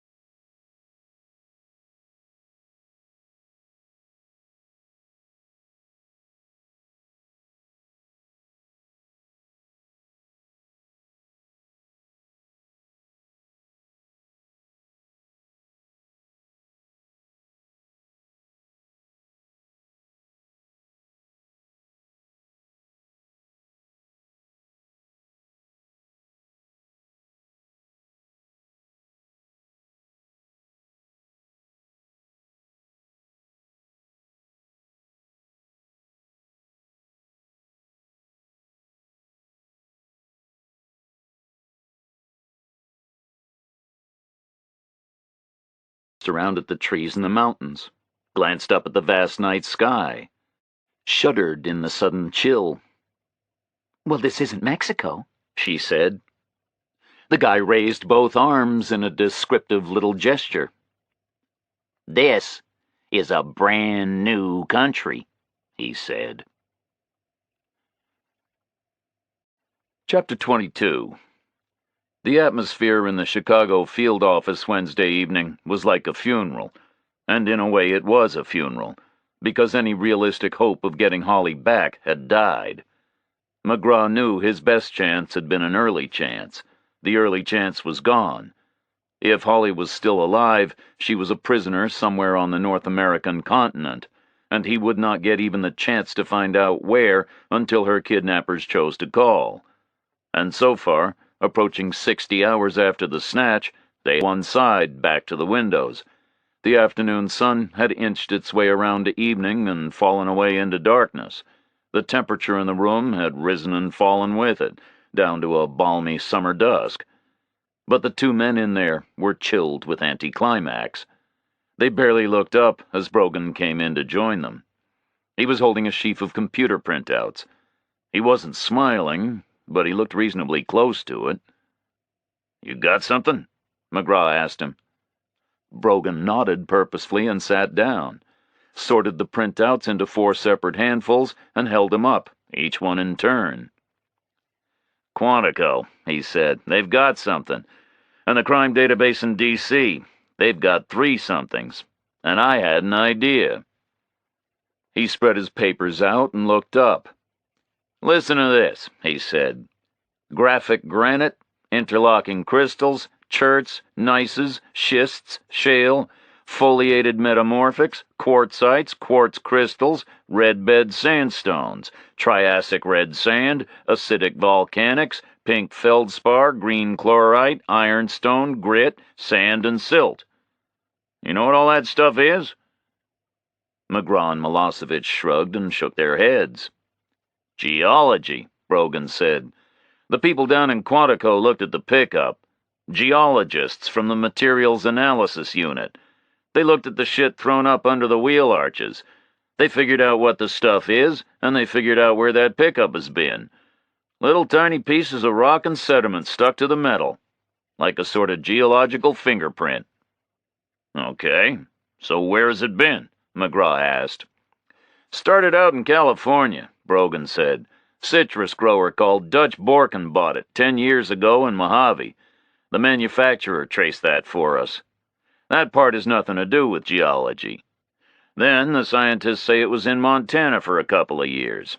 Then they drove it over here, northern route, through North Dakota, Minnesota, and Wisconsin." "They sure about this?" McGraw said. "Like a trucker's logbook," Brogan said, "except written with shit on the underneath, not with a pen on paper." "So who is this Dutch Borken?" McGraw asked. "Is he involved?" Brogan shook his head. "No," he said. "Dutch Borken is dead." "When?" McGraw asked. "Couple of years ago," Brogan said. "He borrowed money, farming went all to hell, the bank foreclosed, he stuck a 12-bore in his mouth and blew the top of his head all over California." "So?" McGraw said. "His son stole the pickup," Brogan said. "Technically it was the bank's property, right? The son took off in it, never been seen again. The bank reported it, and the local cops looked for it, couldn't find it. It's not licensed. DMV knows nothing about it. Cops gave up on it, because who cares about a ratty old pickup? But my guess is this Borken boy stole it and moved to Montana. The pickup was definitely in Montana 2 years. Scientists are dead sure about that." "We got anything on this Borken boy?"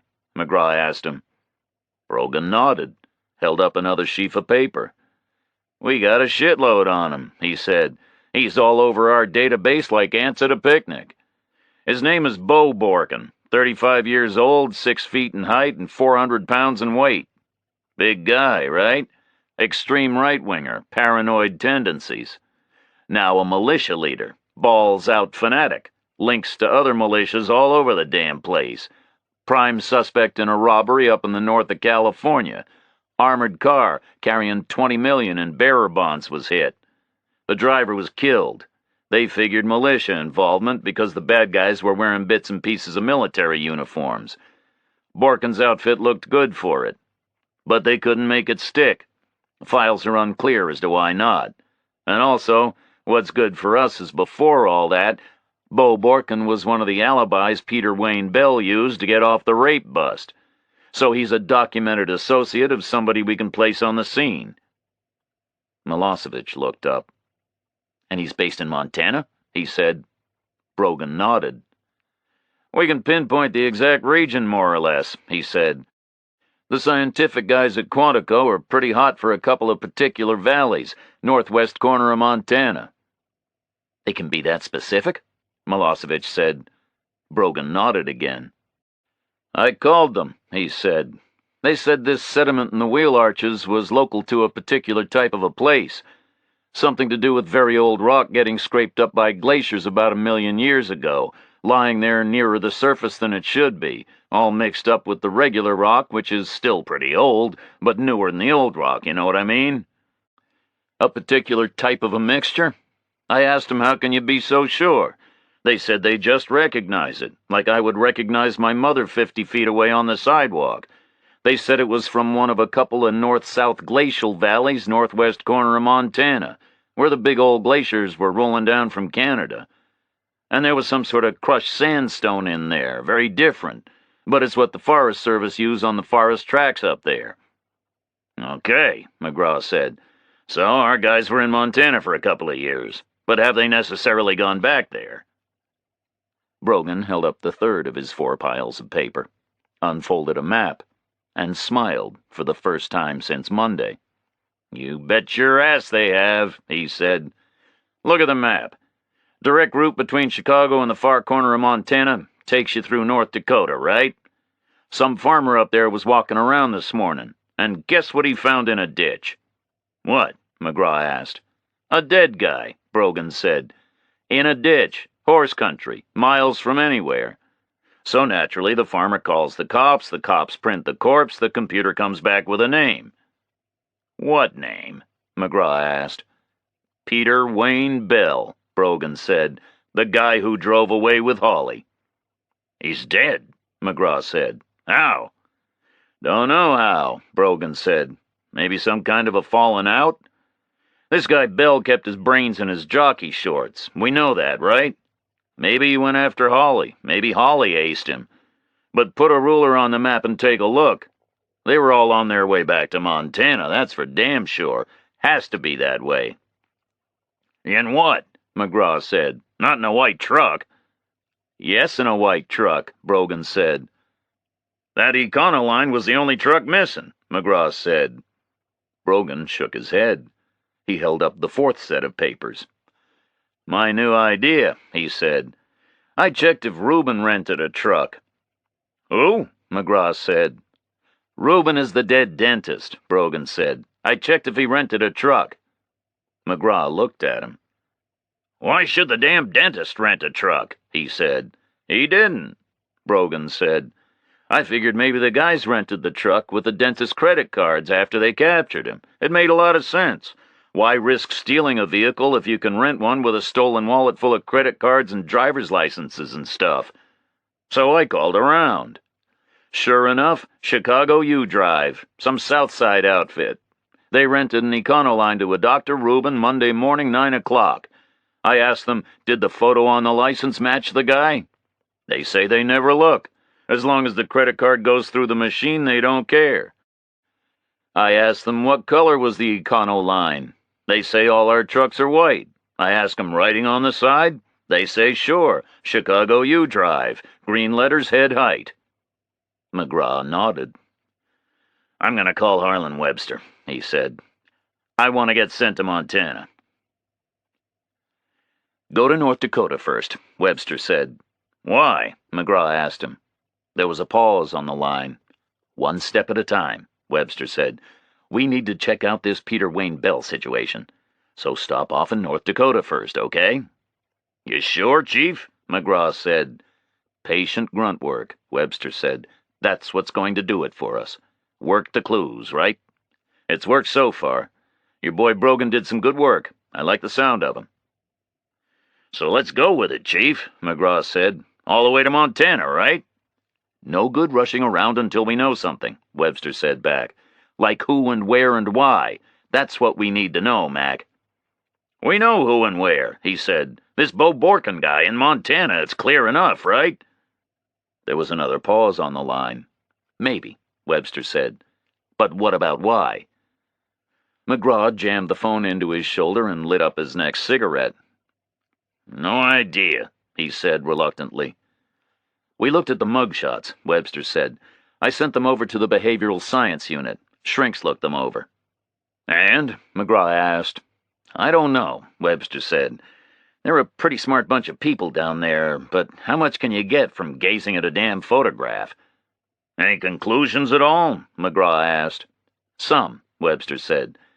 They felt 3 of the guys belonged together, and the big guy was kind of separate. The 3 looked the same. Did you notice that? Same kind of background, same looks, same genes, maybe. They could all 3 be related. This guy Bell was from California, Mojave, right? Bo Borkin, too. The feeling is the 3 of them are probably all from the same area, all West Coast types. But the big guy is different. Different clothes, different stance, different physically. The anthropologists down there in Quantico think he could be foreign, at least partly, or maybe second generation. Fair hair and blue eyes, but there's something in his face. They say maybe he's European. And he's big, not pumped up at the gym, just big like naturally. So? McGraw asked. What were their conclusions? Maybe he is European, Webster said. A big tough guy, maybe from Europe. They're worried he's some kind of a terrorist, maybe a mercenary. They're checking overseas. A terrorist, McGraw said. A mercenary? But why? That's the point, Webster said. The why part is what we need to nail down. If this guy really is a terrorist, what's his purpose? Who recruited who? Who's the motivating force here? Did Borkin's militia hire him to help them out? Or is it the other way around? Is this his call? Did he hire Borkin's militia for local color inside the States? What the hell is going on? McGraw asked. I'm flying up to O'Hare, Webster said. I'll take over day-to-day from here, Mac. Case this damn big, I've got to, right? The old guy'll expect it. Which old guy? McGraw asked sourly. Whichever. Both, Webster said. Brogan drove out to O'Hare, middle of the evening, 6 hours after the debacle with the Mexicans in the truck in Arizona. McGraw sat beside him in the front seat, Milosevic in the back. Nobody spoke. Brogan parked the Bureau Ford on the military compound tarmac inside the wire fence. They sat in the car, waiting for the FBI leer from Andrews. It landed after 20 minutes. They saw it taxi quickly over toward them, saw it come to a halt, caught in the glare of the airport floodlights, engines screaming. The door opened and the steps dropped down. Harland Webster appeared in the opening and looked around. He caught sight of them and gestured them over. A sharp, urgent gesture, repeated twice. They climbed inside the small plane. The steps folded in and the door sucked shut behind them. Webster led them forward to a group of seats, 2 facing 2 across a small table. They sat, McGraw and Brogan facing Webster, Milosevic next to him. They buckled their belts and the Lear began to taxi again. The plane lurched through its turn onto the runway and waited. It quivered and vibrated, and then rolled forward, accelerating down the long concrete strip before suddenly jumping into the air. It tilted northwest and throttled back to a loud cruise. Okay, try this, Webster said. The Joint Chairman's daughter's been snatched by some terrorist group, some foreign involvement. They're going to make demands on him, demands with some kind of a military dimension. McGraw shook his head. That's crap, he said. How could that possibly work? They just replace him. Old soldiers willing to sit on their fat asses in the Pentagon aren't exactly thin on the ground. Brogan nodded cautiously. I agree, Chief, he said. That's a non-viable proposition. Webster nodded back. Exactly, he said. So what does that leave us with? Nobody answered that. Nobody wanted to say the words. The Lear chased the glow of the setting sun west and landed at Fargo in North Dakota. An agent from the Minneapolis field office was up there to meet them with a car. He wasn't impressed by Brogan or Milosevic, and he was too proud to show he was impressed by the Chicago agent in charge. But he was fairly tense about meeting with Harland Webster. Tense and determined to show him he meant business. "We found their hideout, sir," the guy said. "They used it last night and moved on. It's pretty clear. About a mile from where the body was found." He drove them northwest. 2 hours of tense, darkening silence as the car crawled like an insect through endless, gigantic spreads of barley and wheat and beans and oats. Then he swung a right, and his headlights opened up a vista of endless grasslands and dark gray sky. The sun was gone in the west. The local guy threaded through the turns and pulled up next to a ranch fence. The fence disappeared onward into the dark, but the headlights caught police tapes strung between a couple of trees and a police cruiser, and a coroner's wagon waiting 20 yards away. "This is where the body was found," the local guy said. He had a flashlight. There wasn't much to see.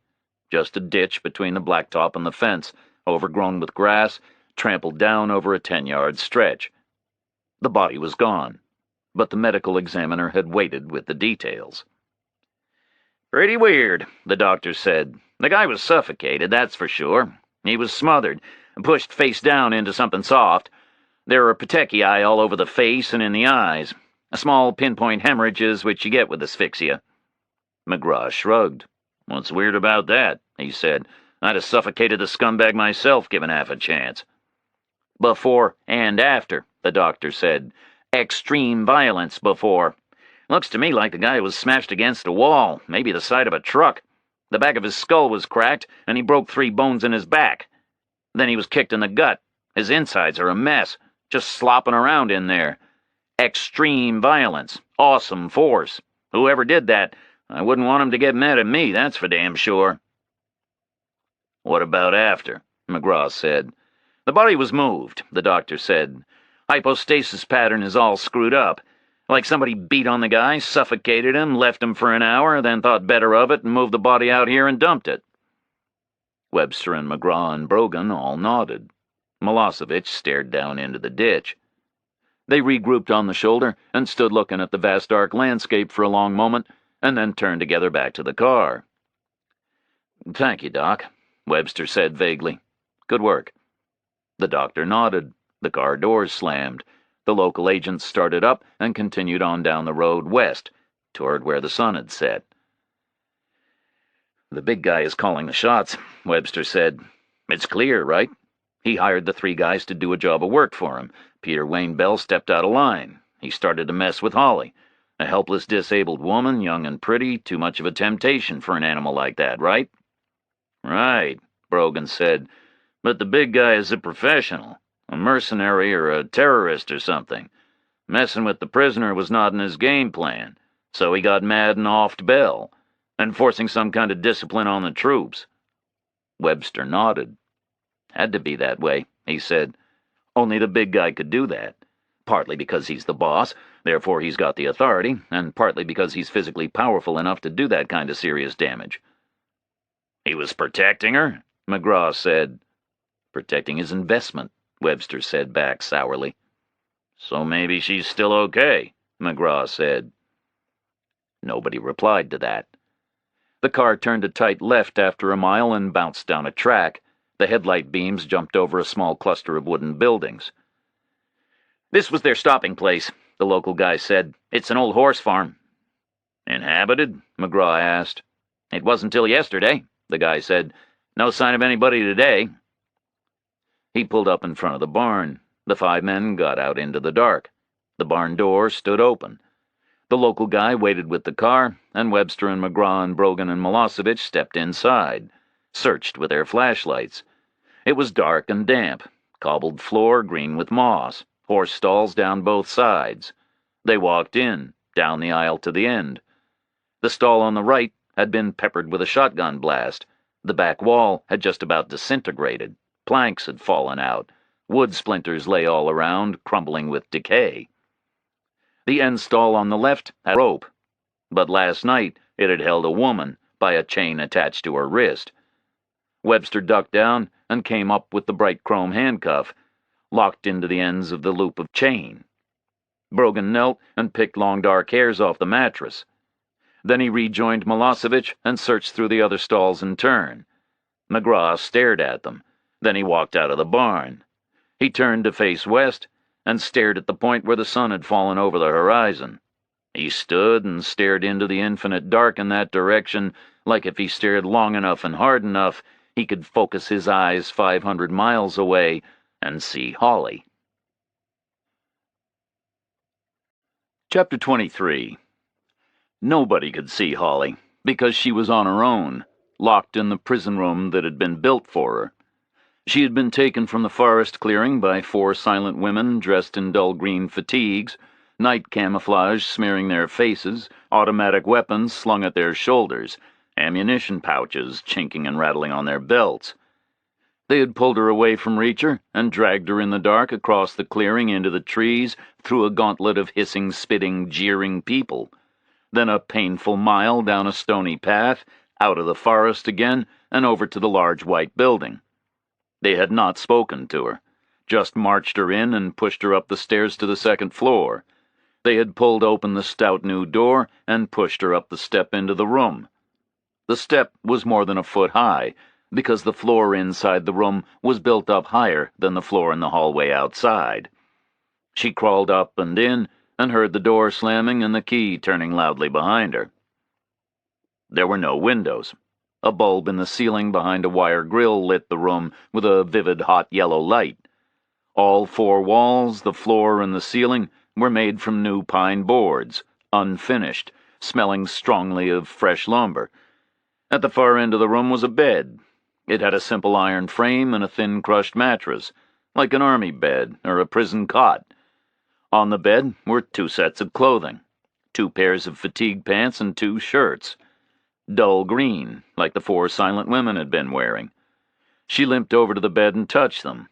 Old and worn, but clean. Pressed. The creases in the pants were like razors. She turned back and inspected the room closely. It was not small, maybe 16 feet square, but she sensed it was smaller than it should have been. The proportions were odd. She had noticed the raised floor. It was more than a foot higher than it should have been. She guessed the walls and the ceiling were the same. She limped to the wall and tapped the new boarding. There was a dull sound, a cavity behind. Somebody had built this simple timber shell right inside a bigger room, and they had built it well. The new boards were tight and straight, but there was damp in the tiny cracks between them. She stared at the damp and sniffed the air. She shivered. The room smelled of fear. One corner was walled off. There was a door set in a simple diagonal partition. She limped over to it and pulled it open. A bathroom, a john, a sink, a trash can with a new plastic liner, and a shower over a tub. Cheap white ceramic, but brand new.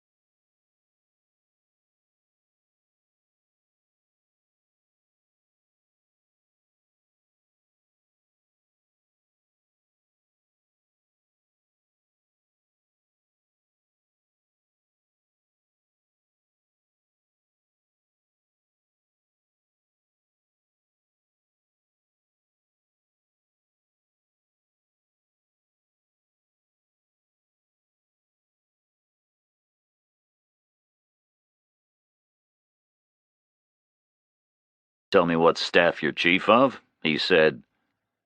"Loader didn't explain?" the guy called Fowler asked. "Loader didn't explain anything," Reacher said. "He had his hands full just getting us here." Fowler nodded and smiled a chilly smile. "Loader's an idiot," he said. "He made 5 major mistakes. You're one of them. He's in all kinds of deep shit now. And so are you." He gestured to one of the guards. The guard stepped forward and handed him a key from his pocket. The guard stood with his weapon ready, and Fowler unlocked Reacher's chain. It clattered down the tree trunk to the ground. Metal on wood, a loud sound in the forest night. A dog padded near and sniffed. People moved in the trees. Reacher pushed away from the trunk and squeezed some circulation back into his forearm. All 6 guards took a pace forward, weapons slapped back to the ready position. Reacher watched the muzzles, and Fowler caught his arm and turned him, cuffed his hands together behind his back, nodded. 2 guards melted away into the trees. A third jabbed the muzzle of his gun into Reacher's back. A 4th took up position to the rear. 2 walked point out in front. Fowler fell in beside Reacher and caught his elbow, walked him across toward a small wooden hut on the opposite edge of the clearing. Clear of the trees, the moonlight was brighter. Reacher could make out the writing on Fowler's shoulder flash. It read, "Montana Militia." "This is Montana," he said. "Loader called it a brand new country." Fowler shrugged as he walked. "He was premature," he said. "Right now, this is still Montana." They reached the hut. The point man opened the door. Yellow light spilled out into the darkness. The guard with the weapon in Reacher's back used it to push him inside. Loader was standing against the far wall. His hands were cuffed behind him. He was guarded by another lean, bearded man with a machine gun. This guy was a little younger than the other grunts. Neater beard, a livid scar running laterally across his forehead. Fowler walked around and sat behind a plain desk, pointed to a chair. Reacher sat down, handcuffed, 6 soldiers behind him. Fowler watched him sit, and then transferred his attention across to Loader. Reacher followed his gaze. First time he'd seen Loader on Monday, he'd seen a degree of calm competence, hard eyes, composure. That was all gone. The guy was shaken with fear. His cuffs were rattling behind him. Reacher watched him and thought, this guy is terrified of his leaders. "So, 5 mistakes," Fowler said. His voice was still quiet, and it was confident, relaxed. The quiet, confident voice of a person very secure about his power. Reacher heard the voice die into silence and listened to the creak of boots on wood behind him. "I did my best," Loader said. "She's here, right?" His voice was supplicant and miserable, the voice of a man who knows he's in deep shit without really understanding exactly why. "She's here, right?" he said again. "By a miracle," Fowler replied. "You caused a lot of stress elsewhere. People had their work cut out covering for your incompetence." "What did I do wrong?" Loader asked. He pushed forward off the wall, hands cuffed behind him, and moved into Reacher's view. Glanced desperately at him like he was asking for a testimonial. 5 mistakes, Fowler said again. 1, you burned the pickup, and 2, you burned the car. Way too visible. Why didn't you just put an ad in the damn paper?" Loader made no reply. His mouth was working, but no sound was coming out. 3, you snarled this guy up, Fowler said. Loader glanced at Reacher again and shook his head vigorously. "This guy's a nobody," he said. "No heat coming after him." "You should still have waited," Fowler said. "And 4, you lost Peter. What exactly happened to him?" Loader shrugged again. "I don't know," he said. "He got scared," Fowler said. "You were making so many mistakes. He got scared, and he ran. That's what happened. You got any other explanation?" Loader was just staring blankly. "And 5, you killed the damn dentist," Fowler said. "They're not going to overlook that, are they? This was supposed to be a military operation, right? Political? You added an extra factor there. What dentist? Reacher asked. Fowler glanced at him and smiled a lipless smile, indulgent, like Reacher was an audience he could use to humiliate Loader a little more. They stole the car from a dentist, he said. The guy caught them at it. They should have waited until he was clear. He got in the way, Loader said. We couldn't bring him with us, could we? You brought me, Reacher said to him. Loader stared at him like he was a moron. The guy was a Jew, he said. This place isn't for Jews. Reacher glanced around the room, looked at the shoulder flashes. Montana militia, Montana militia, Montana militia. He nodded slowly. A brand new country. Where have you taken Holly? He asked Fowler. Fowler ignored him. He was still dealing with Loader.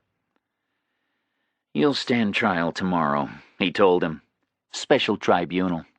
The commander presiding. The charge is endangering the mission. I'm prosecuting. Where's Holly? Reacher asked him again. Fowler shrugged, a cool gaze. Close by, he said. Don't you worry about her. Then he glanced up over Reacher's head and spoke to the guards. Put Loader on the floor, he said. Loader offered no resistance at all. Just let the younger guy with the scar hold him upright. The nearest guard reversed his rifle and smashed the butt into Loader's stomach. Reacher heard the air punch out of him. The younger guy dropped him and stepped neatly over him, walked out of the hut, alone.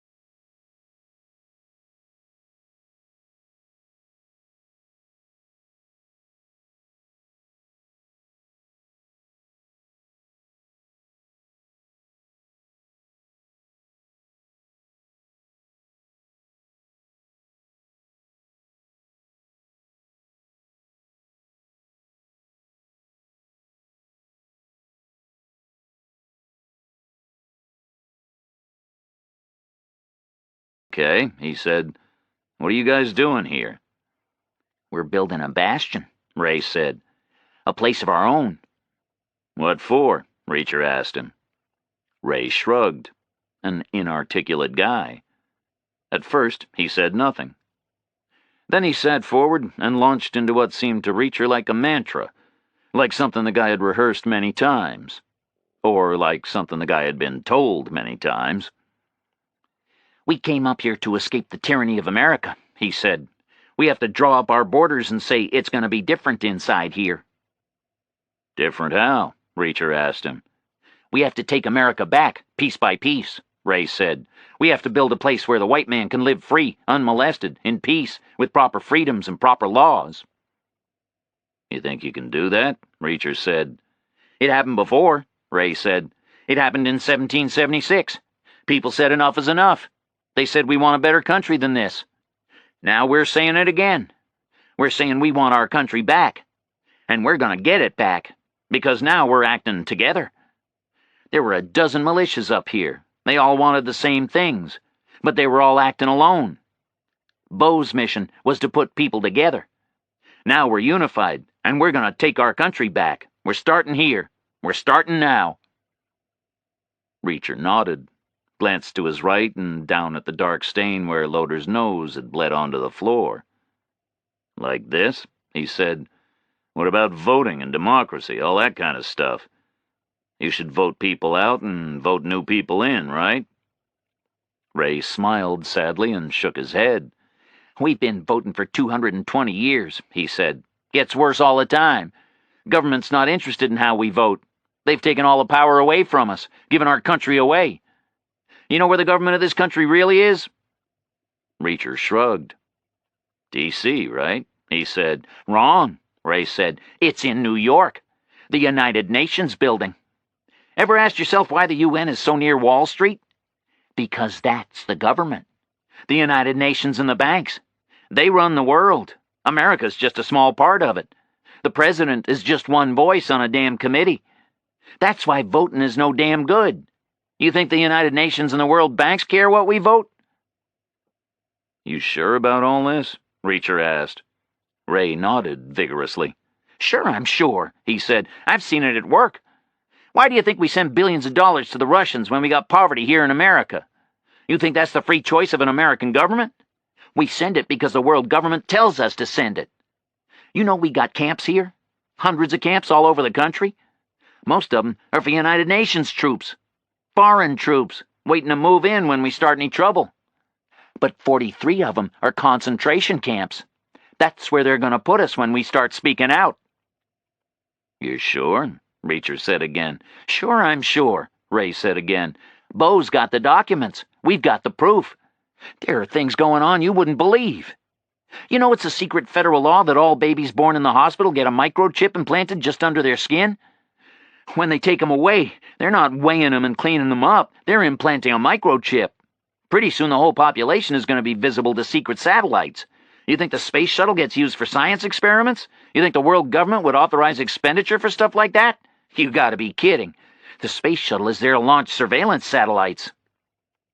You're joking, right? Reacher said.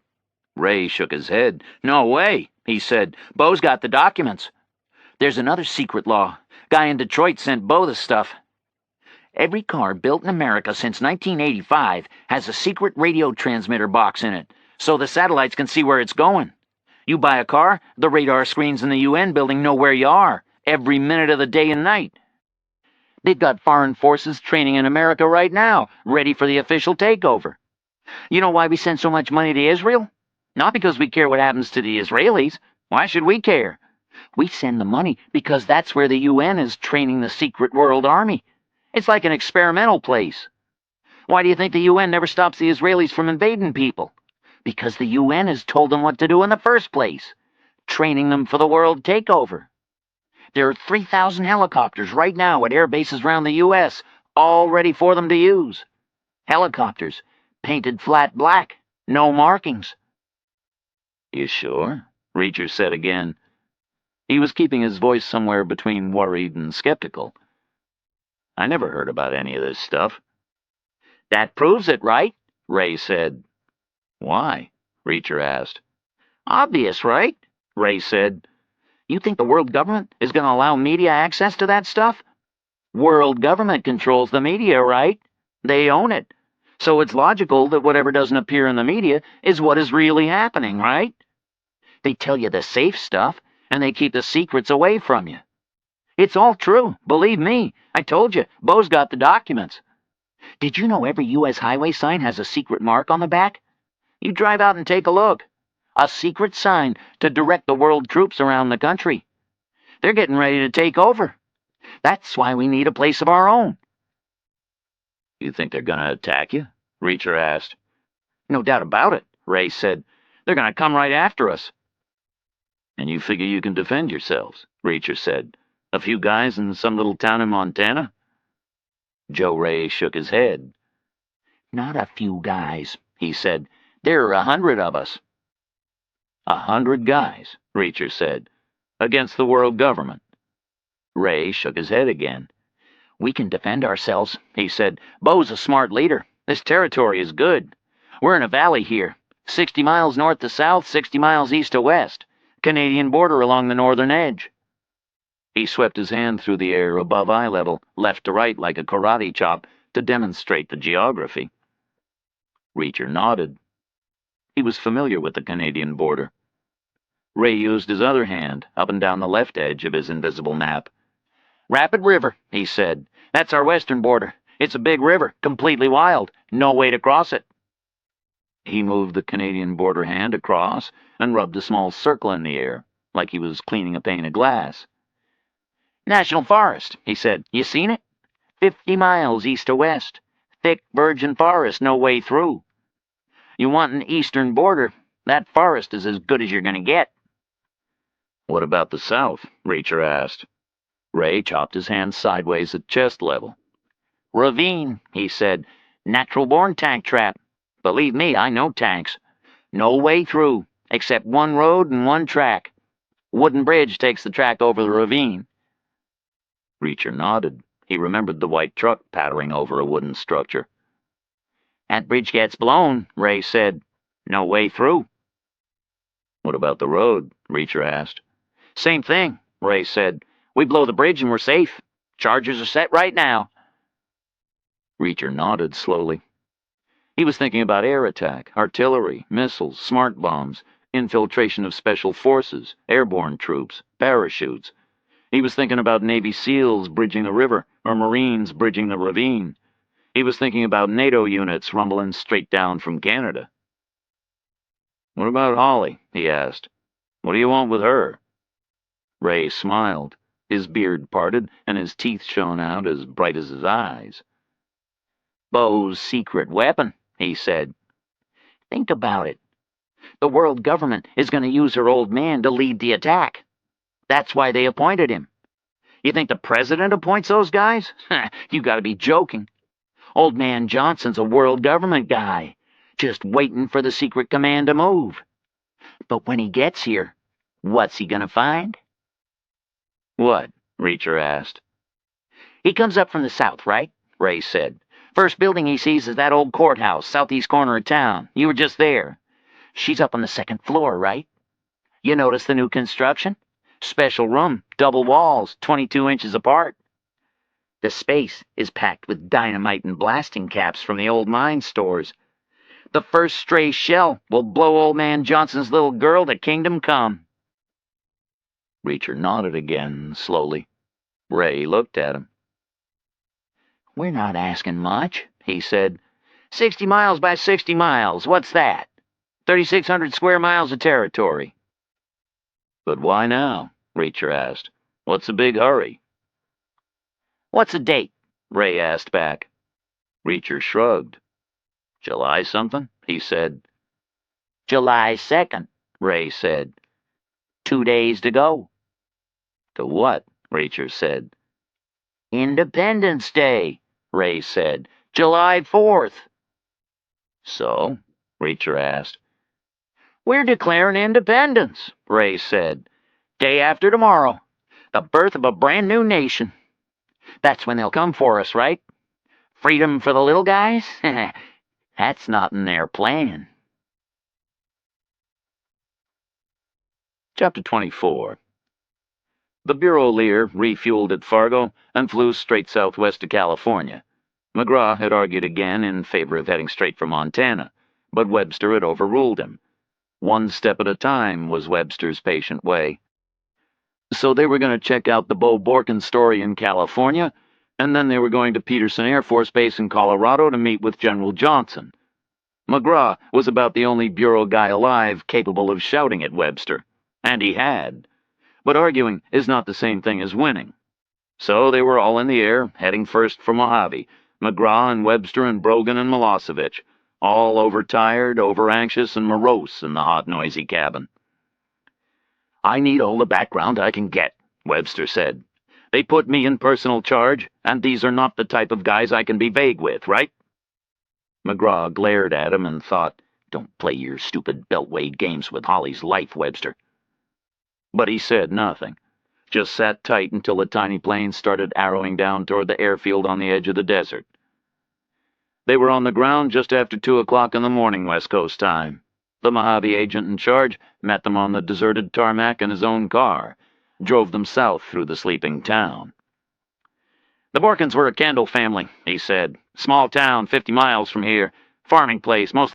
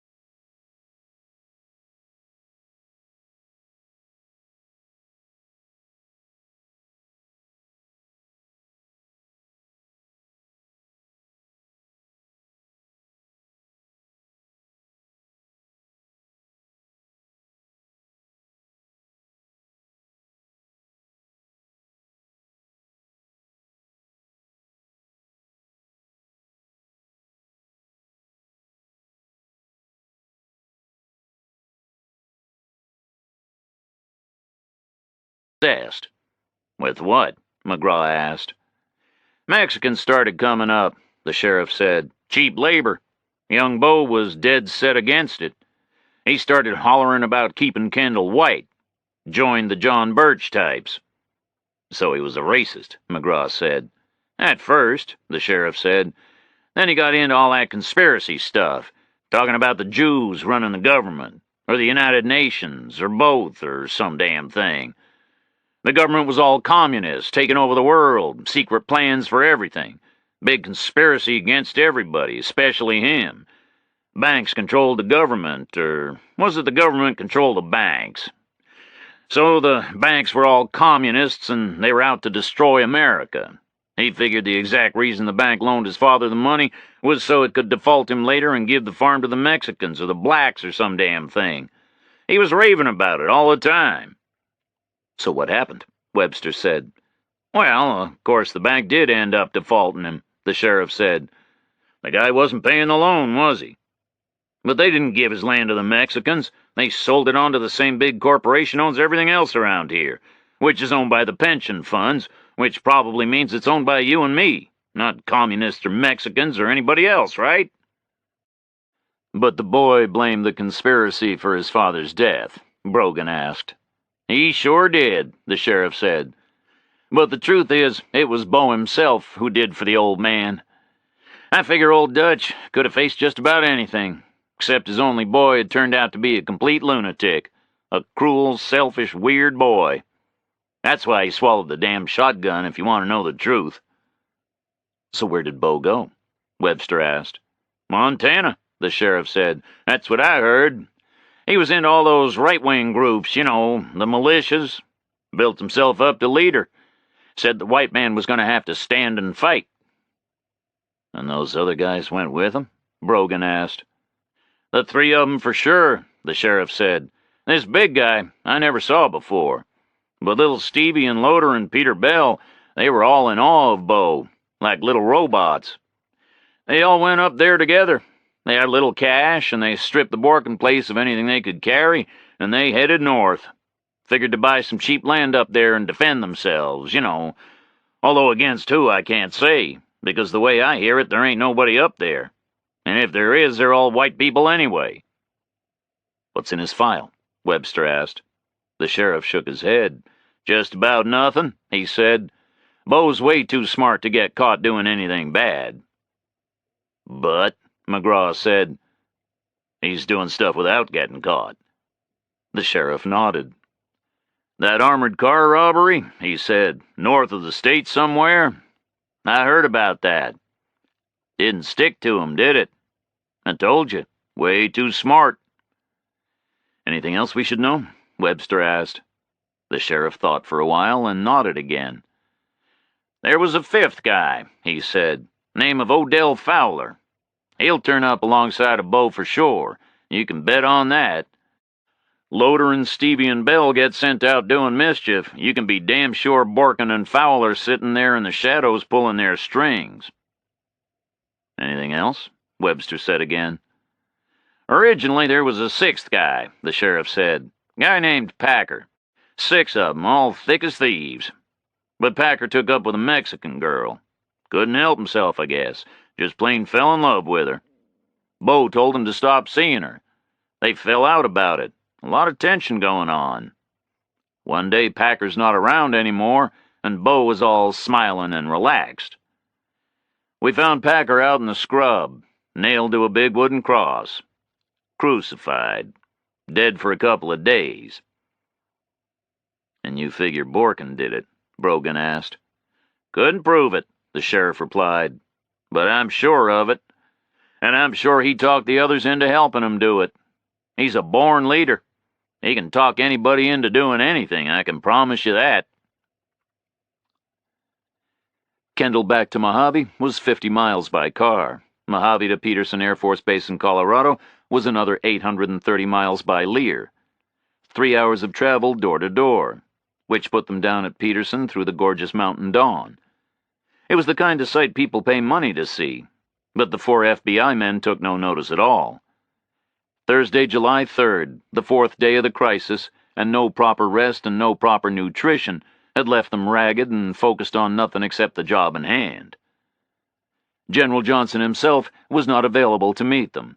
He was elsewhere on the giant base, on duty, glad-handing the returning night patrols. His aides saluted Webster, shook hands with the other three, and walked them all over to a crew room reserved for their use. There was a huge photograph on the table, black and white, crisply focused, some kind of a landscape. It looked like the surface of the moon. "That's Anadyr, in Siberia," the aide said. "Satellite photograph. Last week there was a big air base there, a nuclear bomber base. The runway was aimed straight at our missile silos in Utah. Arms reduction treaty required it to be blown up. The Russians complied last week." The four agents bent for another look. There was no trace of any man-made structure in the picture, just savage craters. "Complied?" McGraw said. "Looks like they did an enthusiastic job of work." "So?" Webster said. The aide pulled a map from the portfolio, unfolded it and stepped around so that the agents could share his view. It was a slice of the world, Eastern Asia and the Western United States, with the mass of Alaska right in the center and the North Pole right at the top. The aide stretched his thumb and finger apart and spanned the distance from Siberia southeast down to Utah. "Anadyr was here," he said. "Utah is here. Naturally, we knew all about the bomber base, and we had countermeasures in place, which included big missile bases in Alaska, here, and then a chain of 4 small surface-to-air facilities strung out north to south all the way underneath Anadyr's flight path into Utah, which are here, here, here, and here, straddling the line between Montana and the Idaho Panhandle." The agents ignored the red dots in Idaho, but they looked closely at the locations in Montana. "What sort of bases are these?" Webster asked. The aide shrugged. "They were kind of temporary," he said. "Thrown together in the 60s, just sort of survived ever since. Frankly, we didn't expect to have to use them. The Alaska missiles were more than adequate. Nothing would have gotten past them. But you know how it was, right? Couldn't be too ready." "What sort of weapons?" McGraw asked. "There was a Patriot battery at each facility," the aide said. "We pulled those out a while back, sold them to Israel. All that's left is Stingers, shoulder-launch infantry systems." Webster looked at the guy. "Stingers?" he said. "You were going to shoot Soviet bombers down with infantry systems?" The aide nodded, looked definite about it. "Why not?" he said. "Don't forget, those bases were basically window dressing. Nothing was supposed to get past Alaska. But the Stingers would have worked. We supplied thousands of them to Afghanistan. They knocked down hundreds of Soviet planes. Mostly helicopters, I guess, but the principle is good. A heat seeker is a heat seeker, right? Makes no difference if it gets launched off a truck or off a GI's shoulder." "So what happens now?" Webster asked him. "We're closing the bases down," the guy said. "That's why the general is here, gentlemen.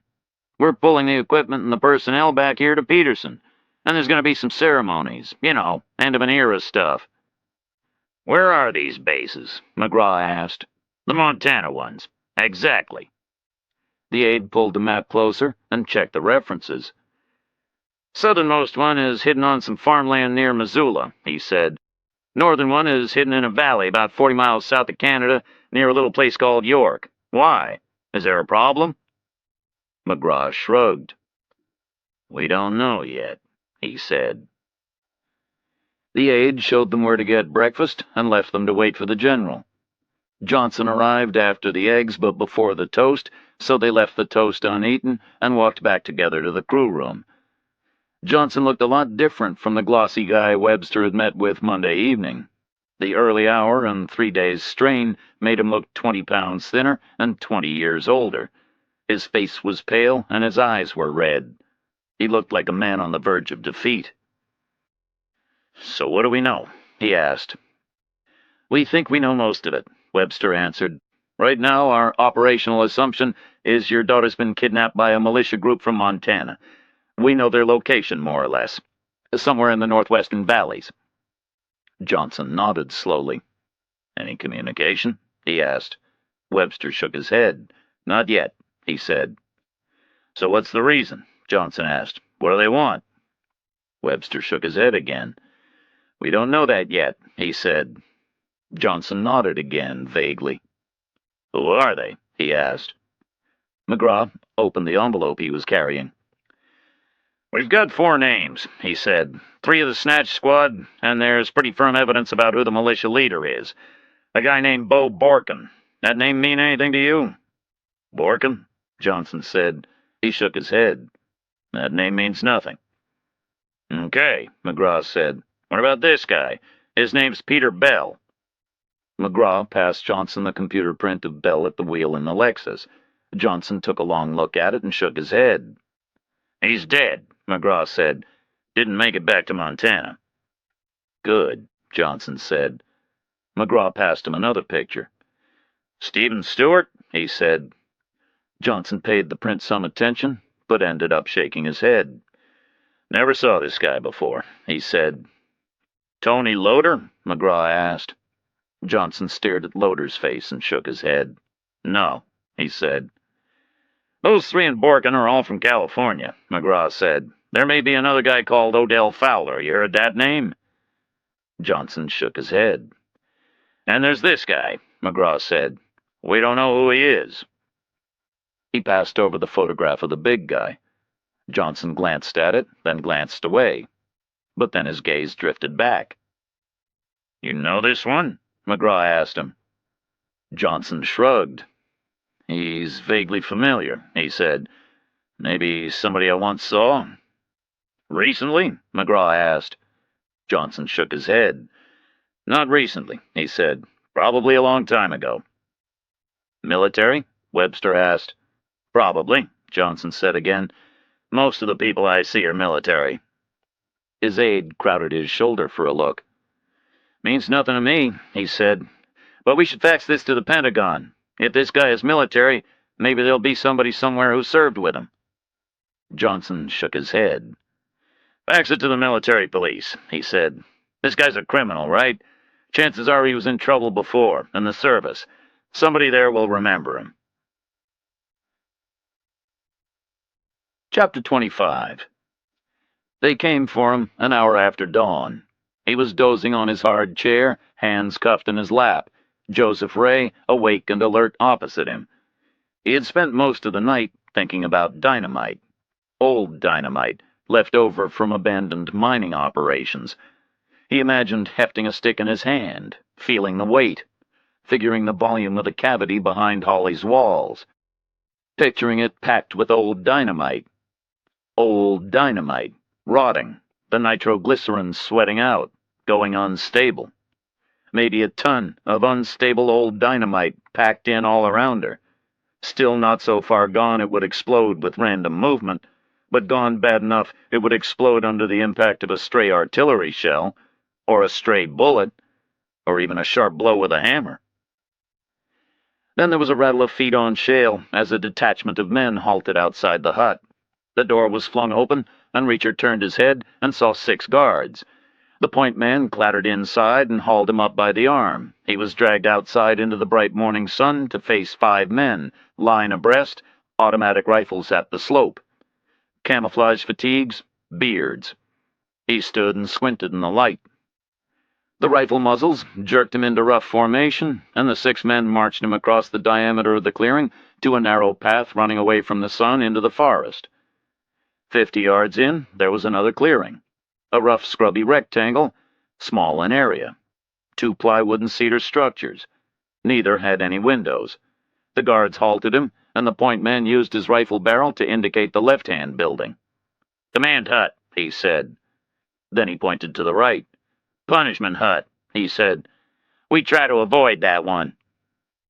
The 6 men laughed with the secure confidence of an elite detachment, and the point man knocked on the command hut door, paused a beat and opened it. Reacher was shoved inside with a rifle muzzle in the small of his back. The hut was blazing with light. Electric bulbs added to green daylight from mossy skylights set into the roof. There was a plain oak desk and matching chairs, big old round things like Reacher had seen in old movies about newspaper offices or country banks. There was no decor except flags and banners nailed to the walls. There was a huge red swastika behind the desk, and several similar black and white motifs on the other walls. There was a detailed map of Montana pinned to a board on the back wall. A tiny portion of the northwest corner of the state was outlined in black. There were bundles of pamphlets and manuals stacked on the bare floor. One was titled, "Dry It, You'll Like It." It claimed to show how food could be preserved to withstand a siege. Another claimed to show how guerrillas could derail passenger trains. There was a polished mahogany bookcase, incongruously fine, packed with books. The bar of daylight from the door fell across them and illuminated their cloth spines and gold-block titles. They were standard histories of the art of war, translations from German and Japanese. There was a whole shelf with texts about Pearl Harbor, texts that Reacher himself had studied, elsewhere and a long time ago. He stood still. Borkin was behind the desk. His hair gleamed white in the light. The black uniform showed up gray. Borkin was just staring silently at him. Then he waved him to a chair, motioned the guards to wait outside. Reacher sat heavily. Fatigue was gnawing at him, and adrenaline was burning his stomach. The guards tramped across the floor and stepped outside. They closed the door quietly. Borkin moved his arm and rolled open a drawer, took out an ancient handgun, laid it on the desktop with a loud clatter. "I made my decision," he said, "about whether you live or die." Then he pointed at the old revolver lying on the desk. "You know what this is?" he asked. Reacher glanced at it through the glare and nodded. "It's a Marshall Colt," he said. Borkin nodded. "You bet your ass it is," he said. "It's an original 1873 Marshall Colt, just like the U.S. Cavalry were given. It's my personal weapon." He picked it up right-handed and hefted it. "You know what it fires?" he said. Reacher nodded again. "45s, he said. 6 shots. "Right first time," Borkin said. 6.45s, 900 feet per second out of a 7.5-inch barrel. You know what those bullets could do to you?" Reacher shrugged. "Depends if they hit me or not," he said. Borkin looked blank. Then he grinned. His wet mouth curled upward, and his tight cheeks nearly forced his eyes shut. "They'd hit you," he said. "If I'm firing, they'd hit you." Reacher shrugged again. "From there, maybe," he said. "From anywhere," Borkin said. "From here, from 50 feet, from 50 yards. If I'm firing, they'd hit you." "Hold up your right hand," Reacher said. Borkin looked blank again. Then he put the gun down and held up his huge white hand like he was waving to a vague acquaintance or taking an oath. "Bullshit," Reacher said. "Bullshit?" Borkin repeated. "For sure," Reacher said. "That gun's reasonably accurate, but it's not the best weapon in the world. To hit a man at 50 yards with it, you need to practice like crazy, and you haven't been." "I haven't," Borkin said. "No, you haven't," Reacher said. "Look at the damn thing. It was designed in the 1870s, right? You seen old photographs? People were much smaller, scrappy little guys, just immigrated from Europe, been starving for generations. Small people, small hands. Look at the stock on that thing. Tight curve, way too small for you. You grab that thing, your hand looks like a bunch of bananas around it. And that stock is 120-year-old walnut, hard as a rock. The back of the stock and the end of the frame below the hammer would be pounding you with the recoil. You use that gun a lot, you'd have a pad of callus between your thumb and forefinger I could see from here. But you haven't. So don't tell me you've been practicing with it, and don't tell me you can be a marksman without practicing with it." Borkin looked hard at him. Then he smiled again. His wet lips parted, and his eyes closed into slits. He rolled open the opposite drawer and lifted out another handgun. It was a Sig Sauer 9mm, maybe 5 years old, well used but well maintained, a big boxy grip for a big hand. "I lied," he said. "This is my personal weapon. And now I know something. I know my decision was the right one." He paused so Reacher could ask him about his decision. Reacher stayed silent. clamped his lips. He wasn't about to ask him about anything, not even if it would be the last sentence he would ever live to say. "We're serious here, you know," Borkin said to him.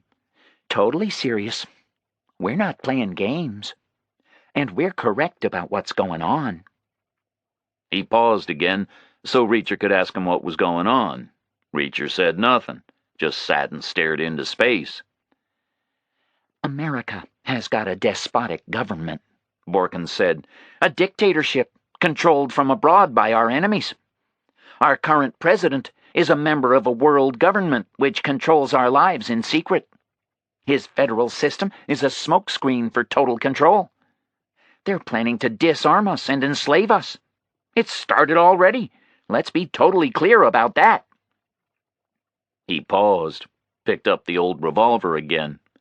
Reacher saw him checking the fit of the stock in his hand, felt the charisma radiating out of him, felt compelled to listen to the soft, hypnotic voice. "Two main methods," Borkin said. "The first is the attempt to disarm the civilian population. The Second Amendment guarantees our right to bear arms, but they're going to abolish that. The gun laws, all this beefing about crime, homicides, drug wars, it's all aimed at disarming people like us.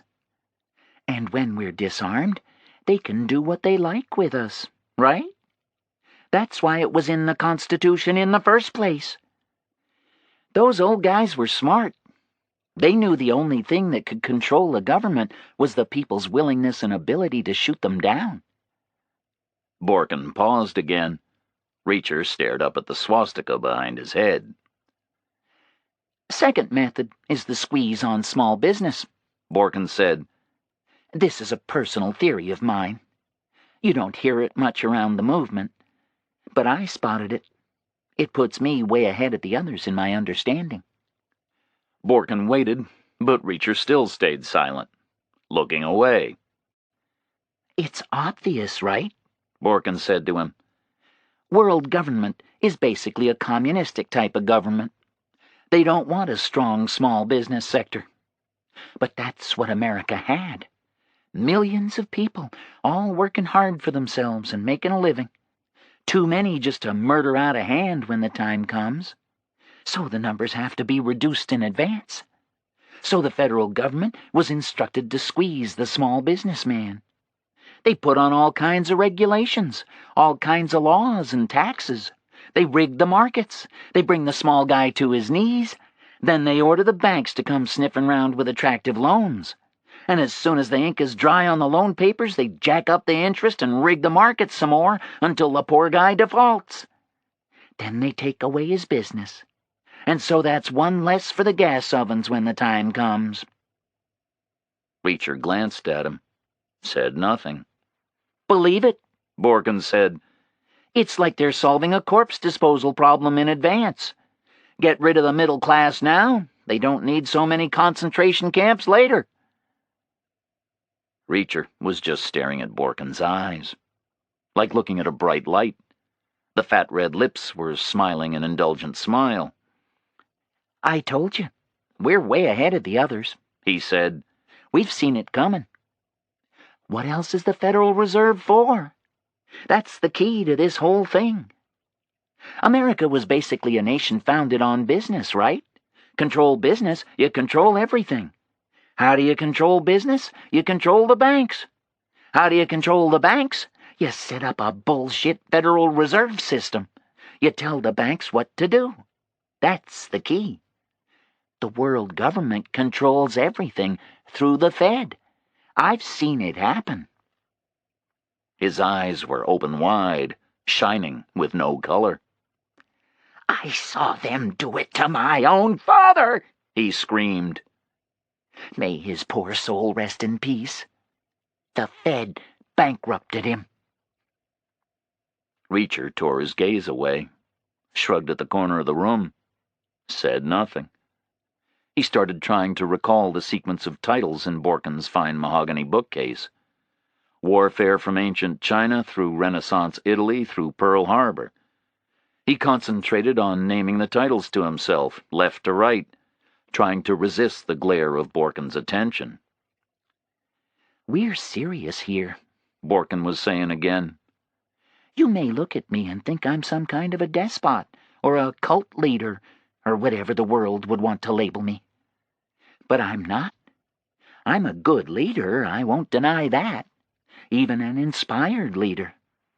Call me intelligent and perceptive, I won't argue with you. But I don't need to be. My people don't need any encouraging. They don't need much leading. They need guidance, and they need discipline, but don't let that fool you. I'm not coercing anybody. Don't make the mistake of underestimating their will. Don't ignore their desire for a change for the better." Reacher was silent. He was still concentrating on the books, skimming in his mind through the events of December 1941 as seen from the Japanese point of view. "We're not criminals here, you know," Borkin was saying. "When a government turns bad, it's the very best people who stand up against it. Or do you think we should all just act like sheep?" Reacher risked another glance at him, risked speaking. "You're pretty selective," he said, "about who's here and who's not." Borkin shrugged. "Like unto like," he said. "That's nature's way, isn't it? Black people have got the whole of Africa. White people have got this place." "What about Jewish dentists?" Reacher asked. "What place have they got?" Borkin shrugged again. "That was an operational error," he said. "Loader should have waited until he was clear. But mistakes happen." "Should have waited until I was clear, too," Reacher said. Borkin nodded. "I agree with you," he said. "It would have been better for you that way. But they didn't. And so here you are among us." "Just because I'm white?" Reacher said.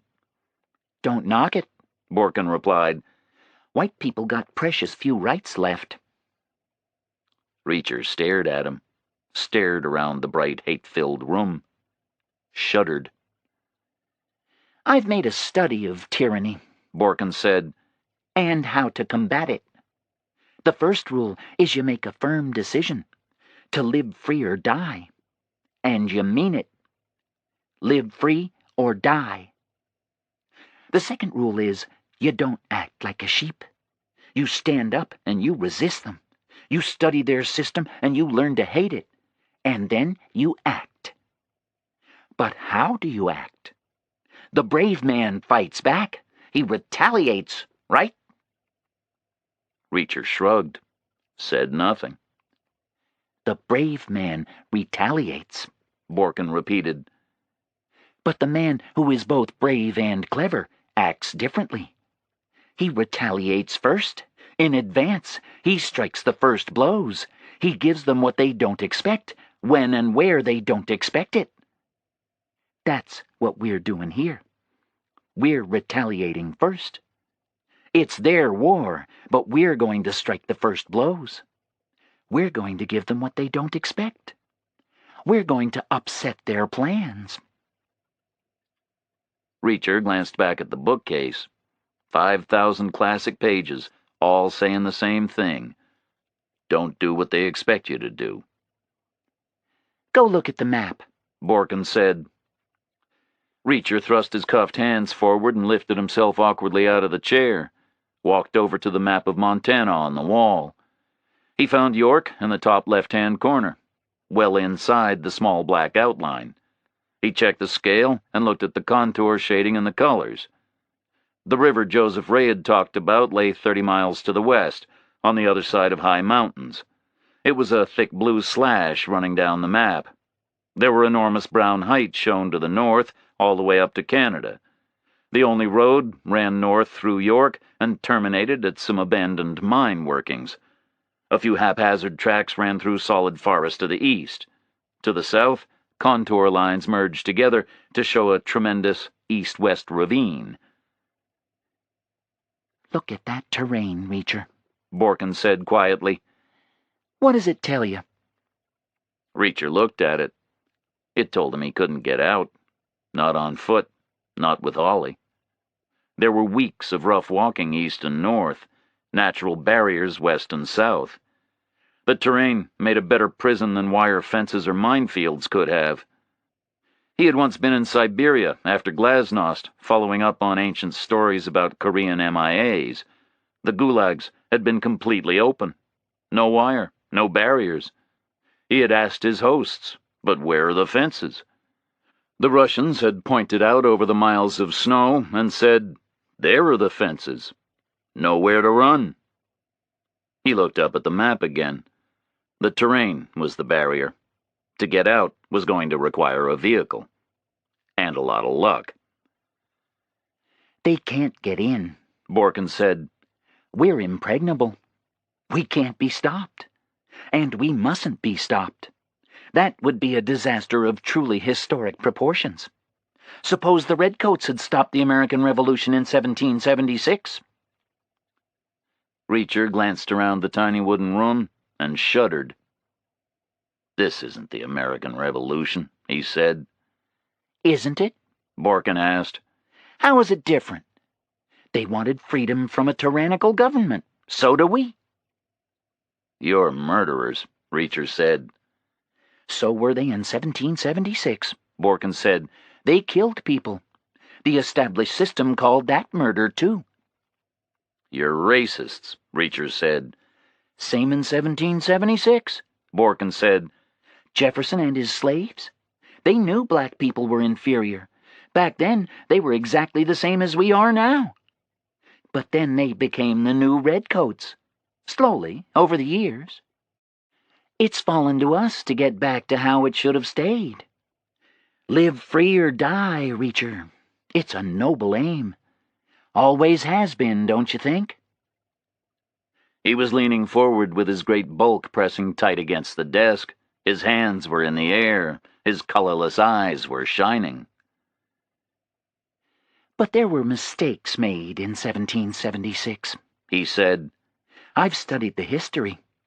War could have been avoided if both sides had acted sensibly. And war should always be avoided, don't you think? Reacher shrugged. Not necessarily, he said.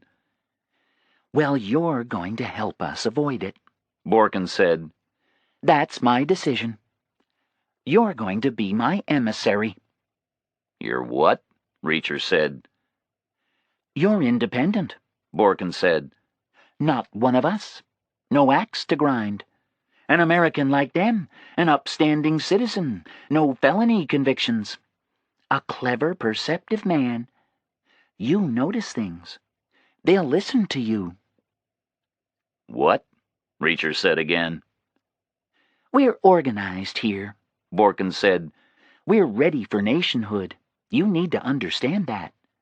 We have an army, we have a treasury, we have financial reserves, we have a legal system, we have democracy.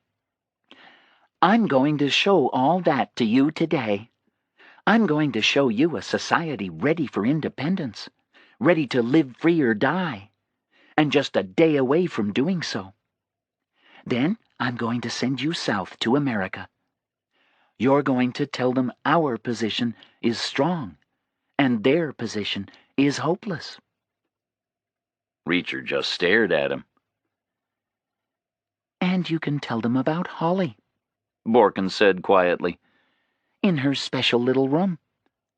You can tell them about my secret weapon, my insurance policy. You're crazy, Reacher said. The hut went silent, quieter than silent. Why? Borkin whispered. Why am I crazy? Exactly. You're not thinking straight, Reacher said. Don't you realize that Holly counts for nothing? The president will replace Johnson faster than you can blink an eye. They'll crush you like a bug, and Holly'll be just another casualty. You should send her back out with me. Borkin was shaking his bloated head, happily, confidently. No, he said, that won't happen.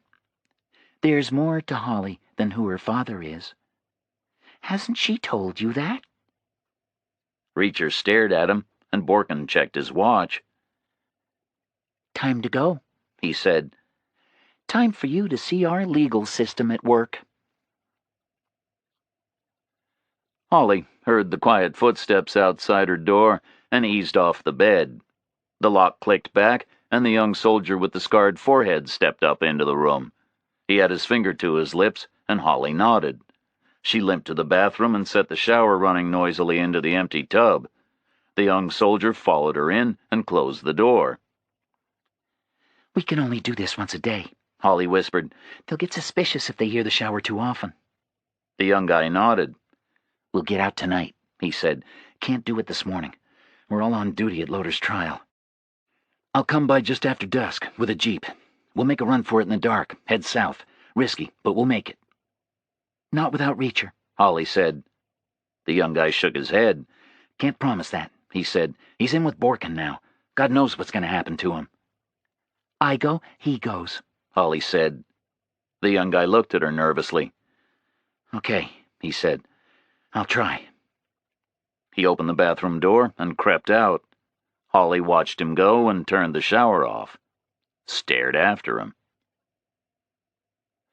He looped north and west and took a long route back through the woods, same way as he had come. The sentry Fowler had hidden in the trees 15 feet off the main path never saw him. But the one he had hidden in the backwoods did. He caught a glimpse of a camouflage uniform hustling through the undergrowth, spun around fast, but was too late to make the face. He shrugged and thought hard. Figured he'd keep it to himself. Better to ignore it than report he'd failed to make the actual ID. So the young man with the scar hurried all the way and was back in his hut 2 minutes before he was due to escort his commander down to the tribunal hearing. In the daylight, the courthouse on the southeast corner of the abandoned town of York looked pretty much the same as hundreds of others Reacher had seen all over rural America. Built early in the century. Big, white, pillared, ornate. Enough square solidity to communicate its serious purpose, but enough lightness in its details to make it a handsome structure. He saw a fine cupola floating off the top of the building, with a fine clock in it, probably paid for by a public subscription held long ago among a long-forgotten generation. More or less the same as 100 others. But the roof was steeper pitched than some and heavier built. He guessed it had to be that way in the north of Montana. That roof could be carrying 100 tons of snow all winter long. But this was the 3rd morning of July, and there was no snow on the roof. Reacher was warm after walking a mile in the pale northern sun. Borkin had gone ahead separately, and Reacher had been marched down through the forest by the same 6 elite guards, still in handcuffs. They marched him straight up the front steps and inside. The first-floor interior was one large space, interrupted by pillars holding up the second floor, paneled in broad, smooth planks sawed from huge pines.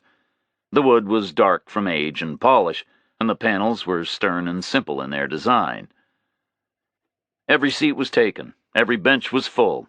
The room was a sea of camouflage green. Men and women, sitting rigidly upright, rifles exactly vertical between their knees, waiting expectantly. Some children, silent and confused. Reacher was led in front of the crowd over to a table in the well of the court. Fowler was waiting there, Stevie next to him. He nodded to a chair. Reacher sat. The guards stood behind him.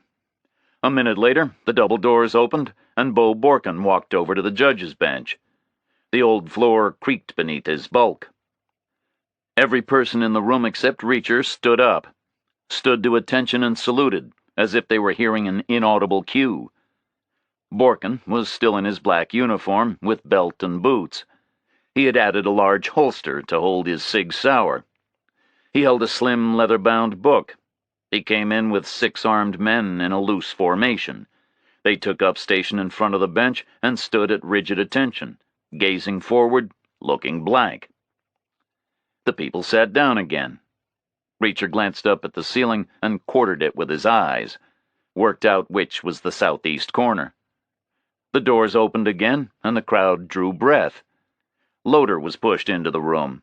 He was surrounded by 6 guards. They pushed him to the table opposite Fowler's. The accused's table. The guards stood behind him and forced him into the chair with their hands on both his shoulders. His face was white with fear and crusted with blood. His nose was broken and his lips were split. Borkin stared across at him, sat down heavily in the judge's chair, and placed his big hands palm down on the bench, looked around the quiet room, and spoke. "We all know why we're here," he said. Holly could sense there was a big crowd in the room below her. She could feel the faint rumble of a body of people holding themselves still and quiet. But she didn't stop working. No reason to believe her bureau contact would fail, but she was still going to spend the day preparing, just in case. Her search for a tool had led her to the one she had brought in with her, her metal crutch. It was a 1-inch aluminum tube with an elbow clip and a handle. The tube was too wide and the metal was too soft to act as a pry bar. But she realized that maybe if she pulled the rubber foot off, the open end of the tube could be molded into a makeshift wrench. She could maybe crush the tube around the shape of the bolts holding the bed together. Then she could bend the tube at a right angle and maybe use the whole thing like a flimsy tire iron. But first, she had to scrape away the thick paint on the bolts. It was smooth and slick, and it welded the bolts to the frame. She used the edge of the elbow clip to flake the top layers. Then she scraped at the seams until she saw bright metal. Now her idea was to limp back and forth from the bathroom with a towel soaked in hot water. She would press the towel hard on the bolts and let the heat from the water expand the metal and crack its grip. Then the soft aluminum of the crutch might just prove strong enough to do the job. "Reckless endangerment of the mission," Bo Borkin said. His voice was low and hypnotic. The room was quiet. The guards in front of the judge's bench stared forward. The guard at the end was staring at Reacher. He was the younger guy with the trimmed beard and the scar on his forehead Reacher had seen guarding Loader the previous night. He was staring at Reacher with curiosity. Borkin held up the slim leather-bound volume and swung it slowly, left to right, like it was a searchlight, and he wanted to bathe the whole of the room with its bright beam. "The Constitution of the United States," he said. "Sadly abused, but the greatest political tract ever devised by man. The model for our own Constitution." He turned the pages of the book. The rustle of stiff paper was loud in the quiet room. He started reading. "The Bill of Rights," he said. "The Fifth Amendment specifies no person shall be held to answer for a capital crime without a grand jury indictment, except in cases arising in the militia in times of public danger. It says no person shall be deprived of life or liberty without due process of law. The Sixth Amendment specifies the accused shall have the right to a speedy public trial in front of a local jury. It says the accused has the right to assistance of counsel." Borkin stopped again, looked around the room, held up the book. "This book tells us what to do," he said. "So we need a jury. Doesn't say how many. I figure 3 men will do. Volunteers?" There was a flurry of hands. Borkin pointed randomly here and there, and 3 men walked across the pine floor. They stacked their rifles and filed into the jury box. Borkin turned in his seat and spoke to them. "Gentlemen," he said, "this is a militia matter, and this is a time of public danger. Are we agreed on that?" The new jurymen all nodded, and Borkin turned and looked down from the bench toward Loader, alone at his table. "You had counsel?" he said. "You offering me a lawyer now?" Loader asked. His voice was thick and nasal. Borkin shook his head. "There are no lawyers here," he said. "Lawyers are what went wrong with the rest of America. We're not going to have lawyers here. We don't want them. The Bill of Rights doesn't say anything about lawyers. It says counsel. Counsel means advice. That's what my dictionary says. You had advice? You want any? You got any? Loader said. Borkin nodded and smiled a cold smile. Plead guilty, he said. Loader just shook his head and dropped his eyes. Okay, Borkin said. You've had counsel, but you're pleading not guilty. Loader nodded. Borkin looked down at his book again, turned back to the beginning. The Declaration of Independence, he said. It is the right of the people to alter or to abolish the old government and to institute new government in such form as to them shall seem most likely to effect their safety and happiness. He stopped and scanned the crowd. You all understand what that means? He said. The old laws are gone. Now we have new laws, new ways of doing things. We're putting right 200 years of mistakes. We're going back to where we should have been all along. This is the first trial under a brand new system. A better system. A system with a far stronger claim to legitimacy. We have the right to do it, and what we are doing is right. There was a slight murmur from the crowd. Reacher detected no disapproval in the sound. They were all hypnotized, basking in Borkin's bright glow like reptiles in a hot noontime sun. Borkin nodded to Fowler. Fowler stood up next to Reacher and turned to the jury box. The facts are these, Fowler said. The commander sent Loader out on a mission of great importance for all our futures. Loader performed badly. He was gone for just 5 days, but he made 5 serious mistakes. Mistakes which could have wrecked the whole venture. Specifically, he left a trail by burning 2 vehicles. Then he mistimed 2 operations and thereby snarled up 2 civilians. And finally, he allowed Peter Bell to desert. 5 serious mistakes. Fowler stood there. Reacher stared at him urgently. I'm calling a witness, Fowler said. Stevie Stewart. Little Stevie stood up fast, and Fowler nodded him across to the old witness box, alongside and below the judge's bench. Borkin leaned down and handed him a black book. Reacher couldn't see what book it was, but it wasn't a Bible, not unless they had started making Bibles with swastikas on the cover. You swear to tell the truth here? Borkin asked. Stevie nodded. I do, sir, he said. He put the book down and turned to Fowler, ready for the first question. The 5 mistakes I mentioned, Fowler said. You see Loader make them? Stevie nodded again. He made them, he said. He take responsibility for them?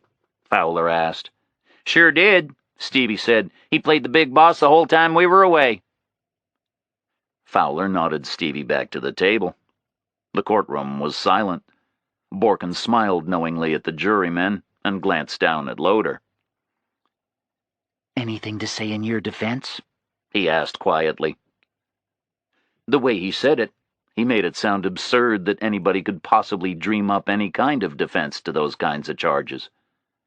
The courtroom stayed silent. Still, Borkin was watching the crowd. Every pair of eyes was locked onto the back of Loader's head. Anything to say? Borkin asked him again. Loader stared forward, made no reply. Borkin turned toward the jury box and looked at the 3 men sitting on the old worn benches, looked a question at them. The 3 men huddled for a second and whispered. Then the guy on the left stood up. Guilty, sir, he said. Definitely guilty. Borkin nodded in satisfaction. Thank you, gentlemen, he said. The crowd set up a buzz. He turned to quell it with a look. I am required to pass sentence, he said. As many of you know, Loader is an old acquaintance of mine. We go back a long way. We were childhood friends. And friendship means a great deal to me." He paused and looked down at Loader. "But other things mean more," he said. "Performance of my duties means more. My responsibility to this emerging nation means more. Sometimes statesmanship must be put above every other value a man holds dear." The crowd was silent, holding its breath. Borkin sat for a long moment. Then he glanced over Loader's head at the guards behind him and made a small, delicate motion with his head. The guards grabbed Loader's elbows and hauled him to his feet. They formed up and hustled him out of the room. Borkin stood and looked at the crowd. Then he turned and walked to the doors and was gone. The people in the public benches shuffled to their feet and hurried out after him.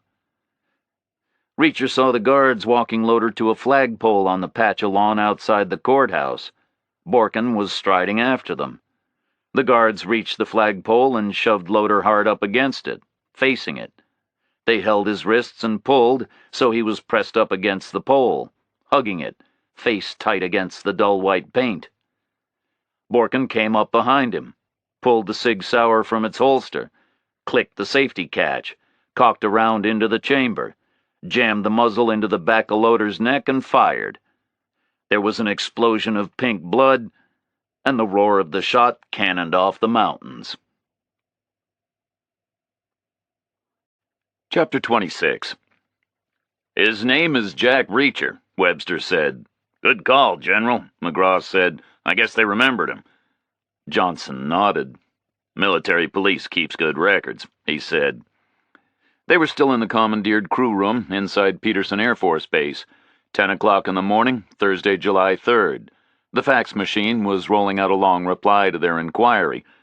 The face in the photograph had been identified immediately. The subject's service record had been pulled straight off the Pentagon computer and faxed along with the name. "You recall this guy now?" Brogan asked. "Reacher?" Johnson repeated vaguely. "I don't know. What did he do?" Webster and the general's aide were crowding the machine, reading the report as the paper spooled out. They twisted it right side up and walked slowly away to keep it up off the floor. "What did he do?" McGraw asked them urgently. "Nothing," Webster said. "Nothing?" McGraw repeated. "Why would they have a record on him if he didn't do anything?" "He was one of them," Webster said. "Major Jack Reacher, military police." The aide was racing through the length of paper. "Silver Star," he said. "2 bronzes, Purple Heart. This is a hell of a record, sir. This guy was a hero, for God's sake." McGraw opened up his envelope and pulled out the original video pictures of the kidnap, black and white, unenlarged, grainy. He selected the first picture of Reacher's involvement, the one catching him in the act of seizing Holly's crutch and pulling the dry cleaning from her grasp. He slid the photograph across the table. "Big hero," he said. Johnson bent to study the picture. McGraw slid over the next, the one showing Reacher gripping Holly's arm, keeping her inside the tight crush of attackers. Johnson picked it up and stared at it. McGraw wasn't sure whether he was staring at Reacher or at his daughter. "He's 37, the general's aide read aloud. "Mustered out 14 months ago. West Point, 13 years service, big heroics in Beirut right at the start. Sir, you pinned a bronze on him 10 years ago. This is an absolutely outstanding record throughout. He's the only non-Marine in history to win the Wimbledon." Webster looked up. "Tennis?" he said. The aide smiled briefly. "Not Wimbledon," he said. "The Wimbledon. Marine Sniper School runs a competition, the Wimbledon Cup, for snipers. Open to anybody, but a Marine always wins it, except one year Reacher won it." "So why didn't he serve as a sniper?" McGraw asked. The aide shrugged. "Beats me," he said. "Lots of puzzles in this record. Like, why did he leave the service at all? Guy like this should have made it all the way to the top." Johnson had a picture in each hand, and he was staring closely at them. "So why did he leave?" Brogan asked. "Any trouble?" The aide shook his head, scanned the paper. Nothing in the record, he said. No reason given. We were shitting numbers at the time, but the idea was to cull the no-hopers. A guy like this shouldn't have been shaken out. Johnson swapped the photographs into the opposite hands, like he was looking for a fresh perspective. Anybody know him real well? Milosevic asked. Anybody we can talk to? We can dig up his old commander, I guess, the aide said. Might take us a day to get hold of him. Do it, Webster said. We need information. Anything at all will help. Johnson put the photographs down and slid them back to McGraw. He must have turned bad, he said. Sometimes happens. Good men can turn bad. I've seen it myself time to time. It can be a hell of a problem.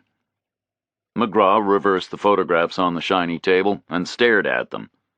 You're not kidding, he said. Johnson looked back at him. Can I keep that picture? He said. The first one? McGraw shook his head. No, he said. You want a picture? I'll take one myself. You and your daughter standing together in front of a headstone, this asshole's name on it. Chapter 27. 4 men were dragging Loder's body away, and the crowd was dispersing quietly. Reacher was left standing on the courthouse steps with his 6 guards and Fowler. Fowler had finally unlocked the handcuffs. Reacher was rolling his shoulders and stretching. He had been cuffed all night and all morning, and he was stiff and sore. His wrists were marked with red wheals where the hard metal had bitten down. Cigarette? Fowler asked. He was holding his pack out, a friendly gesture. Reacher shook his head. I want to see Holly, he said. Fowler was about to refuse, but then he thought some more and nodded. Okay, he said. Good idea. Take her out for some exercise. Talk to her. Ask her how we're treating her. That's something you're sure to be asked later. It'll be very important to them. We don't want you giving them any false impressions. Reacher waited at the bottom of the steps. The sun had gone pale and watery. Wisps of mist were gathering in the north. But some of the sky was still blue and clear. After 5 minutes, Fowler brought Holly down. She was walking slowly, with a little staccato rhythm as her good leg alternated with the thump of her crutch. She walked through the door and stood at the top of the steps. Question for you, Reacher, Fowler called down. How far can you run in a half hour with 120 pounds on your back? Reacher shrugged. Not far enough, I guess, he said. Fowler nodded. Right, he said. Not far enough. If she's not standing right here in 30 minutes, we'll come looking for you. We'll give it a 2-mile radius. Reacher thought about it and nodded. A half hour with 120 pounds on his back might get him more than 2 miles. 2 miles was probably pessimistic. But he thought back to the map on Borken's wall, thought about the savage terrain. Where the hell would he run? He made a show of checking his watch. Fowler walked away, up behind the ruined office building. The guards slung their weapons over their shoulders and stood easy. Holly smoothed her hair back, stood face up to the pale sun. Can you walk for a while? Reacher asked her. Slowly, she said. She set off north along the middle of the deserted street. Reacher strolled beside her. They waited until they were out of sight. They glanced at each other. Then they turned and flung themselves together. Her crutch toppled to the ground, and he lifted her a foot in the air. She wrapped her arms around him and buried her face in his neck. I'm going crazy in there, she said. I've got bad news, he said. What? She said. They had a helper in Chicago, he said. She stared up at him. They were only gone 5 days, he said. That's what Fowler said at the trial. He said Loder had been gone just 5 days. So? She said. So they didn't have time for surveillance, he said. They hadn't been watching you. Somebody told them where you were going to be and when. They had help, Holly. The color in her face drained away. It was replaced by shock. 5 days? She said. You sure? Reacher nodded. Holly went quiet. She was thinking hard. So who knew? He asked her. Who knew where you'd be 12 o'clock Monday? A roommate? A friend? Her eyes were darting left and right. She was racing through the possibilities. Nobody knew, she said. Were you ever tailed? He asked. She shrugged helplessly. Reacher could see she desperately wanted to say, yes, I was tailed, because he knew to say no was too awful for her to contemplate. Were you? He asked again. No, she said quietly. By a bozo like one of these? Forget it. I'd have spotted them. And they'd have had to hang around all day outside the Federal building just waiting. We'd have picked them up in a heartbeat. So? He asked. My lunch break was flexible, she said. It varied, sometimes by a couple of hours either way. It was never regular. So? He asked again. She stared at him.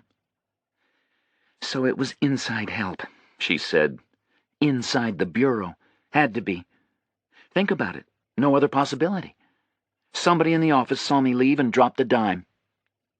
He said nothing, just watched the dismay on her face. A mole inside Chicago, she said. A statement, not a question. Inside the bureau. No other possibility.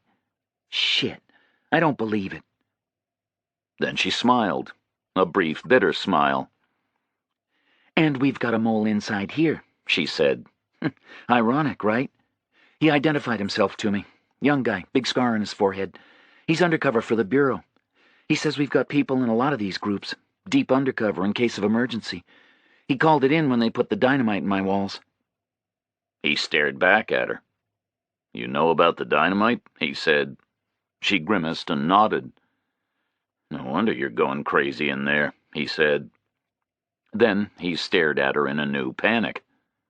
Who does this undercover guy call into? He asked urgently. Our office in Butte, Holly said. It's just a satellite office, one resident agent. He communicates by radio. He's got a transmitter hidden out in the woods, but he's not using it now. He says they're scanning the frequencies. He shuddered. So how long before the Chicago mole blows his cover? He said. Holly went paler. Soon, I guess, she said. Soon as somebody figures we were headed out in this direction. Chicago will be dialing up the computers and trawling for any reports coming out of Montana. His stuff will be top of the damn pile. Christ, Reacher, you've got to get to him first. You've got to warn him. His name is Jackson. They turned back, started hurrying south through the ghost town. He says he can break me out, Holly said. Tonight, by jeep. Reacher nodded grimly. Go with him, he said. Not without you, she said. They're sending me anyway, he said. I'm supposed to be an emissary. I'm supposed to tell your people it's hopeless. Are you going to go? She asked. He shook his head. Not if I can help it, he said. Not without you. You should go, she said. Don't worry about me. He shook his head again. I am worrying about you, he said. Just go, she said. Forget me and get out. He shrugged, said nothing. Get out if you get the chance, Reacher, she said. I mean it. She looked like she meant it. She was glaring at him. Only if you're gone first, he said finally. I'm sticking around until you're out of here. I'm definitely not leaving you with these maniacs. But you can't stick around, she said. If I'm gone, they'll go apeshit. It'll change everything. He looked at her, heard Borkin say, she's more than his daughter. Why, Holly? He said. Why will it change everything? Who the hell are you? She didn't answer, glanced away. Fowler strolled into view, coming north, smoking. He walked up to them, stopped right in front of them, pulled his pack. Cigarette? He asked. Holly looked at the ground. Reacher shook his head. She tell you? Fowler asked. All the comforts of home? The guards were standing to attention. They were in a sort of honor guard on the courthouse steps. Fowler walked Holly to them. A guard took her inside. At the door, she glanced back at Reacher. He nodded to her. Tried to make it say, see you later, okay? Then she was gone. Now for the grand tour, Fowler said. You stick close to me. Beau's orders. But you can ask any questions you want, okay? Reacher glanced vaguely at him and nodded. Glanced at the 6 guards behind him. He walked down the steps and paused, looked over at the flagpole. It was set dead center in the remains of a fine square of lawn in front of the building. He walked across to it and stood in Loder's blood and looked around. The town of York was pretty much dead. Looked like it had died some time ago. And it looked like it had never been much of a place to begin with. The road came through north to south, and there had been 4 developed blocks flanking it, 2 on the east side and 2 on the west. The courthouse took up the whole of the southeastern block, and it faced what might have been some kind of a county office on the southwestern block. The western side of the street was higher. The grounds sloped way up. The foundation of the county office building was about level with the second floor of the courthouse. It had started out the same type of structure, but it had fallen into ruin maybe 30 years before. The paint was peeled and the siding showed through iron gray. There was no glass in any window. The sloping knoll surrounding it had returned to mountain scrub. There had been an ornamental tree dead center. It had died a long time ago, and it was now just a stump, maybe 7 feet high, like an execution post. The northern blocks were rows of faded, boarded-up stores.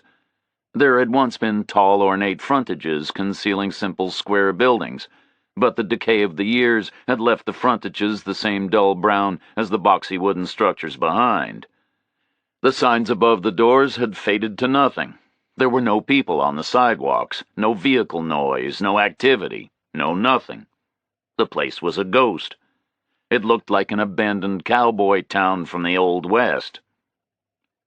This was a mining town, Fowler said. Lead mostly, but some copper and a couple of seams of good silver for a while. There was a lot of money made here, that's for damn sure.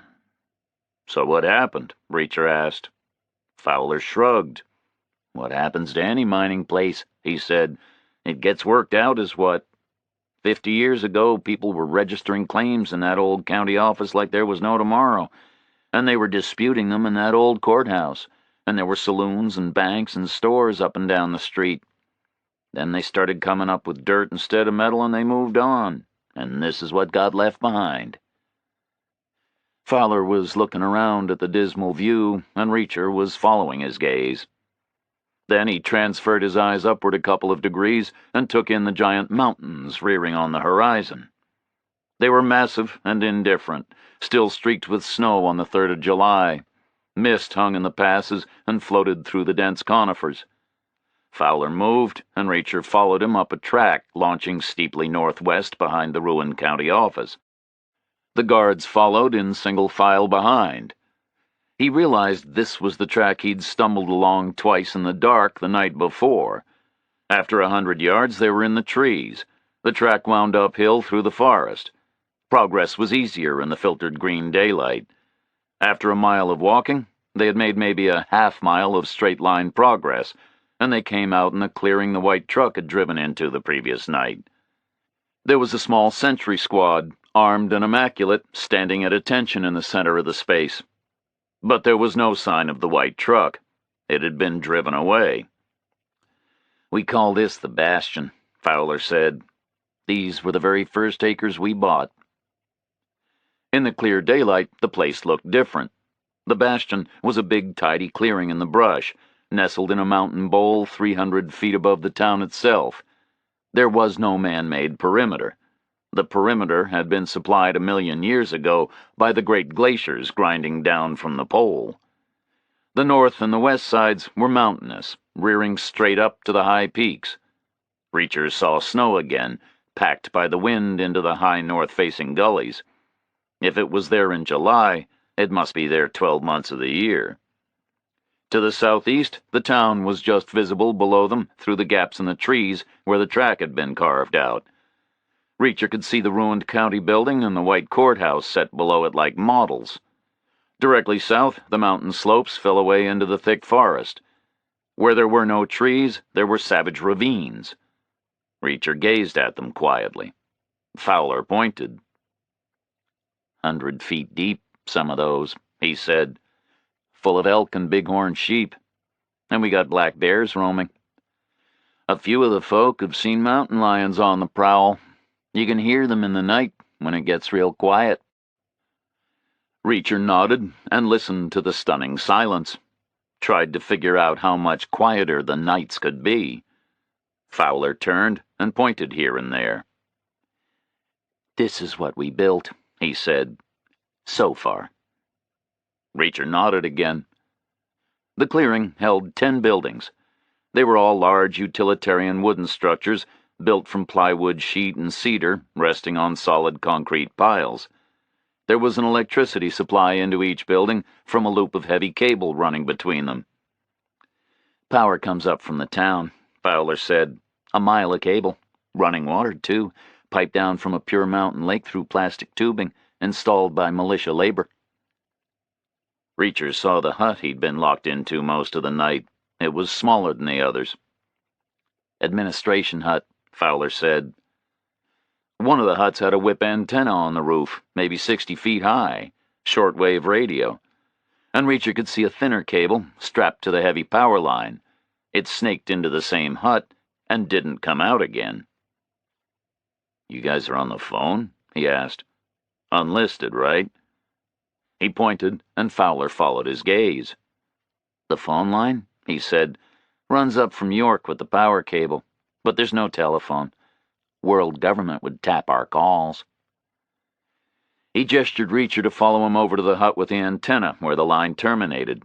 They pushed in together through the narrow door. Fowler spread his hands in a proud little gesture. "The communications hut," he said. The hut was dark and maybe 20 feet by 12. 2 men inside, one crouched over a tape recorder listening to something on headphones, the other slowly turning the dial of a radio scanner. Both the long sides of the hut had crude wooden desks built into the walls. Reacher glanced up at the gable and saw the telephone wire running in through a hole drilled into the wall. It coiled down and fed a modem. The modem was wired into a pair of glowing desktop computers. "The National Militia Internet," Fowler said. A second wire bypassed the desktops and fed a fax machine. It was whirring away to itself and slowly rolling a curl of paper out. "The Patriotic Fax Network," Fowler said. Reacher nodded and walked closer. The fax machine sat on the counter next to another computer and a large shortwave radio. "This is the shadow media," Fowler said. "We depend on all this equipment for the truth about what's going on in America. You can't get the truth any other way." Reacher took a last look around and shrugged. "I'm hungry," he said. "That's the truth about me. No dinner and no breakfast. You got someplace with coffee?" Fowler looked at him and grinned. "Sure," he said. "Mess hall serves all day. What do you think we are, a bunch of savages?" He dismissed the 6 guards and gestured again for Reacher to follow him. The mess hall was next to the communications hut. It was about 4 times the size, twice as long and twice as wide. Outside, it had a sturdy chimney on the roof, fabricated from bright galvanized metal. Inside, it was full of rough trestle tables in neat lines, simple benches pushed carefully underneath. It smelled of old food and the dusty smell that large communal spaces always have. There were 3 women working in there. They were cleaning the tables. They were dressed in olive fatigues, and they all had long, clean hair and plain, unadorned faces, red hands, and no jewelry. They paused when Fowler and Reacher walked in. They stopped working and stood together, watching. Reacher recognized one of them from the courtroom. She gave him a cautious nod of greeting. Fowler stepped forward. "Our guest missed breakfast," he said. The cautious woman nodded again. "Sure," she said. "What can I get you?" "Anything," Reacher said, "as long as it's got coffee with it." 5 minutes, the woman said. She led the other 2 away through a door where the kitchen was bumped out and back. Fowler sat down at a table, and Reacher took the bench opposite. 3 times a day, this place gets used for meals, Fowler said. The rest of the time, afternoons and evenings mainly, it gets used as the central meeting place for the community. Bo gets up on the table and tells the folk what needs doing. "Where is Bo right now?" Reacher asked. "You'll see him before you go," Fowler said. Count on it. Reacher nodded slowly and focused through the small window toward the mountains. The new angle gave him a glimpse of a farther range, maybe 50 miles distant, hanging there in the clear air between the earth and the sky. The silence was still awesome. "Where is everybody?" he asked. "Working," Fowler said. "Working and training." "Working," Reacher said. "Working at what?" "Building up the southern perimeter," Fowler said. "The ravines are shallow in a couple of places. Tanks could get through. You know what an abatis is?" Reacher looked blank. He knew what an abatis was. Any conscientious West Pointer who could read knew what an abatis was. But he wasn't about to let Fowler know exactly how much he knew about anything, so he just looked blank. "You fell some trees," Fowler said. "Every fifth or sixth tree, you chop it down. You drop it facing away from the enemy. The trees round here, they're mostly wild pines. The branches face upward, right? So when they're felled,